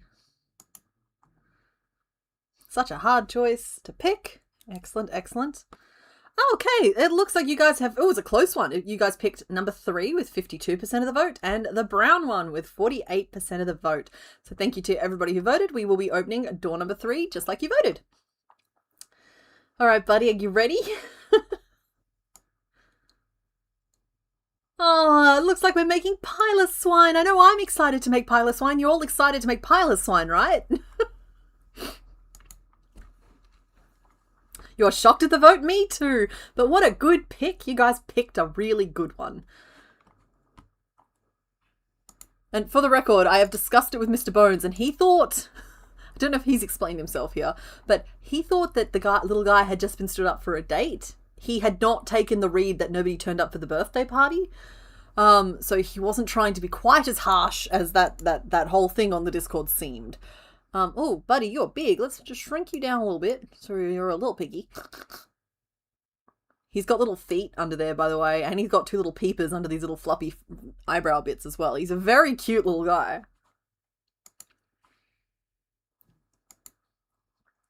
All right. Such a cute pillow. Exactly. We're very excited for him.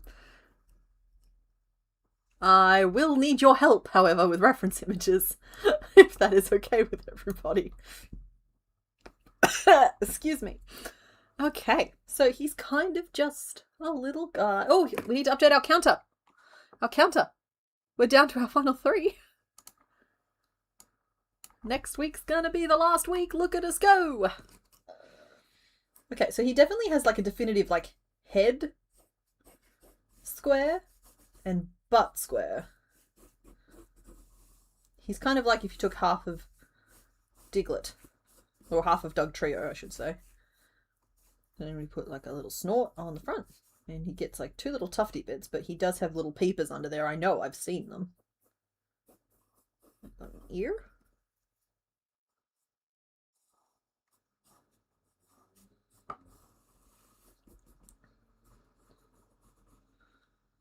And we've got 2 little tuskies. Maybe they're mandibles. Maybe he's not pig. Maybe he bug.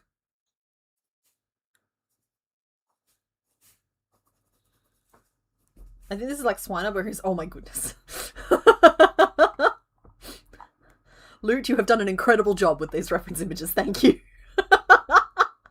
You somehow managed to get us pictures of the eyes.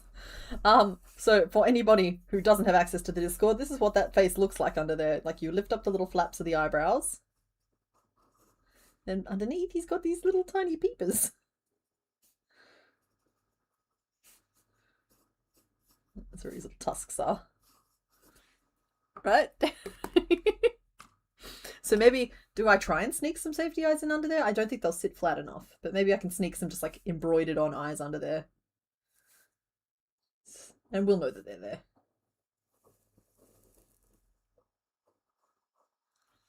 Oh, I see the little feets as well. Underneath he's got 4 little peets.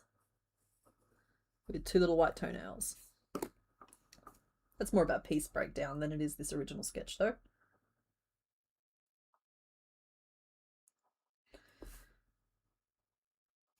Go.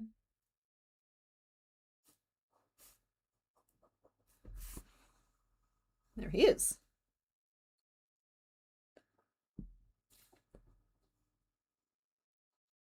There's the birthday boy. In a second I will look up what we've named Mammothswine and Swiner, because we've actually made both of them. Honey, they picked Piloswine. Oh, what an interesting surprise. Yeah.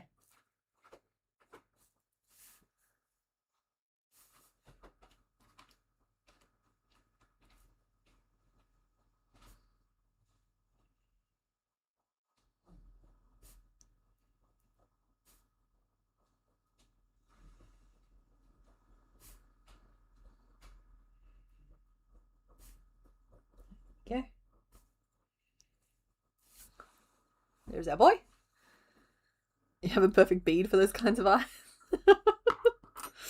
Oh, sorry, just so that people can see this. This is what he looks like under the little eyebrows.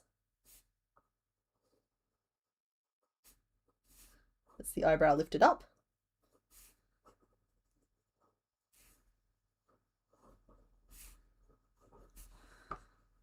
He's a little ragamuffin. Okay, so thank you, Fluffy Chomper, for the balloons and the cake and the presents. Alright, so in order to make him, I think, honestly, this is kind of hard. Like, do I start in the middle of the face and then, like, work up? Or do I start back here and work down? Have the rows run downwards? Or do I just make whatever lump I like and then cover it in long hair? With Swinub, we didn't go with hair, and I don't think we did with Mammoth Swine either, but I did say I would look up the names, so let me just do that real quick. There's less rush from my side of things now that I've, oh dear. Y'all, we named Swinub Eggs. That's it. That's the whole name.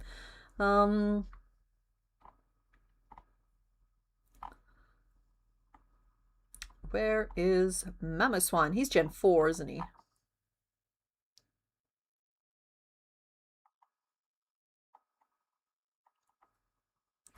There he is. Okay, Mammoth Swine does not currently have a name. So, Swinub is Eggs, and we have not named Mammoth Swine. So...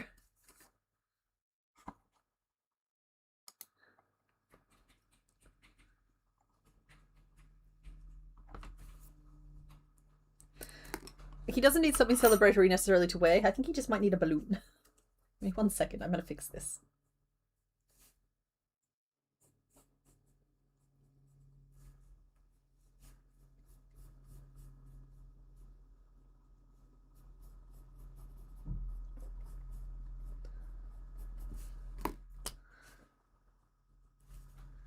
One of his friends helped him by tying it to his tusk.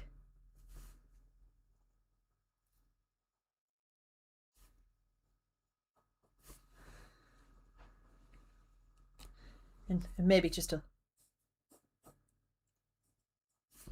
little party hat for him too. Distracted? Me? Never.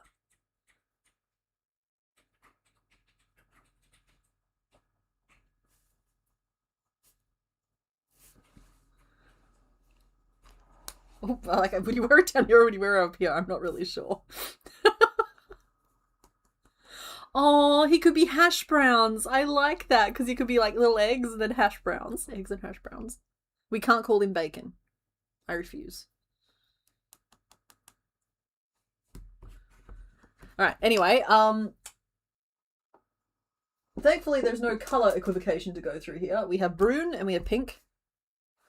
He is Brune and Pink. Piece breakdown, I'm still kind of in the middle of. There's like little lump and big lump. Where are those beautiful reference images? Oh, there's a little clay one. I love, oh my goodness, some of the card art is amazing. He's just doing little leapies. Okay, so from the side, it's not quite as distinct as I've drawn it here. He has very tall forehead. He is in possession of a 5 head.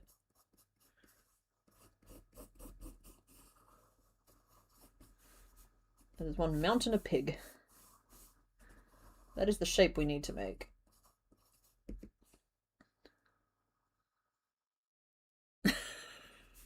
From above, it is like just a round and a square.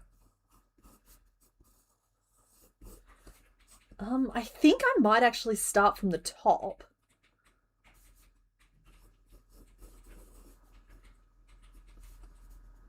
And try and work it down that way. So that's what we'll do.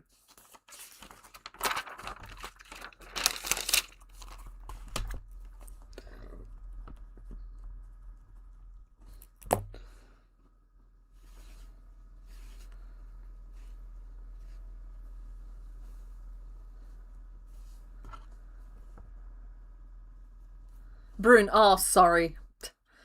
It's almost, it's not a tick per se, but I think of it as kind of a vocal tick. it's like I also hit room. There's like, as in like, there's no room. Instead of saying room, it's yogurt instead of yogurt. It's brune instead of brown. I don't know where it came from.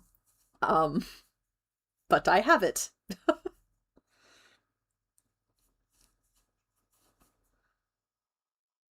I do know that if I dare say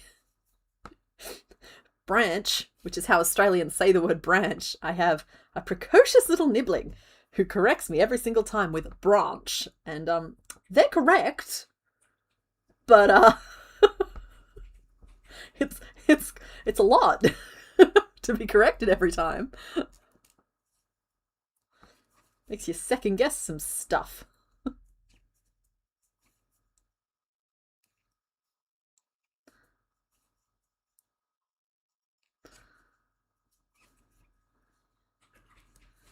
So yeah, with us actually managing to hit on 3 new Pokemon this week, means next week is our final Gen 2 stream. The end. And I've saved up a couple that I think will be pretty easy.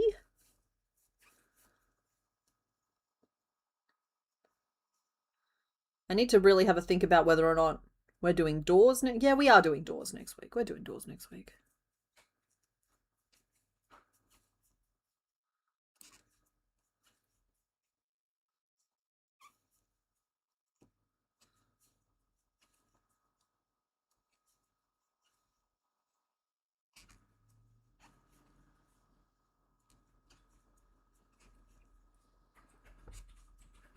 Squiggle instead of squirrel. There we go. That's another one. Good example.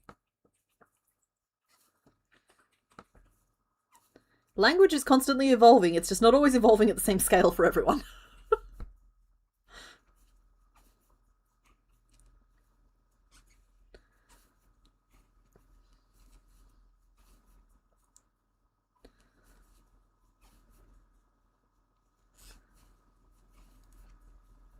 What about the Peoplemon? 2, 3, 4, 5, 6, 7, 8, 9, 12, 13, 14, 15, 16, 17. There shouldn't be any Peoplemon left in this gen who I've reserved. Yeah, it's branch. You gotta hit it. You gotta hit that A hard. I don't know. I think I'm missing messages because of the top chat setting. Keeps flicking back over that way. There we go.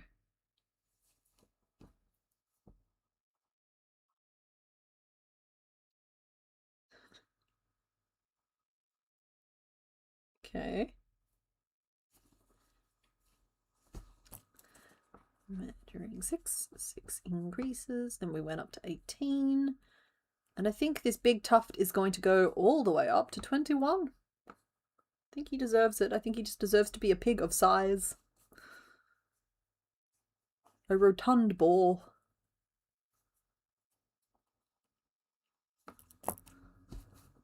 Every time you have to say or type the word shrimp, you intentionally say it wrong. Yeah, it's the shrimp. Well, I don't know. We don't really do shrimp here. It's prawn.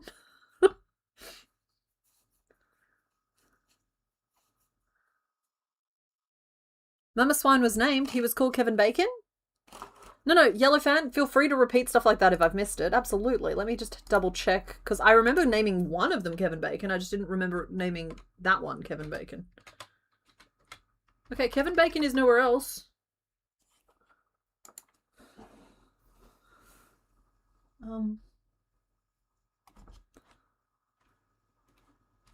I do remember calling somebody Kevin Bacon, so it must have been Mama Swine. Let me just put that in there now. Sometimes things get lost if we do too many things at once during stream. Alright, Kevin Bacon is formally in there as Mama Swine's name. We'll take it on good faith. Mr. Bones made a bunch of little party hats a while ago, and for the longest time I had them lurking around this room, but I think that I actually may have thrown the last one away very recently, because they lurked around for like a year on the floor. Because like, yeah, you made those cute little stripy paper ones. Which won't fit his head anyway. Getting him a stick and then a pinata But I realized the pinata would look too much like a different Pokemon. He's just hitting it with a stick. Oh yeah, no, that's not how you make friends. No. But we do have this butterfly net if you wanted to balloonify it somehow. Yeah.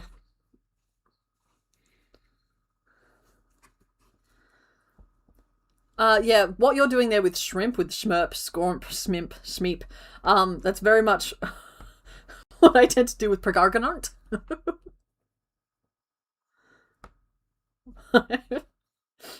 Yeah.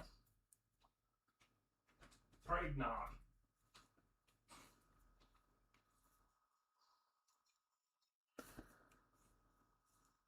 Yeah, no, Yellowfan, I absolutely believe.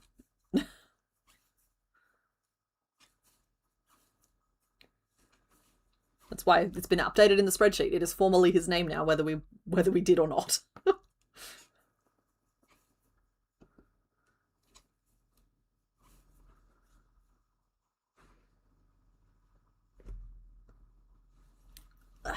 My hair is touching me in so many places right now. Just give me one sec. I'm gonna get rid of it for a sec. There we go.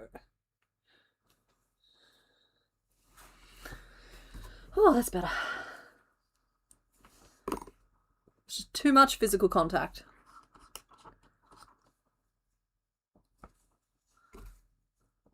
Witches' hats, traffic cones get replaced as pine cone for you?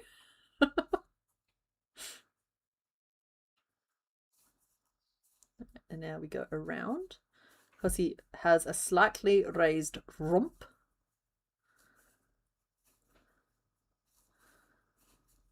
Big clamp on your hair when you sing it. Yeah. I have these like stashed all around the place, like on my light posts. I've got a big like fill light next to me, and it's just clipped onto that. But I did happen to have a hair tie handy, so that works.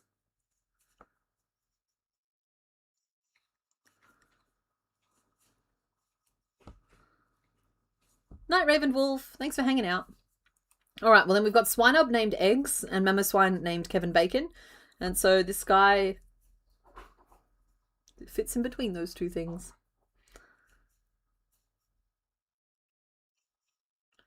He could also be Home Fry.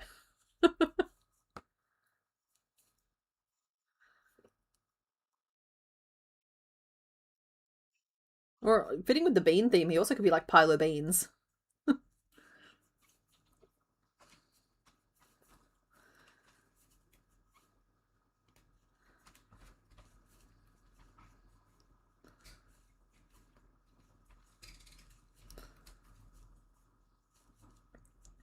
Pillow oink.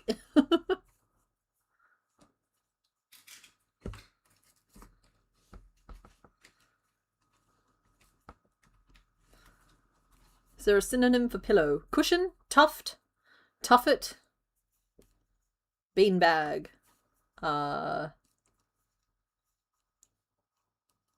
Squish?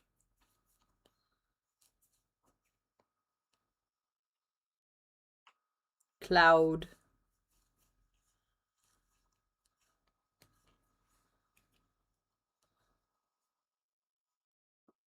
Yeah, I'm out. Hush puppy. That works in a lot of different ways. All right, now we need to extend out the front.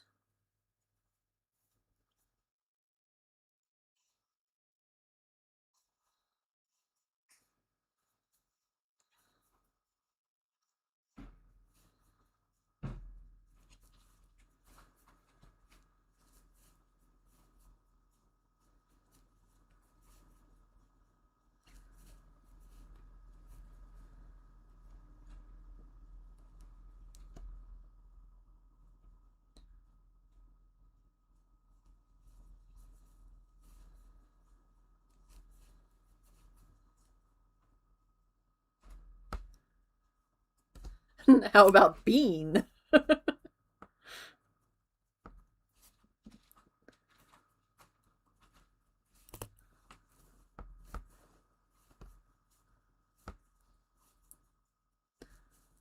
Night Devil in the details, thanks for hanging out. By the way, anybody who's made it this far in the replay gang, hi. Happy time zone. Hope you've been having a fun time today. It's been a bit chaotic. This message is just for you. Haystacks. I saw them mentioned earlier up as being a food thing. I've never heard of a haystack. That doesn't mean that I'm like excluding it. But like I've not heard of what a haystack is. What's a haystack? Other than like animal food. Well, that's what I had for breakfast. Oh. I thought that was closer to being like a poutine. Taco mince with like vegetables and stuff. Oh, okay.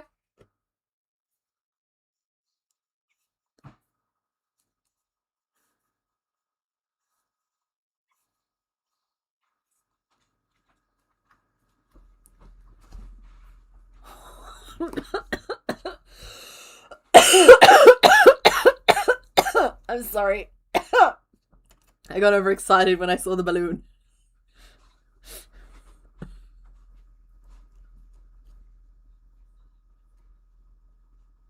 How did you get it to sit like that? That's an old trick I did in school. Yeah. It's just a little balloon. I can't, for the life, there we go, make that visible on camera. It barely balances? Yeah, it does not balance. It's specifically got the spike up so I can go into the bottom of his foot. Yeah. Oh, Pokemon, next to it. Yeah, let's just do that. Let's hold on to Pilot Slide's balloon for now. Here, Bailey, if you watch this for him. Penetrate the foot. There we go. Perfect. Close enough. Like too much air in a balloon. The caltrops return. They do.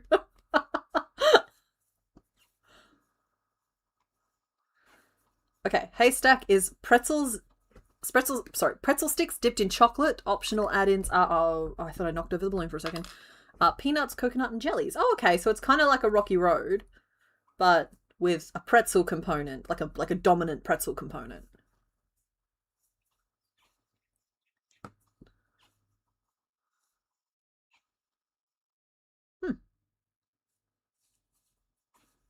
Okay, no, people have different ideas about what haystacks are. The chocolate-covered pretzels are then placed in little stacks that look hayish. Okay. So they kind of sound like they might be like a chocolate crackle amalgam. Similar. Chocolate crackles are rice bubbles instead of pretzel sticks, though. Did I just autopilot a whole row? Please tell me it was only one.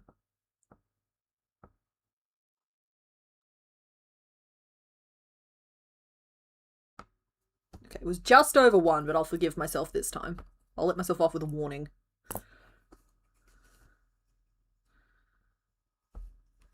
A little bit more eyebrow needed, though.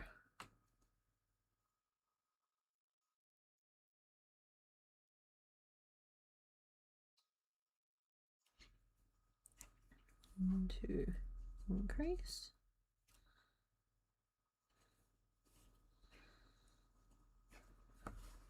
One.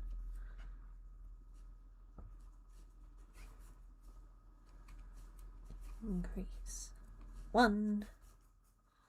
Increase.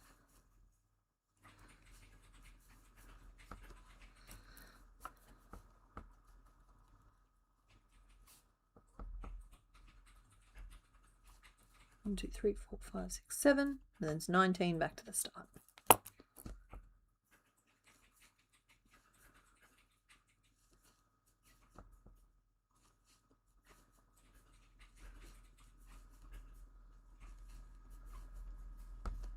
Yeah, Lude, I'd never heard of them in terms of like a people food either.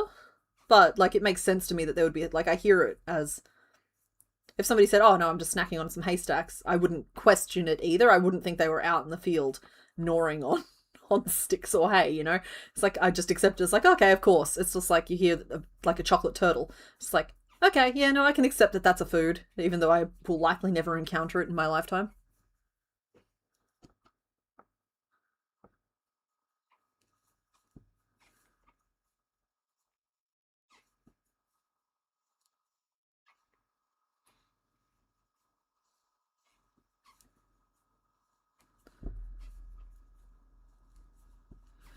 Kashoink. Okay, well now I know how to pronounce it. I also love the name.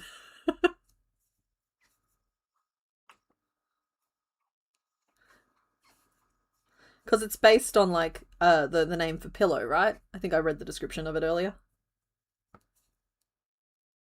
Oh goodness, someone needs to supervise me. I just keep going autopilot and ruining everything, or nearly ruining everything. All right, I think that's enough of a tuffet, and I think that's enough of a bump at the front because it's not meant to be very big. And so now we're just creating a column. You here to supervise me? Yep. Good, you're late. I'm gonna have to dock your pay. Excuse me. Not approving your PTO. Yeah, I don't take time off anyway. I'm a workaholic. Sorry about you being able to hear yourself 10 seconds I later. was so gonna hear myself laughing in the background.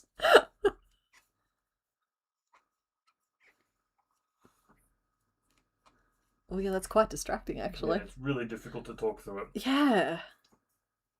There's this old guy who was doing a speech. He's called Red Shirt Guy. Okay. And he was talking very slowly because he was letting the developers of World of Warcraft know that they had forgotten one of the NPCs from one of the books. Okay. But he's talking really slow, and that's because the poor guy, as he's talking to them, there are speakers above playing the same audio of what he's saying. Oh. 1 second later. Which mucks with your brain. It does. It's like your brain is. I find it sometimes when I'm editing like footage of my face. It's like I'll find myself sitting in my chair, kind of going like this, because on camera my head will be tilted to one side, and my brain's like, "Oh, we don't want our head tilted. Tilt back the other You way." need to fix it. And so like, and then I'll be like, "No, that's not my head on the screen." Like, the brain's like, "Okay, it's not fixing it. Tilt it a little It's more." the editing equivalent of turning the controller. Yeah. But like also like with facial expressions, where I'll find myself doing like. Just like, no, that's not fixing the facial expression. That's not a mirror. I remember doing some work with cameras, and it was we had like this was way before VR, but it was like a headset, and you had the camera inside of TV screen inside of that. Okay. And I'm holding the camera in my hand. Okay. So it's going to be put onto a remote control car. Yeah. But like, you completely lose all sense of balance in your head, and I didn't realize, as I'm desperately trying to walk down the hallway as a challenge, Yep. that I'm actually curled up completely over like this, holding the camera sideways, and I'm walking sideways down the hallway. Because the brain is just instructions unclear, built shelf. I didn't know I was bent over. Yeah. There's another one. It was sorry. Keep talking. It's fine. There's one. It was an experiment they were running on people where they would poke a thing, and then as they poked the button, a little finger would poke them in the back. Oh. And it was like, you poke it, and oh yeah, that's my finger that's poking me. Oh. Right? Like, and you just understand it. But then they started increasing the delay between them poking the button and it poking them in the back. Okay. And once they got up to like, I think it was 1/8 of a second, it started to freak everyone out. Oh. They were like, no. Not my finger. It's not me, it's someone else. Yeah. There's someone else touching me, and it's creepy. That's all right. And If start freaking them out. you put a wire coat hanger around your head, it'll actually make your head turn one way or the other. Yeah? Yeah. Oh. Like it's kind of like cat whisker instinct. It's like you put a coat hanger on your head and then your head will just turn. Go back. We don't have any that'll work with. I think it only works with the plastic hangers. Will just snap if you try it. Oh, I'm as young as I used to be. Fluffy Chomper, we are supervising you. Just because Mr. Bones is watching me does not mean he's not also watching you. Oh, Honey, they're very excited about being unsupervised. Did you automate any rows while I was doing that? Yeah, but I'm supposed to be automating them right now. I'm just doing rows of single crochet. So probably talking to you about obscure scientific facts is probably not helping the autopiloting system. But did you spot the gorilla? Nice reference. Thank you.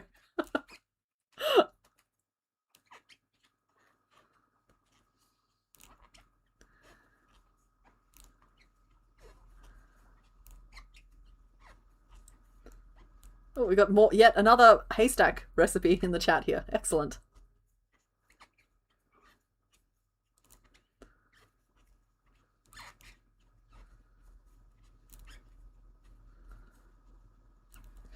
I'm stuck in this loop for a little bit now.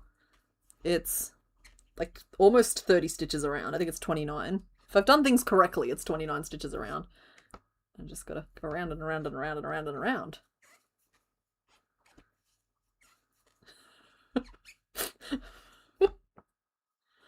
Ah, Angry Bear and Bunny Badger. I see you were both still in the weird part of the stream. It does. It hungers. Nothing certain but taxes and Knaptnot. Oh, sorry, Knaptnod.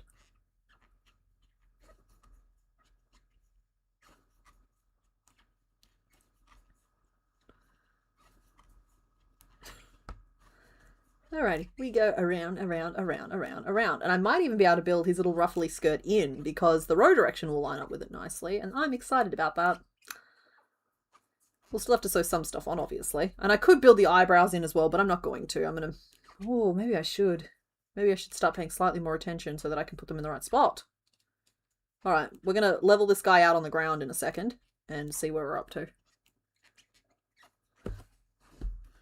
The void hungers now? Yeah, please note that you're supposed to scream into the abyss. It's the void that hungers. Please do not feed the void. We have it on a very carefully controlled diet at the moment. And if you feed it, we're worried that it's going to start becoming dependent on handouts. Wait. Yeah. Oh, no thank you, love. I literally scoffed one of those earlier on break. There's a surprising amount of chocolate in those little flakes. Mm-hmm.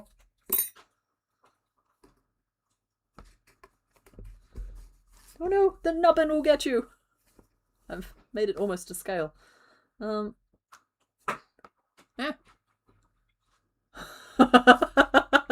Do I do that on the internet? No. Hold on, let me turn the camera off.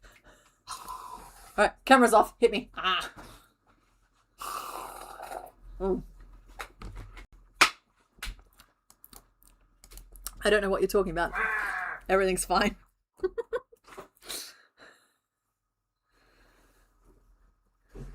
The speed at which CK pivots sometimes from no to yes is impressive. No, that's not impressive. That's called a disorder.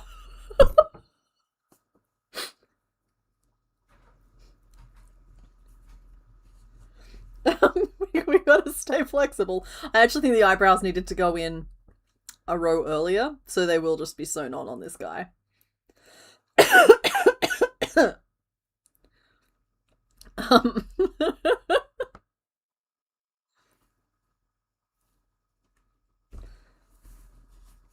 Or maybe they go in now.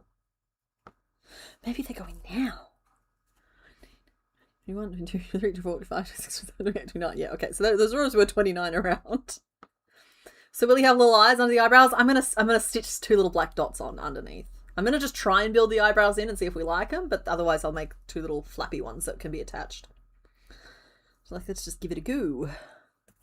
That was 1, 2, 3, 4. 1 AM, you're up so late.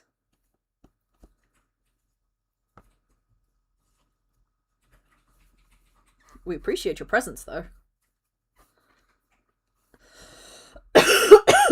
Sorry.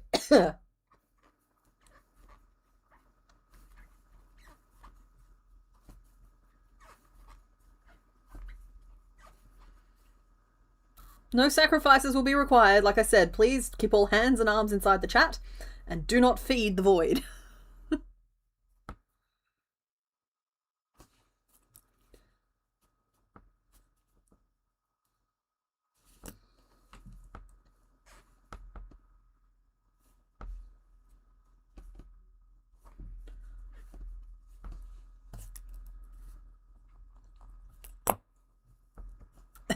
I'm trying not to die.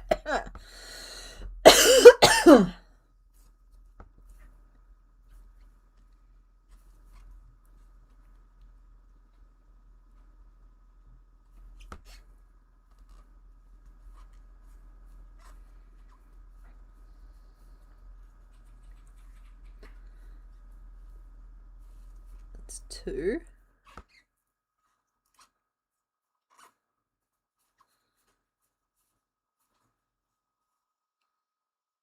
Three.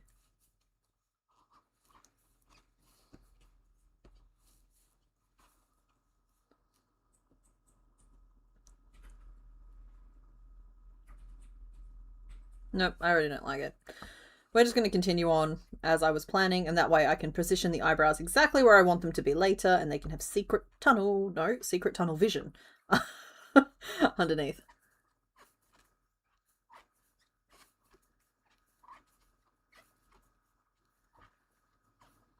Oh my goodness. Andy, are you okay?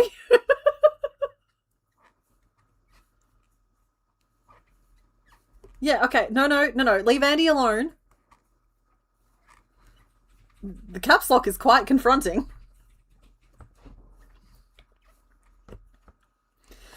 I'm sorry.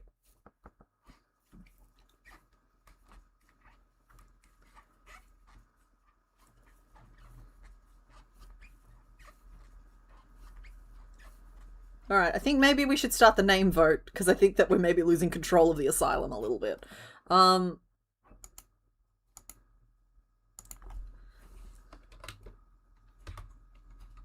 Kashoink. Hash browns. Hash browns, sorry. Manfred. I feel like we talked about haystacks so much we have to include it. Just checking a name I know before I mention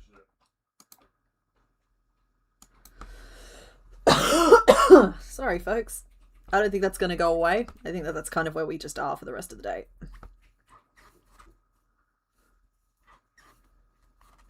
The void is eating wheat thins.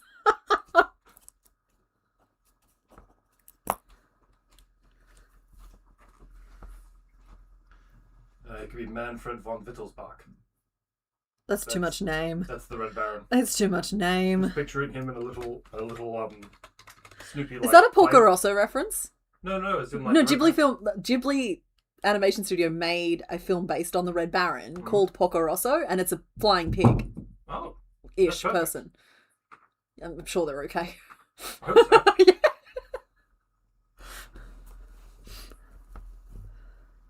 We'll run a poll later to see if I should go up and check on them. I don't think there's going to be much of a later. I think we're nearly done here. I know what that sound was exactly. Yeah. That was someone pulling in a vacuum cleaner and dropping the hose on the Oh yeah, that's what that was. It's like audible charades. Okay, so the names I have here are Kashoink, Hash Browns, Haystacks, and Manfred. What do we think? The void wants wheat thins. Sorry, there's just something about that is so funny to me.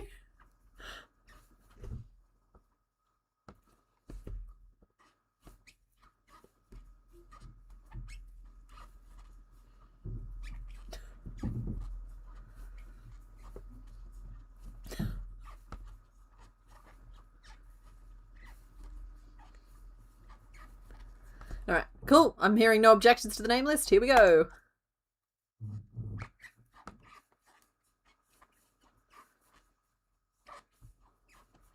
Do we feed the void if it politely asks for snacks? No.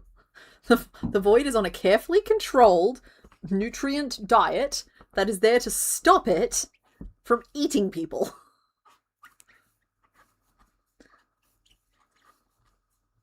We're trying to make it go completely vegan, just because it's safer for everyone. I say as a non-vegan, so we're representing both sides of that particular conversation. The void doesn't ask politely, it demands. No, the void is adaptable.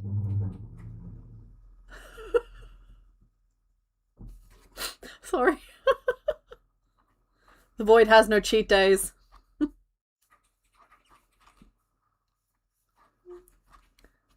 We're not trying to control it by withholding snacks. We're trying to save lives.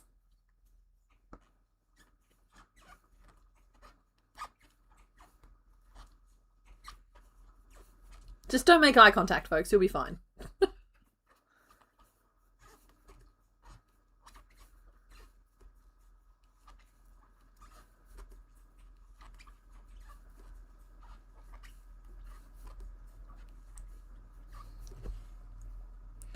Alrighty, I think we have reached appropriate heights for our piggy friend.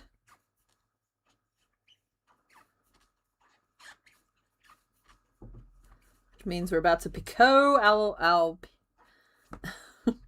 Picot our piggies off. Do not feed the void, else it will grow dependent on people. Exactly.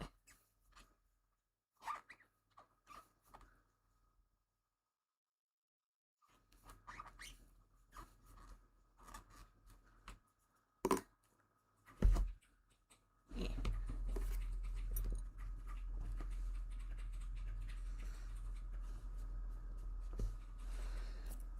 Okay, so how many rows was that after all that? 1, 2, 3, 4, 5, 6, 7, 8, 9, 10, and then 11. Add a lot and then some more, and that's 100. Alright, I feel like he doesn't... Does he have scruff around? He's just a scruffy fellow the whole way around. So we will make him a scruffy fellow the whole way around. Picot and slip stitch, and that's all going to be in the front loops only, and then we'll work in the back loops in the next row to close him off. Maybe. I don't know. I haven't decided yet.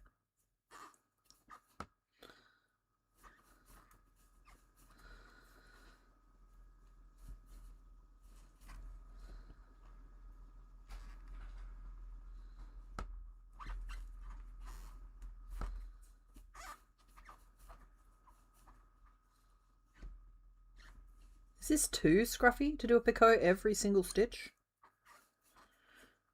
No, I think it'll be just the right amount of scruff. I think we're good. It means that I'm going to do a lot of picots, but I've got good company, so that's okay.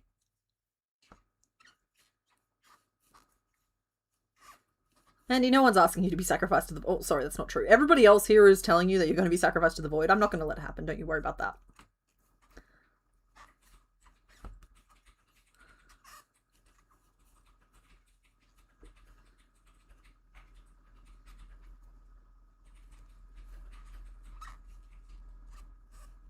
Eh.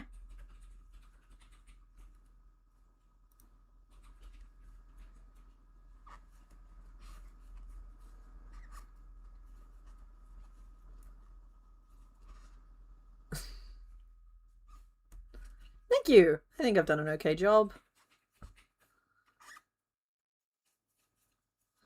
I've got to make him scruffy.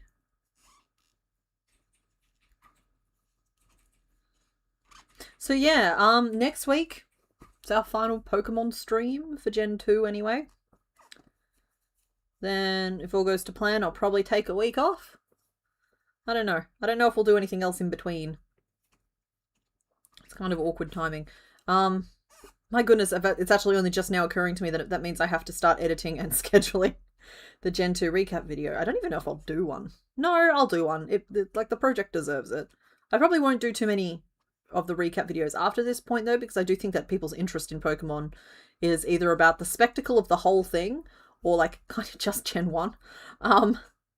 So maybe we'll end up collapsing Gen 3 and 4 in together and approaching it that way. Brings a little bit more surprise to the table, a little bit more pep. Maybe for a little bit. Is this too much scruff? I know I asked that before, but now I'm wondering. It's a little centipede-y. This hurts. This hurts me. There's so many picots to frog. Unhappy.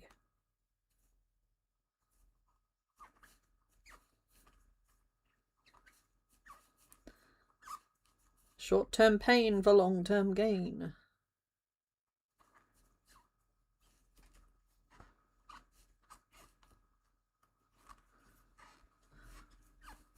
The 12 days of crochet goat? What about the 12 days of... Wait, are you trying to feed the void the goat? I've just finished telling you that we're trying to keep the void on a strictly vegan path.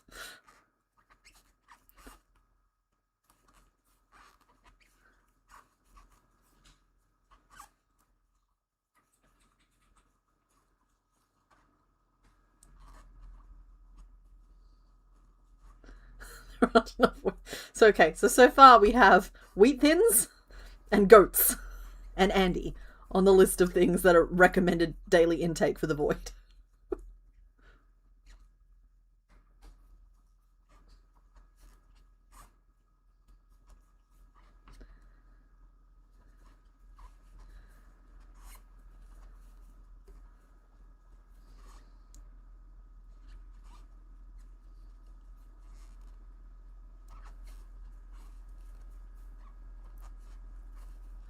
can offer the void whatever treats it desires. It shall save you from working in retail on the 4th of July.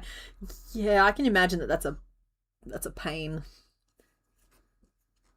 Thankfully, we don't tend to do like big shopping holidays over here, so we don't really have a Black Friday or a 4th of July. But they look rough. I've seen like all kinds of nonsense online about it.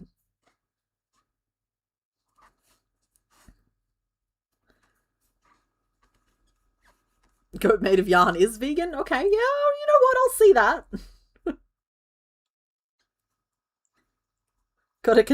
Gotta be cautioned, though. We can't let the void consume too many microplastics. It's not good for its tummy.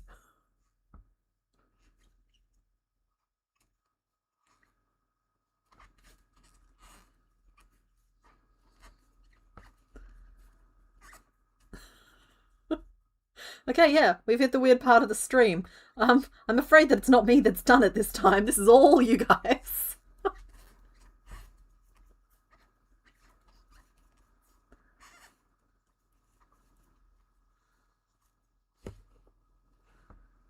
Andy, that's kind of like arguing if fruit or vegetables are vegan if they've had like blood and bone fertilizer used on them. Which, you know what, there probably is an answer for that. Like, yeah. But it has the same vibe. That's why we feed it a balanced diet of microplastics, crackers, and Andy.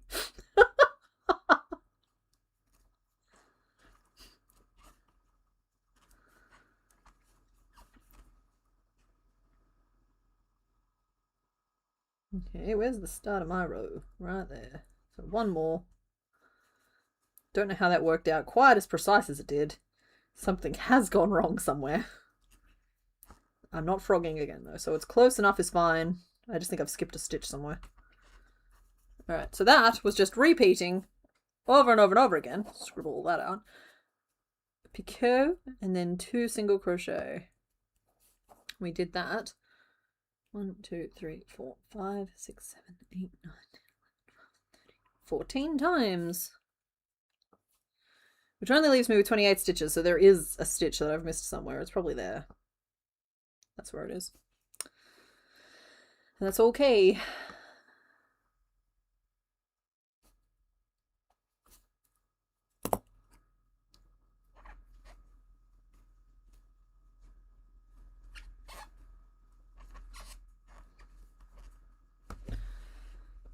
Okay.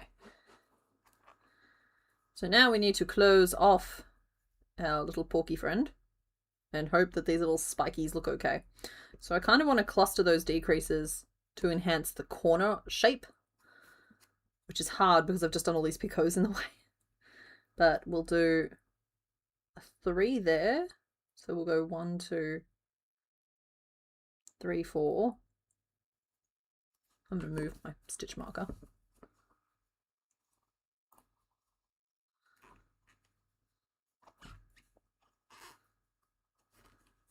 Maybe we just start decreasing. Maybe we just do the thing.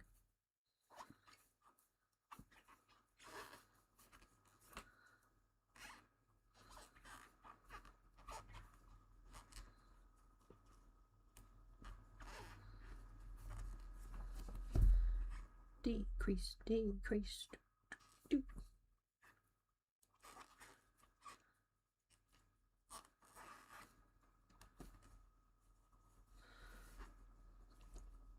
I wonder what would happen if I just decrease the whole way around. It's such a lazy way to do it, but it's going to be covered by feet anyway. Why not? I haven't checked the name vote in a second. I'm going to look at that any second now and see what you guys have picked. I have not been paying attention to it at all.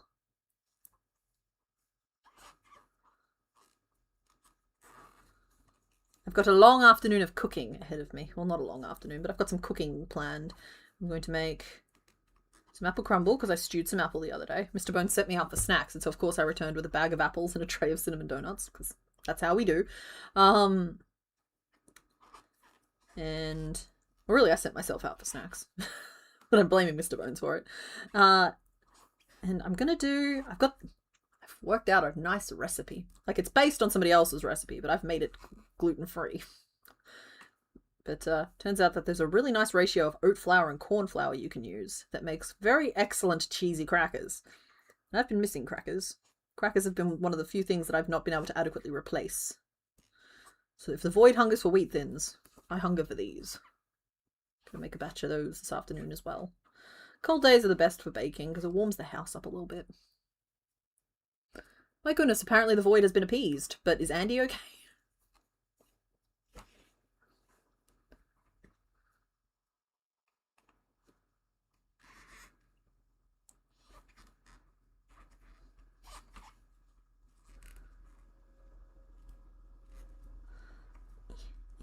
Here we go, here we go.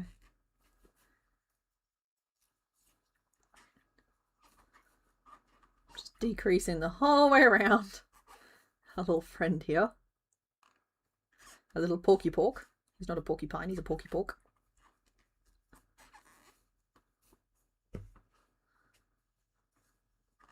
And one to finish off. Okay.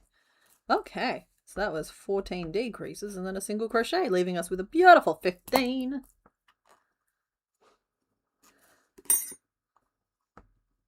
I believe the line is hungry like the wolf. I'm worried that that's going to bunch up too much and that I should have done something else. I'm going to stuff it and see. Oh, no. No, we're okay. Had a muscle in my back go, I'm about to cause you some pain. And then it didn't.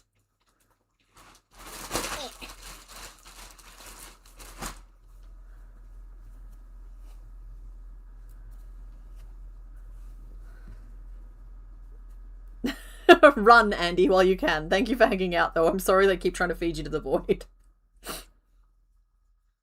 Also, I have no idea how it became you. I was there. It was my stream, but I still don't know how exactly that happened.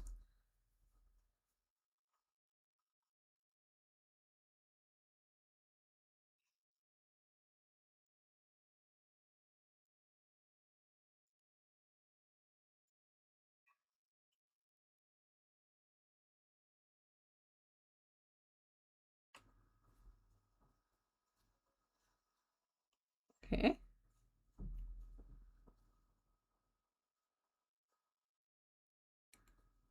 Hi, Duchess Cassandra. There we go. So it's just a little nibbly along the bottom, but I think it's subtle. I think it works. He'll have ears and his little eyebrow shapes. I think I'm okay with this being the way it is. I wasn't sure I was, but I think it's going to be alright.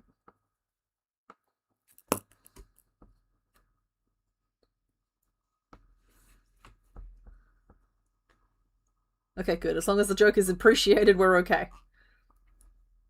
As for that, Angry Bear, it's not that I've decided that you're too shenanigan-y or shenanigan, whatever it was that you said. It's not that. It's just like, I'm just a little aware that this could very easily slide into territory where it's making Andy uncomfortable, but it does not seem to be the case right now. It's just we do not harass or bully people. And as long as everyone's laughing, everything's still fun.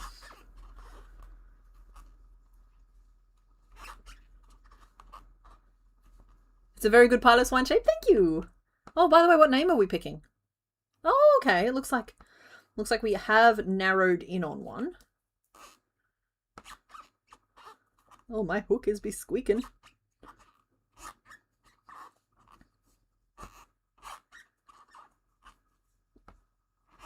Well, I think we've gone a little longer today, Cassandra. So, hey, I'm glad that you were able to like catch it for a little bit at least. I don't know how much longer we're really going to go, but we are still here, as evidenced by our presence being here.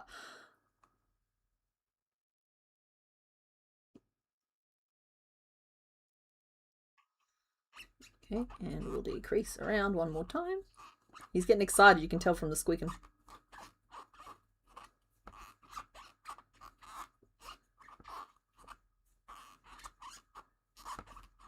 I think he's ticklish.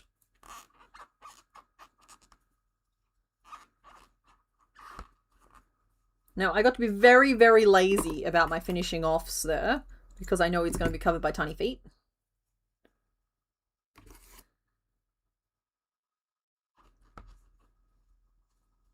Yep, no. Bear, I appreciate that. I know you would. It's just I'm very careful not to like steer into a curve too much until I've vibed the room out a little bit. You're fine. Have your fun.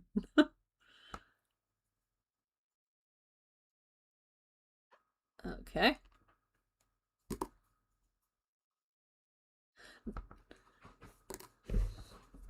As I said, as long as everyone's laughing, everyone's having a good time. I like to think that we are we guys are a real good community as far as I can tell, but I like to think that if anybody was ever having a negative experience here on stream, we're also the kind of community that cultivates someone saying something and stopping it, so that's good.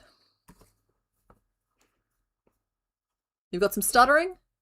Oh yeah, hey, we've dropped a small handful of frames, but it held on for a long time. Audio's fine, it's just video.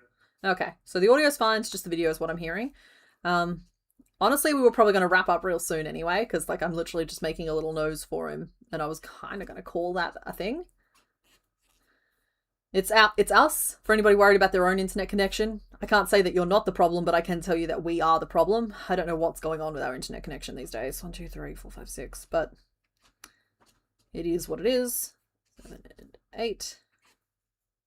It means that we might actually lose connection altogether. So if we do, I'm really sorry, and I'll see you guys next week with the pigeon pattern. But hopefully it'll hold out long enough for me to wrap up the rest of stream. So this will go approximately here. It's one mighty fine little snoot there, friend. And then he's going to have 2 tiny little peepers covered by eyebrows, but they go there. How'd I do? I think that's pretty good. And we have named him. Drumroll, please. Yep, I know he needs tusks. He also needs ears and feet. We have named him Hash Browns with 47% of the vote. Then came Haystacks at 28%, Kashoink at 14%, and Manfred at 11%. So this is This is Hash Browns, the Piloswine. And he's very excited to meet all of you. So you wanted a drum roll? No.